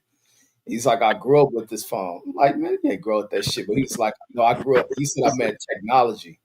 He said, this is what my life has been. It's like we just grow up with either some kind of device and shit. So it's like with the phone, is like he's so attached to it. And I'm like, damn, that's a crazy thing. Me, I don't think nothing of the phone. I don't need to have that motherfucker like that. Or have any. I always put my shit down and just walk away. I'm terrible but at with losing them, shit. they like attached at the hip to these type of things. I'm attached to my shit too. I'm attached to that motherfucker. I'm thinking about going to go get the 17 tomorrow. Wait, who? Oh, that iPhone? Yeah, I'm thinking about going to get the new one tomorrow because I got this old one, and it's crazy because AT&T they've been having this deal on it for like the last couple months, and if I finally get rid of this phone, it's gonna make my bill even cheaper. So I'm like, damn, I might as well do that. You know, it's crazy. I know the deal he's talking about because I'm with AT&T. They've been telling me that too. Yeah, see, I got to upgrade on mine, and I ain't never turned that shit in. I think like even last year, I be stuck with if the phone ain't broke, I don't need no new one. I always just buy the bitch. I don't want to give it in, man. I want to keep my shit. Like the last like 2, maybe even 3 phones, like I've kept them. I got all my Galaxies and I got like 2 iPhones. Well, including this one. But I was gonna say, DJ, get the regular 17. Like I want to send you this video about it, but like it's like the regular 17 is just what you need. The Pro is not much. That shit's for like honestly taking pictures and whatnot. I'm not trying to hate either because I want the new iPhone too. I gotta get the Max, man. I gotta get the Max. I can't even. All right. I can't do. I gotta have a big screen. You know what I'm saying? You use all the features that the mugs we have. That's why I won't upgrade because I don't use features that they put in advanced phones. I use my shit. I use everything that make it more convenient. Should I like? I remember y'all was on the other night and Brandon was talking about he don't have like banking apps on his phone and no shit. I'm like, nigga, what the fuck? Why wouldn't you have your banking app on your phone so you could monitor your accounts, see what's all going on with your money? You know what I mean? Like I got everything on there. I got about 8, 9. I got all the banking apps. I got my credit card apps on there, so I can see all my accounts and stuff. And then I use it at the stores. Like I'm not pulling out. I just got one of these new wallets that like you put all your cards together and stuff. And I'm not finna dig out and get all this card all out my wallet and shit. Man, I'm finna go right to my phone and I'm finna hit pay. I'm gonna hit my button 2 times, put it up to the machine, and it's gonna charge my card like that. You feel me? I love that shit. I can't wait till they put license like that on your phone, dog. Keep it pushing. Yeah, for real. Because I don't like having a wallet no more. Do that shit. I'll be tripping off when I see it. I won't do it. I'm like, you know, Nah, You know the crazy it's so part? easy Hey, and you get used to it, man. this the crazy part though, right? Like everybody like that's more old school or whatever, they like refuse to use the shit. But people don't even know that that is more secure than you taking your card out and swiping it. You taking your card out and swiping it, somebody could take your information. When you use Apple, Apple is set up to where they use like it's like running your shit through a dummy kind of thing. So when you use your phone and you go up to the machine and you double click it and it charges you from Apple, they can't even see what card was like. They can't see the card was used. They can't see your card number. Like it uses a dummy number. They just can see the transaction. They can't steal all your information. So if that place gets a breach, they will never be able to take your information. But if you take your card out, slide it or stick it in, put in your PIN code and all of that shit, they can steal your information. But Apple makes it more safer, and people don't even know that. Those are facts. Those are facts. But people, I won't use it. I'm like, nigga, why I wouldn't you got use shit that's gonna make your life easier and that makes things more safer? But even if like, even with an account, like for people to be like, I won't put my banking account on my phone, like, don't you know your shit is FDIC insured? Like, even if somebody steals money from your account, you're gonna get the money right back. Like, why not? Why wouldn't you have your app on your phone? And you rather call the bank or you rather go down to an ATM to see your account? You got to type in all your shit. You got to drive to the ATM, park, get out, go up to the ATM, do check balance. Man, hell no, I'm using all these features. That's what they're here for. And in most cases, I'll be withdrawing money straight from my phone instead of you know how you got to go to the. Nah, you can just do it off your phone. I can see my balance. And then if all you got to do, if you want to really know, talk to somebody, you can just call them. Like you ain't got to waste your time and go down to the bank. Like that shit is a waste of time. I know, right? I know. That's the old That way Zelle though. thing, that Zelle thing. Yeah, you can If send we would money have to had that anybody. just like 5 years ago, like as heavy as it was, like man, we'd have been fine. I'll be on Exactly. Zelle all the time. I'll be on See, I Zelle. always be worried people can hack into your shit and No, Nah, not through your bank. And even worse, if it was your bank, again, it's insured, and like the other person, they're gonna get fucked, man. Like you can't be stealing money like that no more, dog. You're gonna Yeah, get paper fucked. trail. You're gonna get fucked. Like you steal some Yeah. shit. So I you always think tell But people, yeah, man, don't do that. Stealing's bad. y'all Stealing's use bad. Apple yeah, Pay? yeah. Apple Pay. Yeah, I use Apple Pay. Pay You's gonna pay for that. yeah, I fuck with Apple Pay. I'll be using that on a lot of I ain't Dominican. seen cash in so long. You know Yeah, what I do too? I like that Apple Cash. Like I put a lot of money on that thing sometimes. not for Like sure. it's kind of like my weekend thing. Like if I don't want to use my cards and stuff, I'll just put money on the Apple Cash and just go out. Yeah, That's what I be doing on date night and shit. And we that just Apple do some credit shit. card too. I gotta Apple got get their that. own I credit. gotta get that. Is that straight? Because they always send Yeah, me it's shit. great. Yeah, from everything I I heard, got it's straight. I don't have it either, All right, Icky. I'm gonna fuck with it because I got a good credit but I line for it, researched so it. I can fuck with it. Yeah, I like research. They sent me a thing too on it, but yeah, I like researched it and did all that. Like, and from what people say, like, yeah, it's pretty legit. It's they got a thing with another bank. I forgot. I think they might have merged with Probably SoFi. to get it into. I gotta look it up. I forgot, but yeah, to get it, But they saying like Apple, from the things that Apple is creating in a financial section, it's No, it's it's like a safe. threat. It's like a direct competition to these other banks that have been here for years and years and years. Because these banks, they don't really have the technology that Apple has or the network. Think about the millions and billions of people that got Apple phones. So I forgot what it was, but they was like they tried to create these things to kind of like combat that, but they didn't even work. Like Chase had a thing that was like trying to compete with Apple Pay and all this stuff, and it didn't work. They had to they basically canceled it. Like, so whatever money they invested into the structure of it, it was like an app or something. It was like a waste. They just had to get rid of it because Apple just ahead of the game with it, and they was just smart that created this thing. Yeah, no, that's true. Like a lot of the banks have had to go back to their drawing board, but they've also come back with fierce, retaliation. Their apps work pretty good, man. Like my Bank of America app, I love that shit. Like Yeah. everything's so easy on that thing, man. You ain't lying. For flick of a button. I was in the bank today, right? Because I'm about to get a new spot tomorrow, and I was pulling out a cashier check.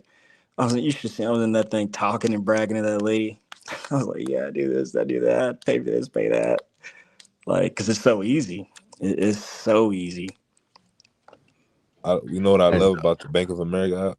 What's that? Like, even if you forget your password, they got the pass key, so you can just put in the pass key and then just type in. Okay, oh, that's my face, man. You just remember. Yeah, I use my face. I just use my face. I put it. I don't really like doing forgot the face. password too. No lie, I forgot my password. Yeah, I always forget that shit, but it's like right there, so they do it for me, so I don't have nothing to worry about. This is another thing that I've been telling people lately, like, because like I'm big on the financial things in the financial space, financial literacy.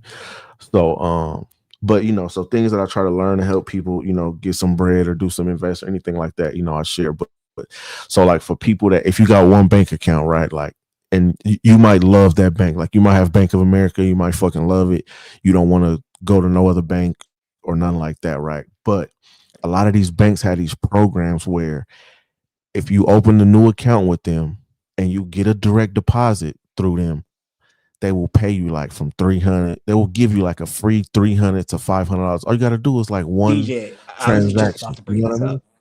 Yeah. DJ, So I was like, just about to why bring this not up.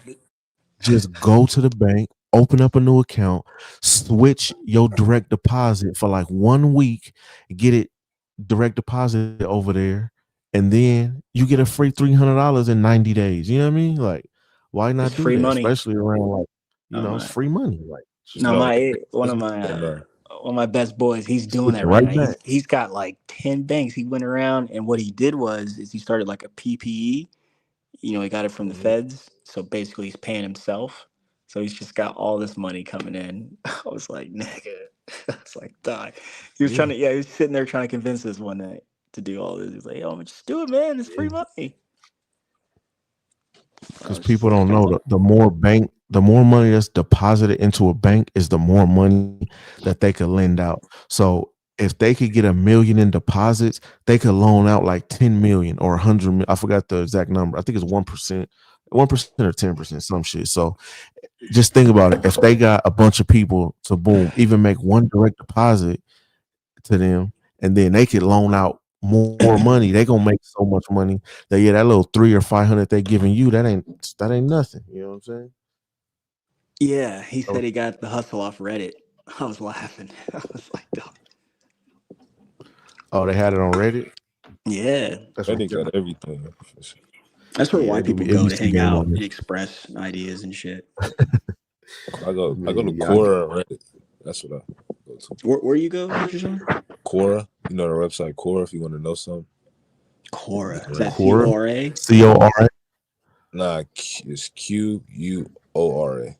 Ooh, I like. Oh yeah, yeah. Oh, so you're kind of old school. Yeah, I remember that. Yeah, I kind of like how the Q can be used like that. Like I met this chick. Her name was Kira, but she spelled it with a Q. It was like Quira or some shit like that. I know a Q. I know that nigga spelled her name out. I don't think that's how you spell it. It was like it was less than that. And I was like, that's how you spell it. And she was like, yeah. I was like, that's cute. I like that. That's tight.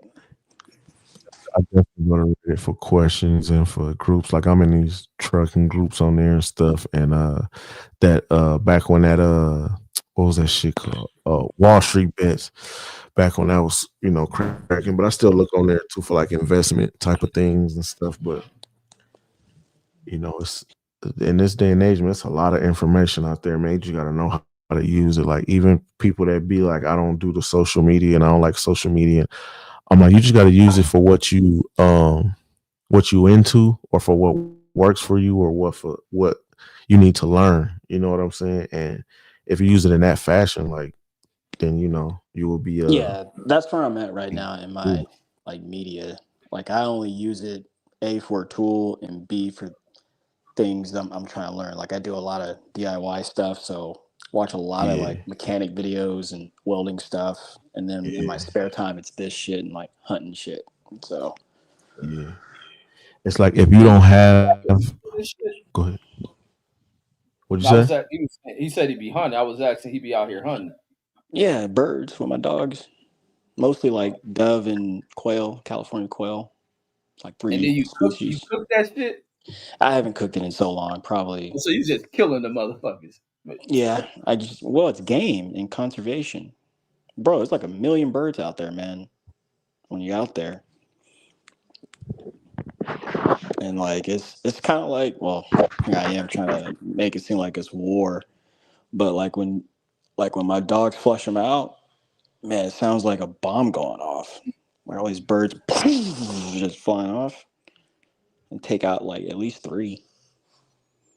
But you got to have a real good shot because like um the bird will explode.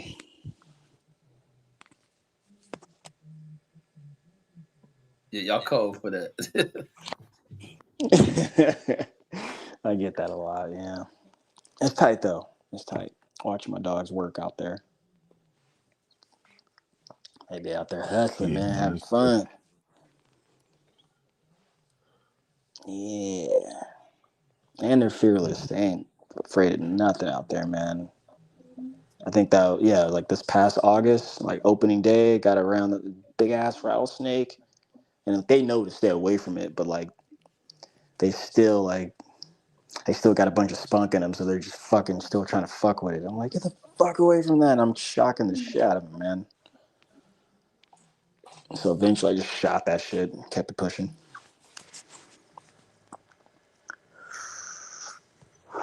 Waiting on You know, until I see like a cat, like a lion or some shit. I'm definitely taking his ass out. I didn't know they allow hunting out there and shit. I never heard nobody Oh, talk it's about hunting there. huge. It's huge. Right there, Antelope Valley, Where at? Lancaster. Oh yeah, yeah. And then I go to like almost Mexico, like out there in the Palms. And then right there behind Thousand Oaks, it's real nice up there too, man. Nice little water hole. You fish? Yeah, like to fish, man. I love fishing. Man. Yeah, we were up there in Marin Lakes this past summer. It's a good time, man. Real good time chopping it up with friends. Yeah, I Speaking of, always I gotta fish go buy that. bass. Gotta go. Yeah, I want a new reel. I've been asking old girl for one. Like, oh, I want this one, babe. This fucking reel is like $250. Hell no. It's fucking nice though, man. Nice little Man, fucking 30-pound one do rod. the same shit. The cheap one do. Yeah, but like, You gotta have some good line on there. oh yeah. I don't know, man. Sometimes you go out there, you don't know what you're gonna get, and then that shit'll just pull your shit and snap it. So I always Yeah. want to be safe. Yeah, if you got some strong line though, it's not gonna strap the line because it ain't gonna strap the reel. You know what I mean? It ain't gonna snap the reel, it's gonna snap the line. So as long as that line is good. But there is better reels because they smoother, Yeah, easier to reel in, real to easy, fish and man. everything like that. Real Yeah. easy, real easy. Yeah. And I only want Man. this one because, like, dog, this past summer, fucking, where was I? Yeah, I stopped by this Ross. Yeah, I was up there in NorCal. It's up there, what was that, Grass Valley? I was heading up to, I was getting some weed and shit. But, I was up there, man. I stopped by the Ross, man. I was in there for a hot minute. I came back out. Man, someone stole my fucking fishing rods, man. I was fucking pissed. Wow. I was Oh yeah, in that fucking Northern livid. California, you can't leave nothing out. They will steal anything out your car. But like I fucked up because like I had them in my truck right, and I got like a cover, and I had like, uh, I had it up a little bit, so like they were barely sticking out. You could have barely seen it really. They must have just walked right past it and double take and came back. And Yeah. then what I was really hot about is that, I'm a welder, so I had all my tools back there. Had my mask, had like really expensive tools. They didn't take none of that. They just took the fishing rods. And like I passed my truck and I noticed the what am I trying to say? The cover was like smashed in, right? But I didn't do that because I was like, I wouldn't do that because my fishing rod's there. And I was like, what the fuck? I came back, opened it up, and I was looking, and I was like, man, something's off. And I was like, no. I turned Man. around, man. If you would see me like on the camera, I was like cussing up at the air and looking around. I was like, where the fuck are you? I was like looking for him, bro. I was like, Damn. man. They call it bipping out there. They got me, man. I was There you pissed. go. My They boy, didn't he take got his shit nothing. bit during the concert out there. Yeah, that happened to Mix. If y'all know him, he'll be coming on the show. We were fucking all partying and shit. He came out, all the windows all fucking knocked out. Man, I would be mad as fuck if that ever happened to me, man. I could imagine going through some shit like that. Nah, that's you can't. That's why I'm gonna be going up there real soon, but I don't know if I really want to bring anything. So Don't. yeah, I Don't. don't know Take if the I Bring it want. rental, let back. the rental company deal with that shit. Yeah, but I'm thinking about taking like my PS5 and Nah. my Nah. computers and shit. I'm like, I don't know Nah. about Nah. that. Nah. Nah. Nah. Now, Yeah, I'm I like, guess you just can't leave it in the car. They breaking in your shit too, man, I ain't trying to carry that shit. So it's like, I'm like, I'm just gonna leave that shit at the house. So Yeah. Yeah. I feel you. You know, you want to have a little fun on the road, but nah. Nah. I'm like, I just, I play my cousin shit or something. And like, nah, because like I was Yeah. sad too, bro, because like up there, you know, you can stop anywhere and like kind of just fish a little bit. Down here we just like, you know, go by the ocean or whatnot. But so yeah, I was fucking sad, man. I was just like, bro, they took my fucking lines, man. Oh Can't man. report that shit either. They ain't gonna do shit. Uh, So and like what was worse about it is that, you know, it was one of those parking lots that had that like police camera set up, you know, had all those cameras around. I was just like, dog. I was like, man, they fucking got me like that. Didn't take no tools, no power drills, just fishing lines. Motherfucker. But yeah, shit, folks, let's get some last words, man. I'm gonna have to get up in a minute. Yeah, we be on this bitch for a while. Yeah, I think I gotta take my son to practice. So I'm gonna try to get some rest. you need to practice too, nigga. I'm gonna get out there and get some shots in and shit. I do gotta get back on the court. I ain't been out there in a minute. Nah, before I got on here, I just hoop. So Nice. You What tall, what you Deshaun? go for? you said Like what? 6'2"? I say you tall, like That 6'2"? nigga like standing 7 feet tall. Like 6'7", about 6'7". Damn, Deshaun. Oh my Yeah, gosh. Yeah, that nigga didn't score no points. That's up in the Nigga, kind of man, you dumb as gotta be in hell, the man. league with your tall ass. Nah, But I'm gonna I tell would. you, I go look. ahead. I ended up I had a back injury and a knee injury about 2020. That's when I stopped. I stopped playing. I only stopped playing like a couple years ago. Like yeah, that maybe shit bad for 21. tall motherfuckers. 21 was my last year playing. Yeah, I think it's Yeah. worse when you tall and shit have injuries in the back and the knee, huh? Oh yeah. Yeah, I mean it's not really.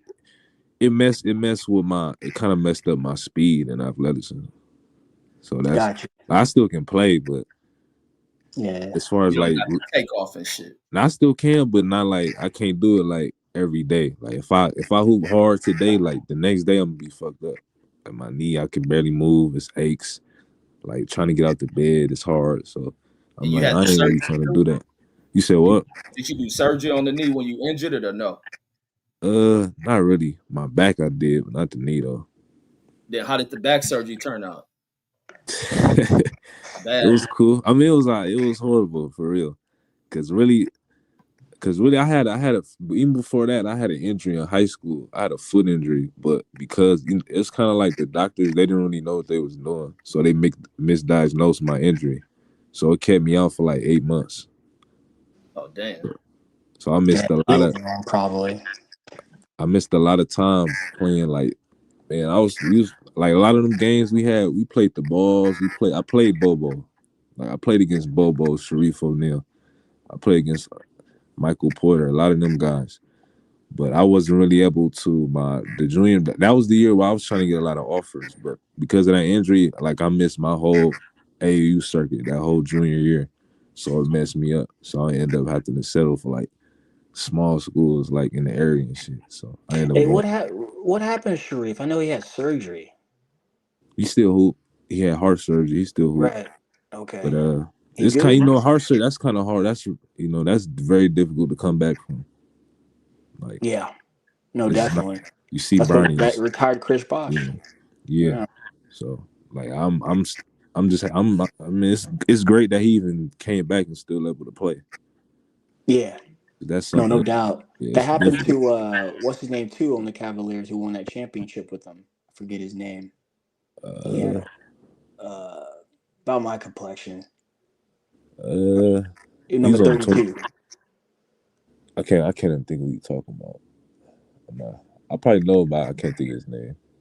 But yeah, when you tall like that, it's hard for all the blood to pump all around the body. So yeah, I get it. Yeah. I get it.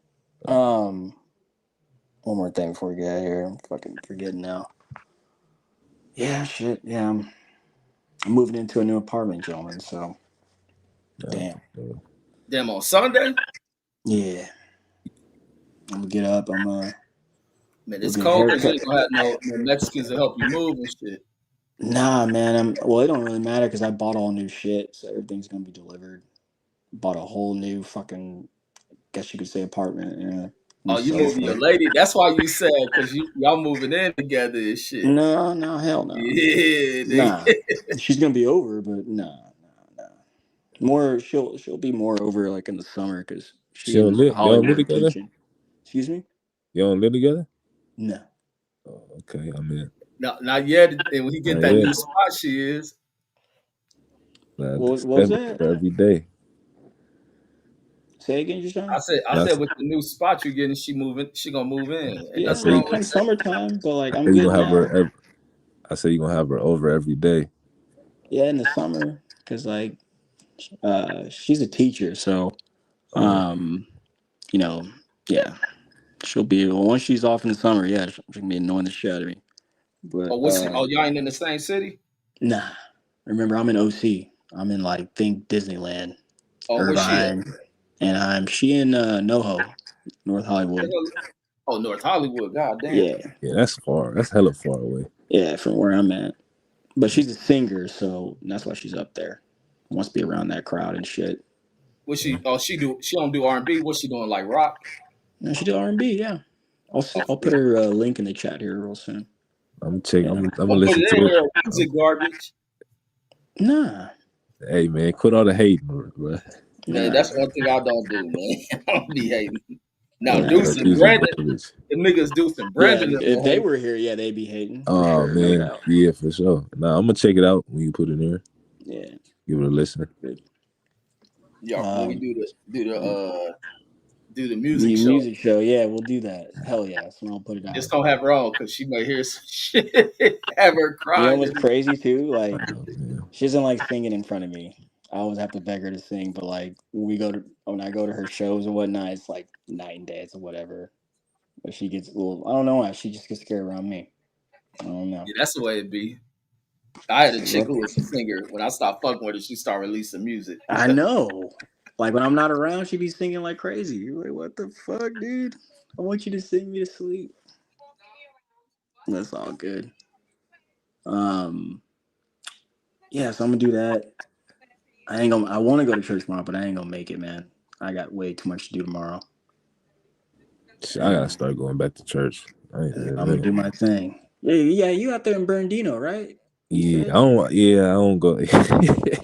No, no, no, no, no, no. I wasn't gonna Yeah, ask that. I was just saying, nah. like what, like north of Colton or something like that. You ain't gotta tell me exactly. He said, nah, I don't got a problem. Nah, I'm saying I don't really go. Like, I had my old church, but I don't really, like, I really don't go to that church anymore. I really go to church, like, it's like, I go to a couple in Loma Linda. You familiar with Got Loma you. Linda Yeah, Revens? yeah. They got a lot of, they probably they known for, like, being real health friendly. Like, they known for that. Like, they one of the Got healthiest you. places in California. It's a lot of 7-day Adventists out They there. known for being health friendly. Yeah, they like eat a lot of greens and vegetables, and they don't eat meat. It's like a vegetarian type city. Oh, you vegetarian and shit. No, I'm not a vegetarian. The city, that's what it's known for. Oh, for real? So yeah, when I go Yeah. to like the the Bible studies, they be having all type of veggie food there, and I just don't be rocking with it like that. Oh my god, that's They funny. had ice cream without dairy in it. You ever had that Ah, before? nigga, Something like that. That shit die. kind of good, bro. Where the hell they make the dairy out? They squeeze it out of almonds or some shit? I don't know how they make it. It's like it don't. You know how it's like dairy ice cream tastes kind of like sweet and creamy. Yeah, yeah. Like this shit tastes like kind of like a popsicle. You said what? Like a popsicle, like Yeah, like popsicle. Like it don't taste like ice. Like when you think of ice cream, like it don't taste like cookies and cream. Like this shit tastes like popsicle. It's like real light, frozen yogurt. Like it's weird. Like I never tasted nothing like it before. It's a black church or it's mixed. Nah, this my it was crazy. This the OG from Hoover. I mean, he just I be going with him. He told me about it and shit, so I go with him. It's a whole bunch of Asians and like Africans and shit, like not no Black Americans and shit. I struggle with this and white people, so yeah. Like I struggle with the new Christian wave. Yeah. Sorry, Reg, you kind of keep me a little extra time, but like I just kind of like I always like because my girlfriend she goes to Oasis up there in downtown LA, in Koreatown. So like that's like a mixed church, kind of young crowd, white folks and shit. I got black folks too. I always tell everybody, I'm like, babe, like I'm just too old school. I kind of like how I grew up. Yeah, just like the elders run the church, so like I'm just used to that, and that's why I go to Crenshaw and just like I feel at home. But yeah, it's hard for me to get down with the new wave stuff, man. Yeah, and like it's a lot. It be it's a different crowd. Like I'm used to like the crowd on here. Like this, for me, it's theirs. Like these is all like Asians and whites, and these are just real nice people. They're like medical students and stuff. Because this is Long Belinda. Yeah, so these are like real nice people though, and like because I went to when I lived at the beach, like Newport Beach. I was going to this white church for a while, and it was kind of the same vibe like that. Yeah. But I grew to like it. But yeah, I like it. It's different. I left because man, like once COVID started, the white folks got all political, man. So, like how I grew up, like we don't mix politics in the church at all. Yeah. Like it's forbidden. We don't do that. I'm glad they don't talk politics when I go. Like we'll address it. We'll talk like what our mission and where we stand in it. But like as far as like having a major opinion and stand, like man, white folks were going crazy in COVID. I was like, I literally ran. I was like, I gotta go. They said Obama's the devil and Kamala's shit, sister. Man. Dog, you should have seen it. It was bad, man. It was bad. I had to leave my friends, like relationships I've been building over years. Man, I would have said, "Fuck all you white." I did say fuck them because I was like, I got into it with like old white men, bro. I was like, nigga. I would have got up in church and said that shit. I was like, bro, if you don't sit your fucking wanna have all the power looking ass down, I was like, fuck you, man. Did a lot of them go like on missions and stuff? Like I know a lot of them like go to Africa and shit. They go to like Africa and preach and like build churches. I haven't experienced that, but like my girlfriend, like she grew up Catholic. Yeah. Like she went to Bishop Lynch in Dallas, and like she's not Catholic anymore. But like I always, I make fun of her sometimes. She gets really pissed too. Like when she gets kind of controlly and stuff about shit, I'm like, yo, you're getting I was like, you're getting technical again. Should like get all pissed with me, because you are getting all Catholic, dog. It's like it's not that serious. It's not about the works, man. Nah, I had when I was in school, bro. I had these Mormons approach me all the time. Like everybody used to approach me for some reason. Like you tall, man. They walk past. They really tried to get me to convert to being a Mormon. They gave me tried to pray the Mormon Bible and shit. It's funny. That church is so full of shit because of their views on blacks and shit. And now they come reaching out to you and shit. Yeah, that's a real cult though. That's a real cult. Like that's a real cult, dude. And same thing with Scientology. But it's crazy to see them try to convert a black person and you'll have no real position within their church. This nigga Reggie talking about I would have joined this shit, bro. No, I say it's black people that have joined that shit. It not is. The way they didn't dupe the Samoans into that shit is crazy. Nah, for sure. But I know my friend. I got a homie. He played football at Utah. He ended up going on a mission, and he put his career on hold for being a part of that shit. Like in Utah and shit. That should be crazy. I get nothing out of that shit. These Jehovah Witnesses used to come by my old house, like when I was living in Newport Beach, all the time, right? And then one time I got to talking with them, then I spoke with them another time. And then it was funny. I thought it was funny because like I would try to lead the prayer, and like, bro, they're like, "Oh no, no, no, no!" Like they wouldn't let me pray for him, dog. This shit was hilarious, They man. were like, you're the curse of Ham. Straight up, bro. Straight up, dog. This shit was hilarious, man. But So, yeah, shit. Let's get up but yeah, out of yeah, here, man. Nah, for yeah. sure. Y'all be Hey, cool for us.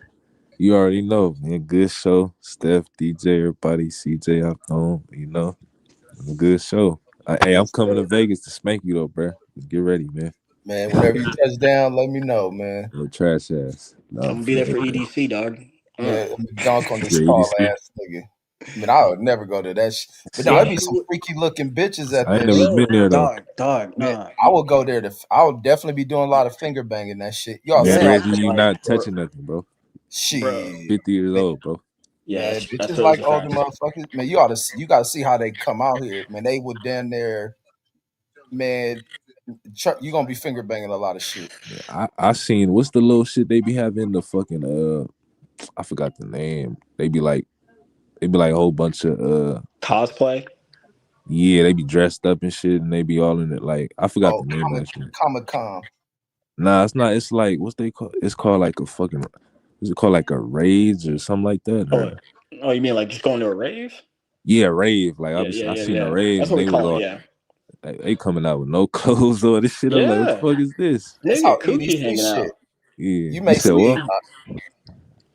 But man. but That's real how quick, My EDC Reggie. cousin be. tried to get me to go to one, but I told him I'm like, it ain't no black bitches there, so I don't know. But he's like, nah, Now they are, black but bitches. like it's the new kids. But Man, Yeah, like, you'll man, fuck with you get freaky ass like Asian, yeah. Latinos. Might oh go to Man, one for real. no. Like Might catch I was me gonna at. tell you guys, like if man, you've never been to one, you if probably you've never been to fuck one, out there.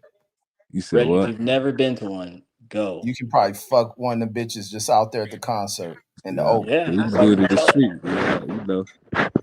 Have you guys been to Coachella? Nah, I No, don't really go to Gotta festivals go. like that. Gotta go. It's not what you think, gentlemen. It's like it's a lot of fun. It's a lot of I fun. told myself though I don't want to go to that shit I if I think don't like. CJ been to that shit. CJ into that kind Yeah. of shit. I It's a don't. lot of fun. I said I don't even go to that shit if I had like a girlfriend or something. But single, I said I'm not going to that shit. Nah, you can. I mean, you can go with your girlfriend, but like, dog. The thing is, like, okay, so we call them rave bays. You Yeah, just meet some chicks, have a good time, man. nah, for Before sure. you know it, you're making out, finger banging. You might even take her home, or she might take you to the hotel, whichever. And might fuck on her for like a couple weeks. But Yeah, nah, for sure. call them rave bays, man. Like quick. All you gotta do is say what's up. Yeah, I'm Jashawn. I hover over. But nah. yeah, My yeah. boy, he was on. He ain't me, so he said he was having a hard time, like trying to like get their numbers. I don't. That's what he told me. He said they was acting. They didn't want to talk. They was standing in their groups and they like friends and shit was cock blocking, like all type of shit. He was telling me when he went to that shit. That's not a good crowd. That's not a good crowd. But if Yeah, you just go with your homeboys, man, or like solid group of people, like you're gonna have a great time, man. And I think what I'm trying to say is that like that pure ecstasy type feeling. It's a lot of happiness going on, man. There's no bad feelings. There's no harsh. There's no malice. You don't feel that when you're at one of these events. Everyone is that happy, and everyone's like, like you start kind of losing your shit, and you're like, "Oh man, you okay?" Like, "Oh man, here's some water." Hey, you want to see my girl's tits? Like, "Oh man." I'm telling you, did man. you have I'm to pay for telling that shit? He paid like 300. He said to go. you. Yeah, I don't do that too much anymore. But yeah, Yeah, in my heyday, we get VIP and shit. But okay. what I was trying to describe to Reggie was like, man, just get a ticket and just walk around, have a good time. People watch. You'll see a lot of funny shit, and like you'll see shit be like, damn, like it's fucked up, or and then you'll see something be like, yo, these people are having such a good time. Like I can't stop smiling and having a good time too. Like No, it's I just, just see them out here when they come out here, and I'd be like, I already know they having a ball, but then seeing how like free the chicks is and the way oh that yeah, how they dressing, I'd be oh like, yeah, man, Yeah, yeah, it's that's up going your down. alley, bruh.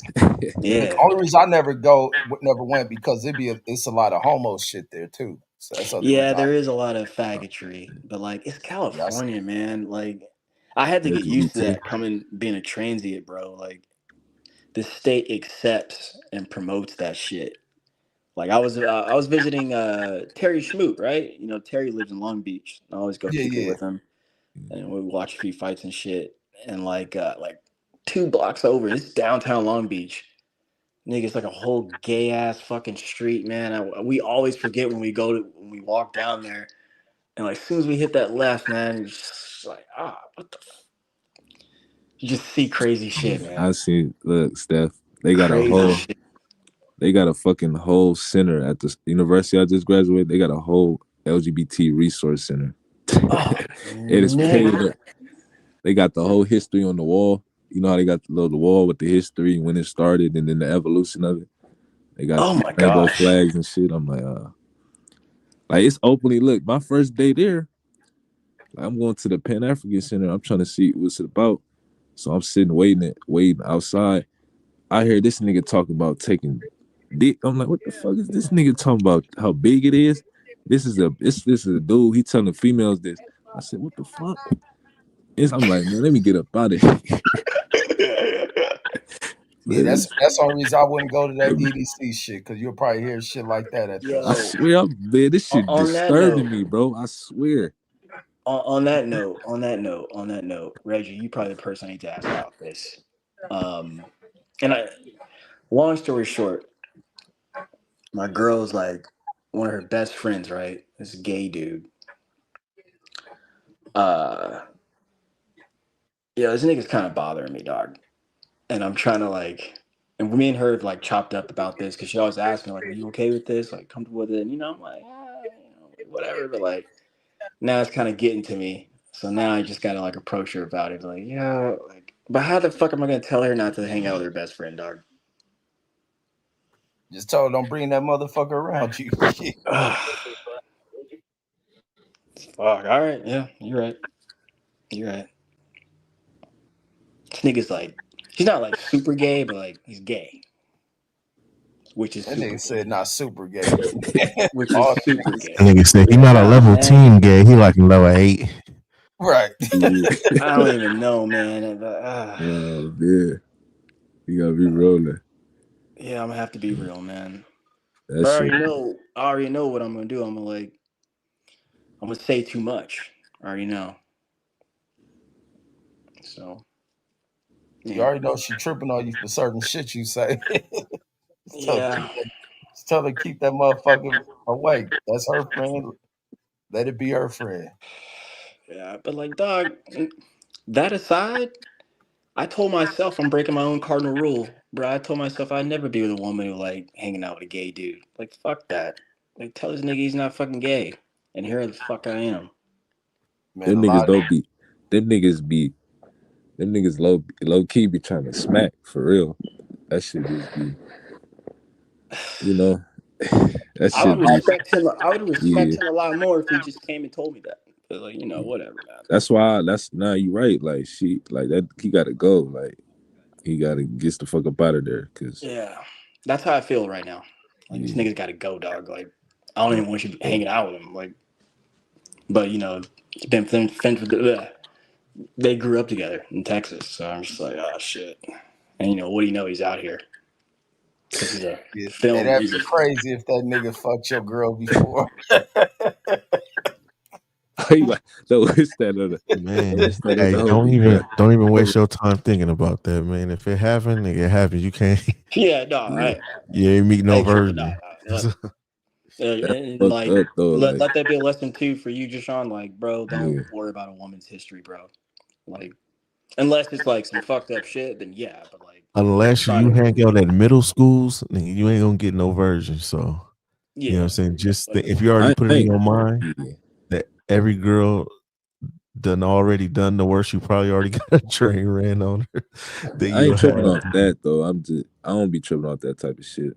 Just like I trip off the type of shit. Like I don't like fucking with bitches that like people I know, like that I've been friends with.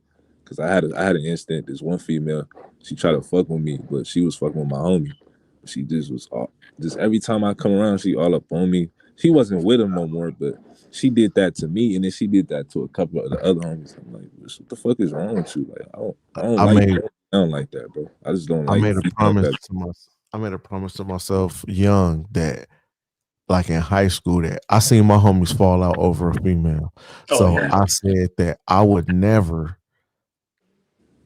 mess with a broad that any of my homies was messing with. No matter if they said they was cool with it, they was done with it, they didn't give a fuck, because my two homies got into it over a female that I passed. Like, I passed the broad, like I'm cool, like here, you know what I'm saying? And then the other homie was messing with her, and then they got into it. I'm like, how y'all fall out over a broad that I passed? Like, and then they was like, oh damn, nah, you right.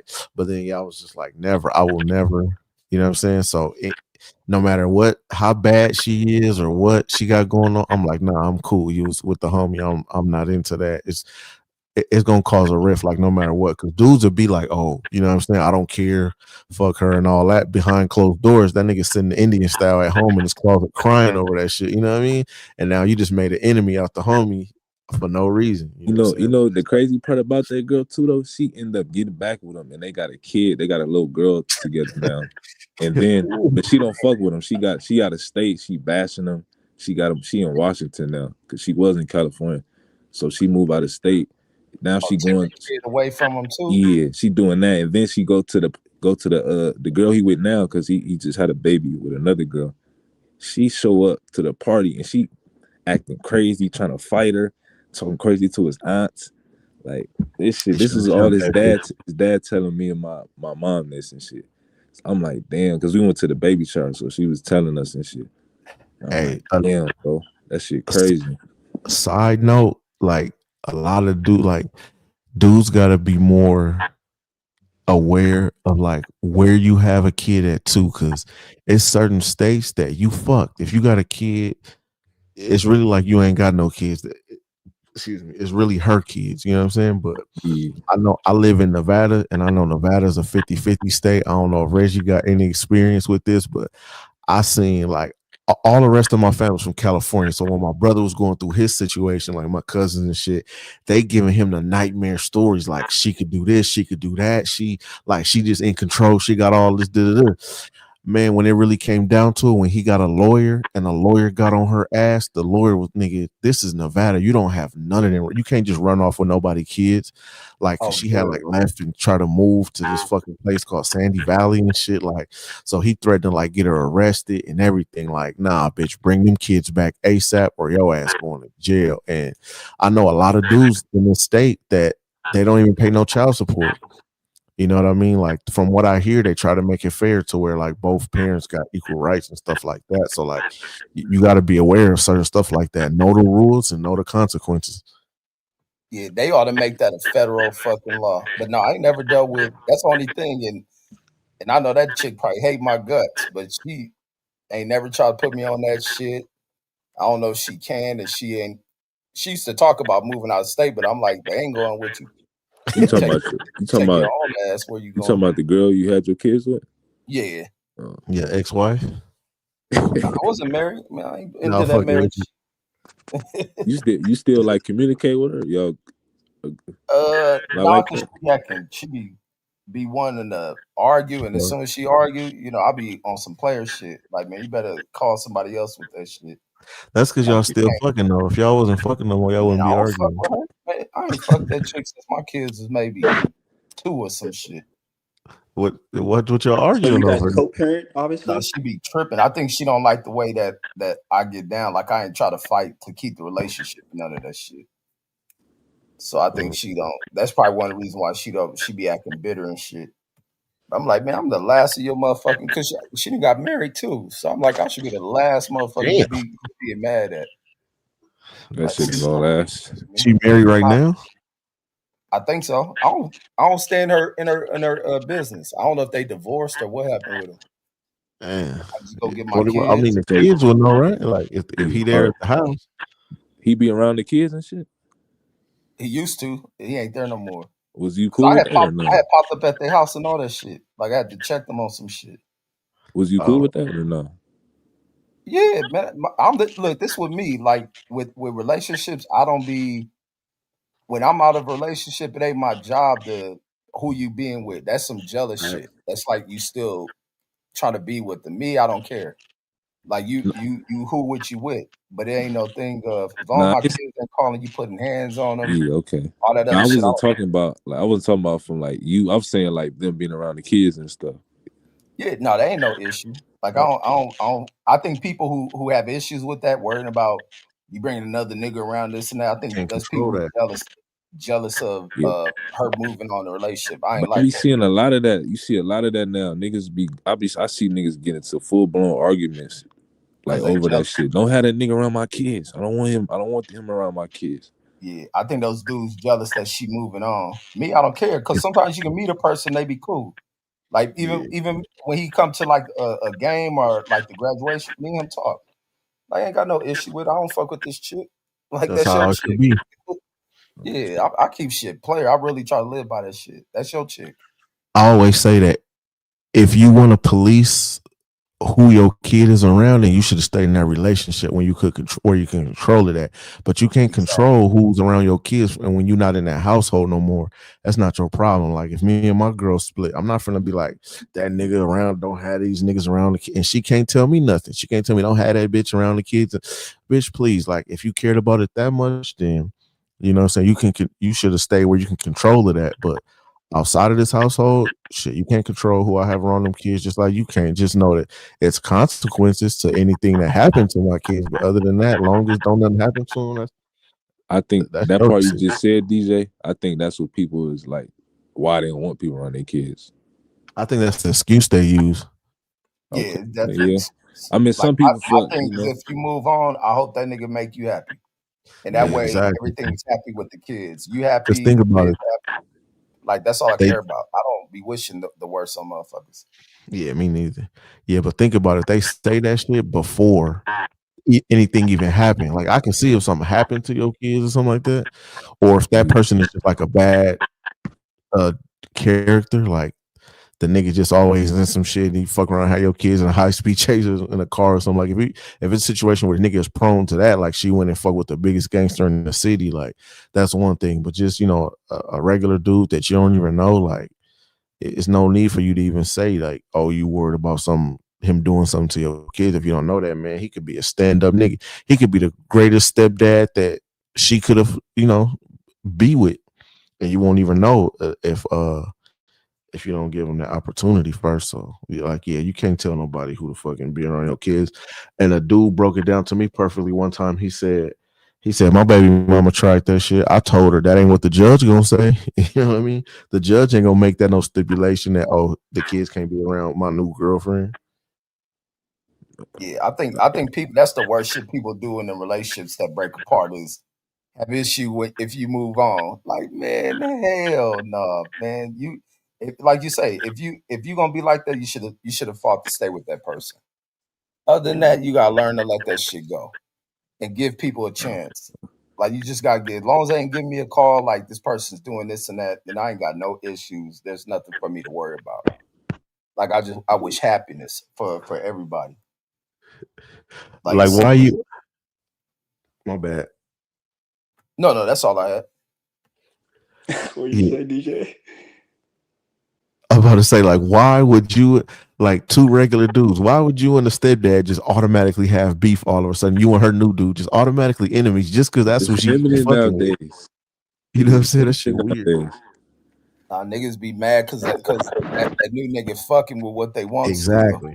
That new nigga over there hitting that raw nigga. That's why you mad. I Well, you mean, should have yeah. stayed with her if you care so much. You know what I'm saying? If you didn't want that to happen, nigga, you should have been over there playing nice husband. Yeah, some niggas get mad if she end up pregnant, all that shit. Like people got the weirdest shit that they'll fight for. Like I'm cool on that, man. I got mine. That's it. Like I Wow, think you a lot really of let people, that a lot nigga of get you people gotta learn pregnant? to get huh? Niggas still be in love and jealous and shit. Yeah, a lot of Yeah, people like It'd niggas be ready like to that though. crash out. I remember when Brady got divorced, his wife went right and got pregnant. that. Brady didn't give two fucks. He kept it super player about that shit. I know he did. That's all you He could did. do. I did. You know what he did, right? That nigga put all his shit in his mom's name. Oh, Tom Brady did that? Yeah, so she that's could get smart, man. none of his Oh, money, dog. I remember that Did it? soccer player did that shit too. I He didn't know switched Brady did that. all that shit What to his soccer mom's player? name, dog. It was some soccer player was going through a divorce or something, Yeah, and he had all this shit in his mother's name and shit. yeah. Puff did Smart. that shit too. Yeah, Hey, because it's cold didn't how would try to take all your shit. Like that shit ain't hell yeah, cool. motherfucker get half, didn't do nothing. Yeah, see, and that's the reason I want to get married. Like even for relationships, I hate to go from here you are, you fucking somebody, y'all been happy, and the minute go bad, you just want to destroy a motherfucker. Like that shit ain't Exactly. cool. And even the other thing, like we're talking about, like where you split and why it's important, like to be on your shit when you have kids. That if it come to the point to where you have to take on the role as a single parent, you want to make sure your shit is right and presenting that shit. I don't believe in taking people's or trying to break people financially because all it do is hurt the kids. You can provide less for Exactly. them, and it's just destroying everything. I They think don't people care are about their kids. people are idiots to even try to put another person on child support and all this other shit, Yeah. or even They use the divorce. kids as weapons. No, you're not supposed to get Yeah, divorced, man. It's like when you get married, don't get divorced. yeah, and I hate to see when people do that shit as well. And there's so many Yeah, people. That's why I be me like, too. people they play Hurts. with marriage. Like you ain't supposed to.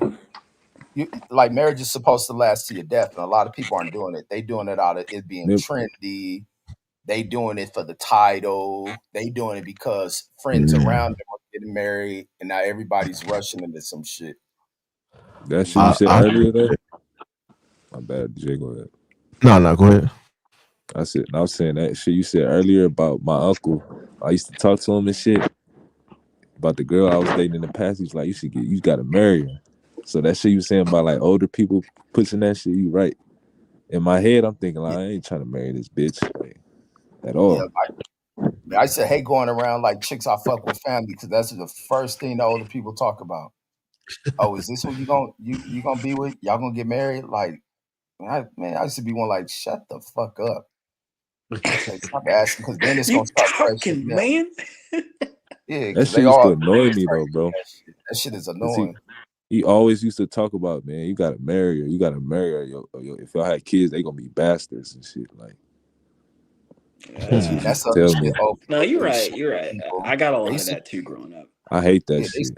they used to shame women in that shit. Like it'd be a thing even back in the past. Why women used to live with their parents and this and that. You couldn't be in a man's house if you wasn't married and shit like that. People forced to be in with people they don't Yeah. like. Yeah, that's why they used to get married at 14 too. Right. And can't They used to stand give each them other. away and shit. You don't even know that motherfucker. You know what I'm saying? Like, shit is crazy. You gotta know somebody first. You gotta know who you marrying. Motherfuckers be out here just getting married. That's why, it's like you gotta have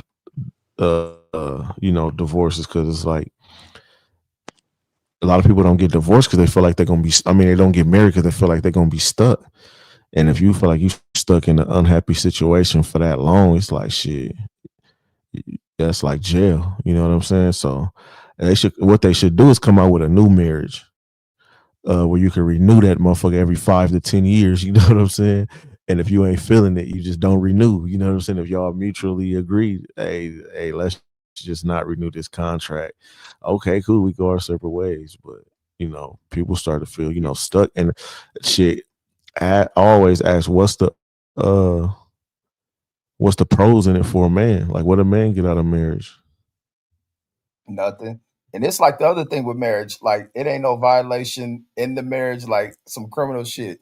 You get married and the bitch get caught cheating, or you get caught cheating. Is there a fine? Does it a no shit? Does it start? This motherfucker be cheating like a motherfucker, Exactly. divorce your ass, and still take half? Like, And fuck still take no. it.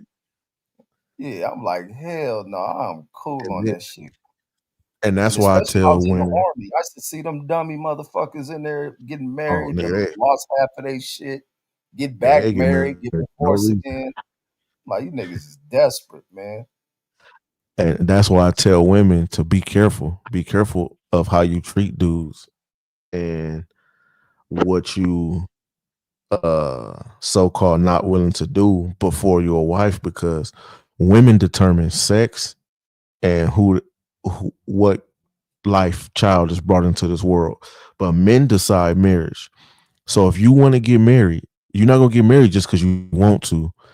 That man has to propose to you for you to get married for the most part. You know what I mean? So you better make sure that you doing what he want for him to say, I should marry this girl. Because if not, your ass gonna be unmarried for a Yeah, long time. I don't want to deal with that rationing of the pussy or dealing in like how Steph you talking about being in the doghouse. Man, I ain't trying to go through that kind of shit. That's what I'm saying. Yeah. Relationships, man.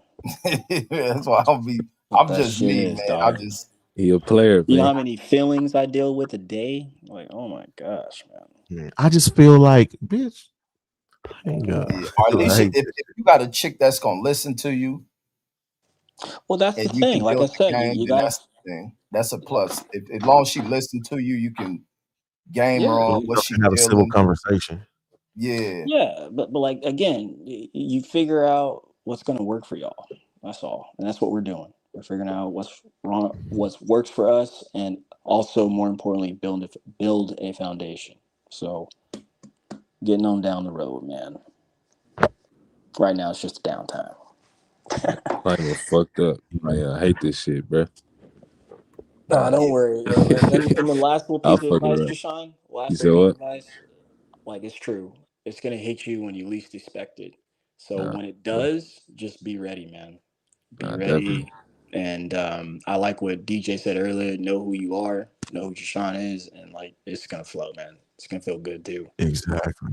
It's the best shit. So, Can't live with Yeah, him. Can't live with him. You can't live without him, man. nah, definitely. Yeah, that's a exactly. damn fact. Because you got, I might be down on my luck, but I'm gonna have me a bra somewhere. You feel me? I ain't gonna never be without one. You know what I'm saying? Yeah, that's a No, fact. DJ's a But player though. Former. I'm I just ain't me, trying. man. I can't help it. I ain't, I ain't never got no title. You know what I'm saying? Like I'm just me. You feel me? Like I just know who I am. So you can't rattle me with that. Like I don't know how you figure. If any bra figured she was going, ration the pussy or you like what's my alternative? My alternative is to be up out of here. You know what I'm saying? Easy. It's not hard to go get it anywhere else. You know what I'm saying? And anything you think you doing special for me, it's like it's really bare minimum. Like I could get that anywhere. You feel me? That's why I'll be like, I don't know why my girl be tripping because I'll be like, I know women feel like they got all these choices, but how many choices do you think a real man has? Like females out here, they see what a nigga is doing. Like they see how you treating your girl at the time, and like you think they don't want that? It's females out here that just want half of a nigga. They'll take a piece of a nigga. You know what I'm saying? So it's like, don't you think that at any time I could just, you know what I'm saying, be gone or be, somewhere else happier with somebody that ain't gonna complain about shit? Like I hate a complainer. Just everything is just you act like you got the worst life. Like you got it the best. Look at your friend group. Your friend group, they all single mothers outside of a couple, a handful. You know what I'm saying? Like, so like, don't you see that they look at you like you hit the lotto and you over here act like you doing me a favor? Like that's the craziest shit in the world, man. or It's Like, especially totally. when you're a good father, like bro, see that shit and you're a committed father, man. exactly. That shit'll get you lined up with some shit. Like, well, yeah, motherfuckers gotta start learning to Man, appreciate we a just brother. gotta stay off the internet, man. Stop listening to all these goofy weirdo Nah, shit it's talking been about like your that even shit. before the internet. The internet ain't even a blame on that shit. I think It But the it, I internet to just mean me, the it acceptance. is kind of no, though. I ain't gonna lie, it but no, is. the internet to me highlights how large scale the issue is. I don't think Yeah, the internet is the issue at all. I think that has always existed. yeah, but back then you couldn't see what's the name was doing in their relationship though. Like you couldn't see that true. shit. You didn't know unless they told you, unless she told you or he told you. Now you can see what people was going on in their marriage or their relationship because they posting about it. But Everybody's seeing it. I think it brings more clarity to an issue that has always existed. I think it's monkey see, monkey do. Without the internet, it's just hidden, but it's always existed. Look, sometimes it don't need to be out there. Example though. This is an example though, right? Like, so like if my girl, right, in the past, like she might see some shit on Instagram. Oh my God, this is so nice. She's so lucky. Her husband did that. Her husband proposed to her with all these flowers and a beautiful ring and all this old bullshit. Like, and you know, she'll try to use, you know, be passive aggressive with that shit.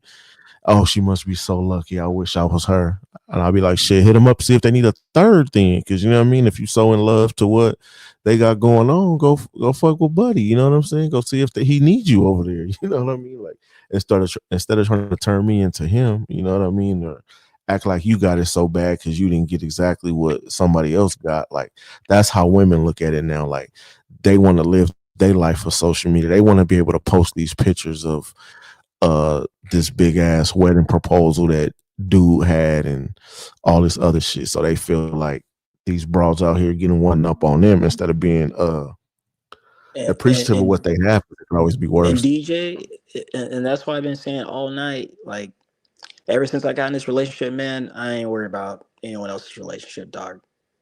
Like I can only control mine, and it's enough, and I get peace from it. It's not perfect, but it's enough, and I really mean that. Like I got so much going on with her, plus my own personal life and everything I'm trying to accomplish. Like that's why I said that word. Like it's hard, dog. Like, and the last thing I need to do is try to compare mine to like yours. That drive me even more crazy. That's that old keeping up with the Joneses shit, and I think that's the thing that has always existed. Like people attributed to the internet, that has always existed. I think people need to have happiness within what they have. I think money has become too much of a factor in people. Some people think love is based off of transactional shit like that.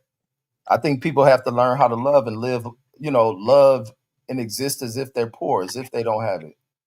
Like, and you don't find that. A lot of motherfuckers looking at what material shit you can give them, and then material shit ain't even enough. And then it comes back to the human side of shit. Like people be lost. Like one of the most like egregious and most fucked up shit I ever seen from a wife was the homie cousin, and I almost cussed her the fuck out because I check shit like that when I seen it. Hear her. Daniel was having some function at the house, so we all there, but we all grew up together, so she knew us like almost like we'll be like brothers, sisters, but she'll probably let somebody hit her because I think she was probably one of the homies to fuck by what she was saying. She was too friendly. Like, man, yeah, but she was bashing this dude like he was outside. He grew up in our neighborhood too. And she was just saying the foulest shit. I'm not part of conversations, but I'm in the range of the like foul shit she's saying about this dude behind his back. And I almost want to be like, bitch, shut your scandalous ass up. But I'm like, because I'm at their house. I ain't saying, but no, because I'm at their family house, which is my homie's dad, who I respect highly. But like, listen to her say this shit. Like, and you's a dirty ass bitch to say this shit behind his back, but would stay in this marriage. Ain't no telling if she probably ain't even faithful if she's viewing this dude in such a disgusting fashion. And I'm like, that's what. I'm like, that's what some people have that exist in their marriages, and she don't even know why she truly feels that way about the dude. Like, it's just some way out shit. That.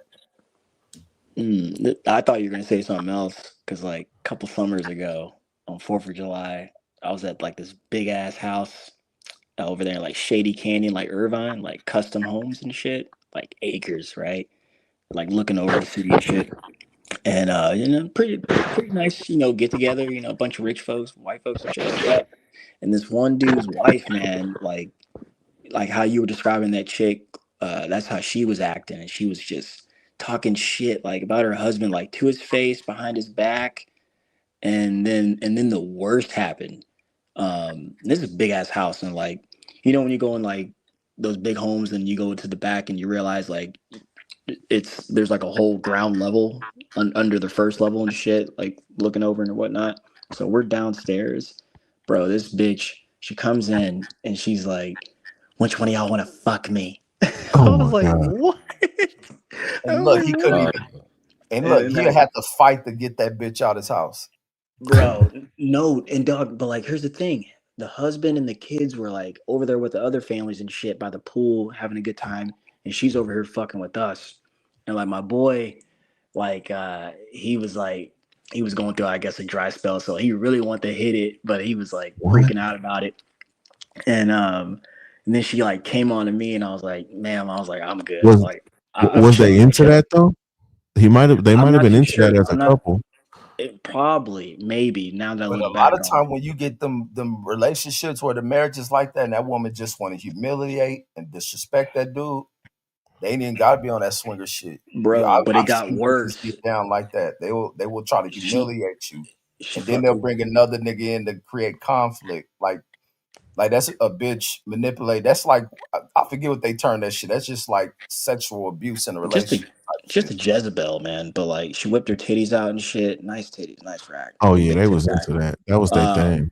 then she started twerking on my buddy and shit, and he's all like beat red, just like freaking out, man, because like their husband's right there, and like I She know was his nigga into see it. it, but She like would not be that bold if they was not into that. Like that was their Nah, thing. nah, it's a lot of bitches like that, bro. that You shit you was you crazy. wouldn't But you'd that be was like my first surprised time with the seeing level. something like that. I was You'd like, be what the surprised at fuck? the level of disrespect some marriages can take when they're falling apart.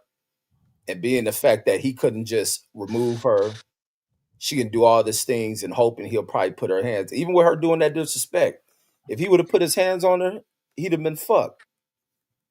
That's what it was actually, Reggie. Like she probably wanted a scene like that and her to start screaming like, "Oh, he hit me" or some shit like that. And like then because there's so many men there, right? There's like fucking 20 of us. Um, something would have went down.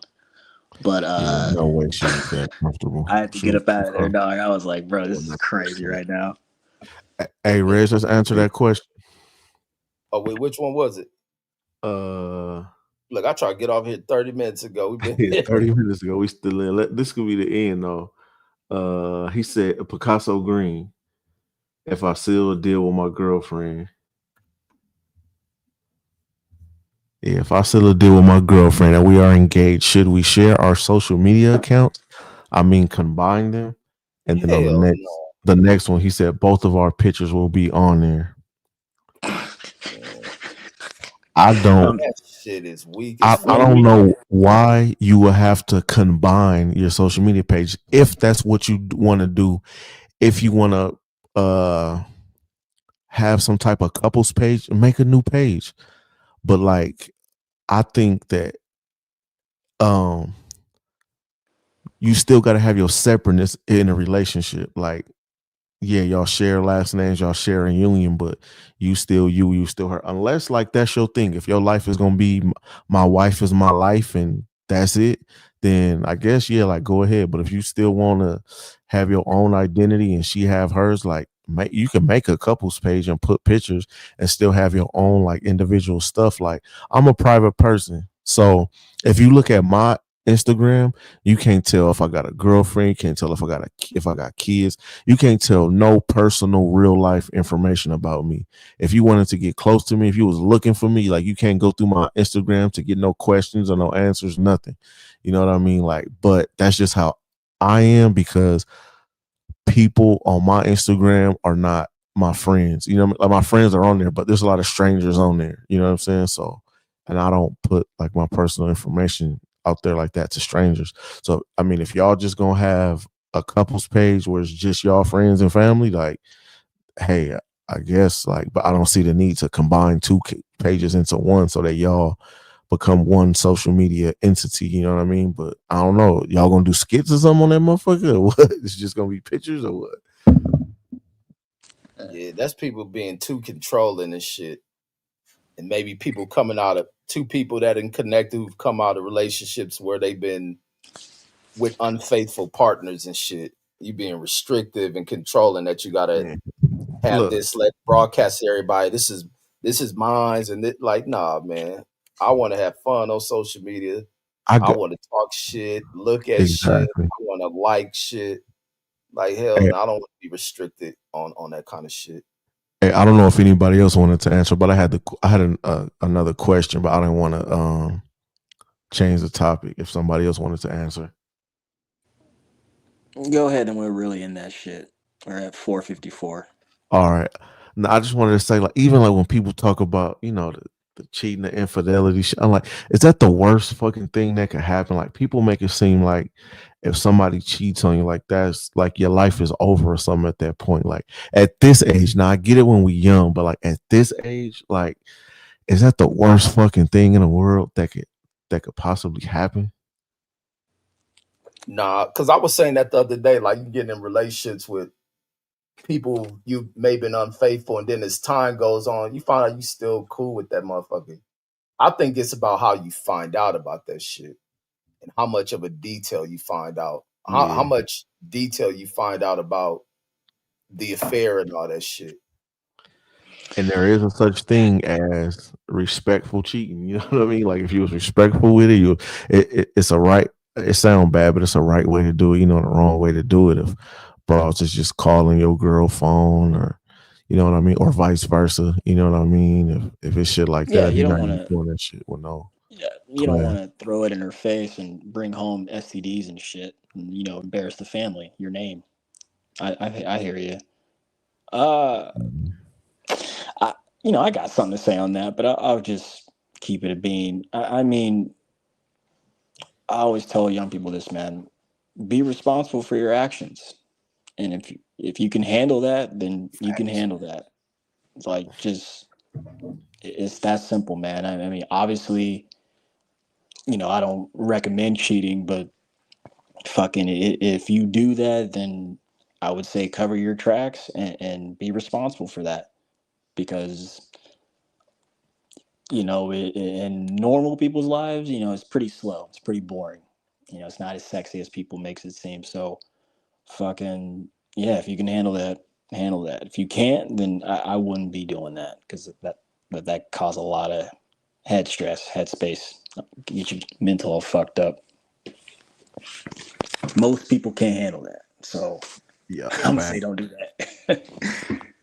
And I also ask that too, because like, people crash out about that shit. People, kill somebody behind that shit. And it's like, nigga, is it that serious? Nigga, you 35, 40, willing to kill somebody over some infidelity, nigga? Like, and like, have you been faithful your whole life? Like, to where you can't, even understand? Like, damn, is it that serious? Like, you couldn't just walk away?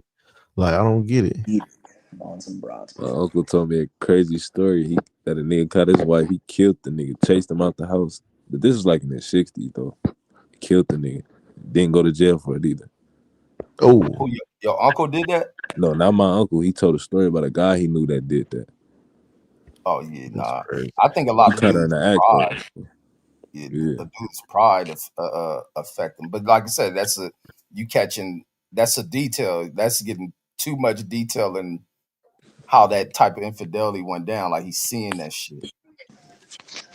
Like, but me, I think it's a pride thing for a lot of dudes. Like you But thinking about like, how nigga got your chick. If your chick a freaky ass chick, you thinking about her doing it to another dude. It's like as long as you don't find the full details on shit, then yeah. yeah, but like at least from the guy's perspective, I feel like when your woman's cheating on you, even if you don't know, like your intuition will lead to that, and you just as a guy, you pick up on guy tendency. Something could be left over that'll give you that indication, or you just might flat out and just ask and feel that distrust. But I feel like the guy can know. But like you said, Reggie, I think once you find out and how you find out, that yeah, man, kills your ego. Start acting up. That shit Only kind of real hurt though for real. motherfuckers can handle that shit. That's the other thing. That intuition is a motherfucker. So and if Yeah, you feeling that way, then you mean that. I mean, because that'll lead people into searching for shit. yeah, handle And if that. are you going to search and it's going to lead you to break it off? Some people search for shit, find out, and then they remain in the shit. So it's like, what's the purpose of Yeah, even going searching find for it that out. type of shit? Exactly. Stay out that girl phone. But yeah, that's all I got, man. We'll have another one of these combos tomorrow. See, Bro. man, get some rest. All of So, y'all. yeah, I'll be up. Shit, I'll be waiting. Yeah, for sure. Already, For pimp. sure. All right, Deshaun. So, Hey, so Thanks. for my final words, man, I just want to say, do not be afraid to discipline them kids or to discipline that woman. everything. Whoop some ass around there. You know what I'm saying? That's my final words. And I appreciate you, Reg. Oh, yes, sir, bro. All right, man. We catch y'all tomorrow, man. Salute to everybody tuned in. Everybody jumped on the panel, man. And always great to conversate, man. Conversations rule the goddamn nation. I'm out. Peace.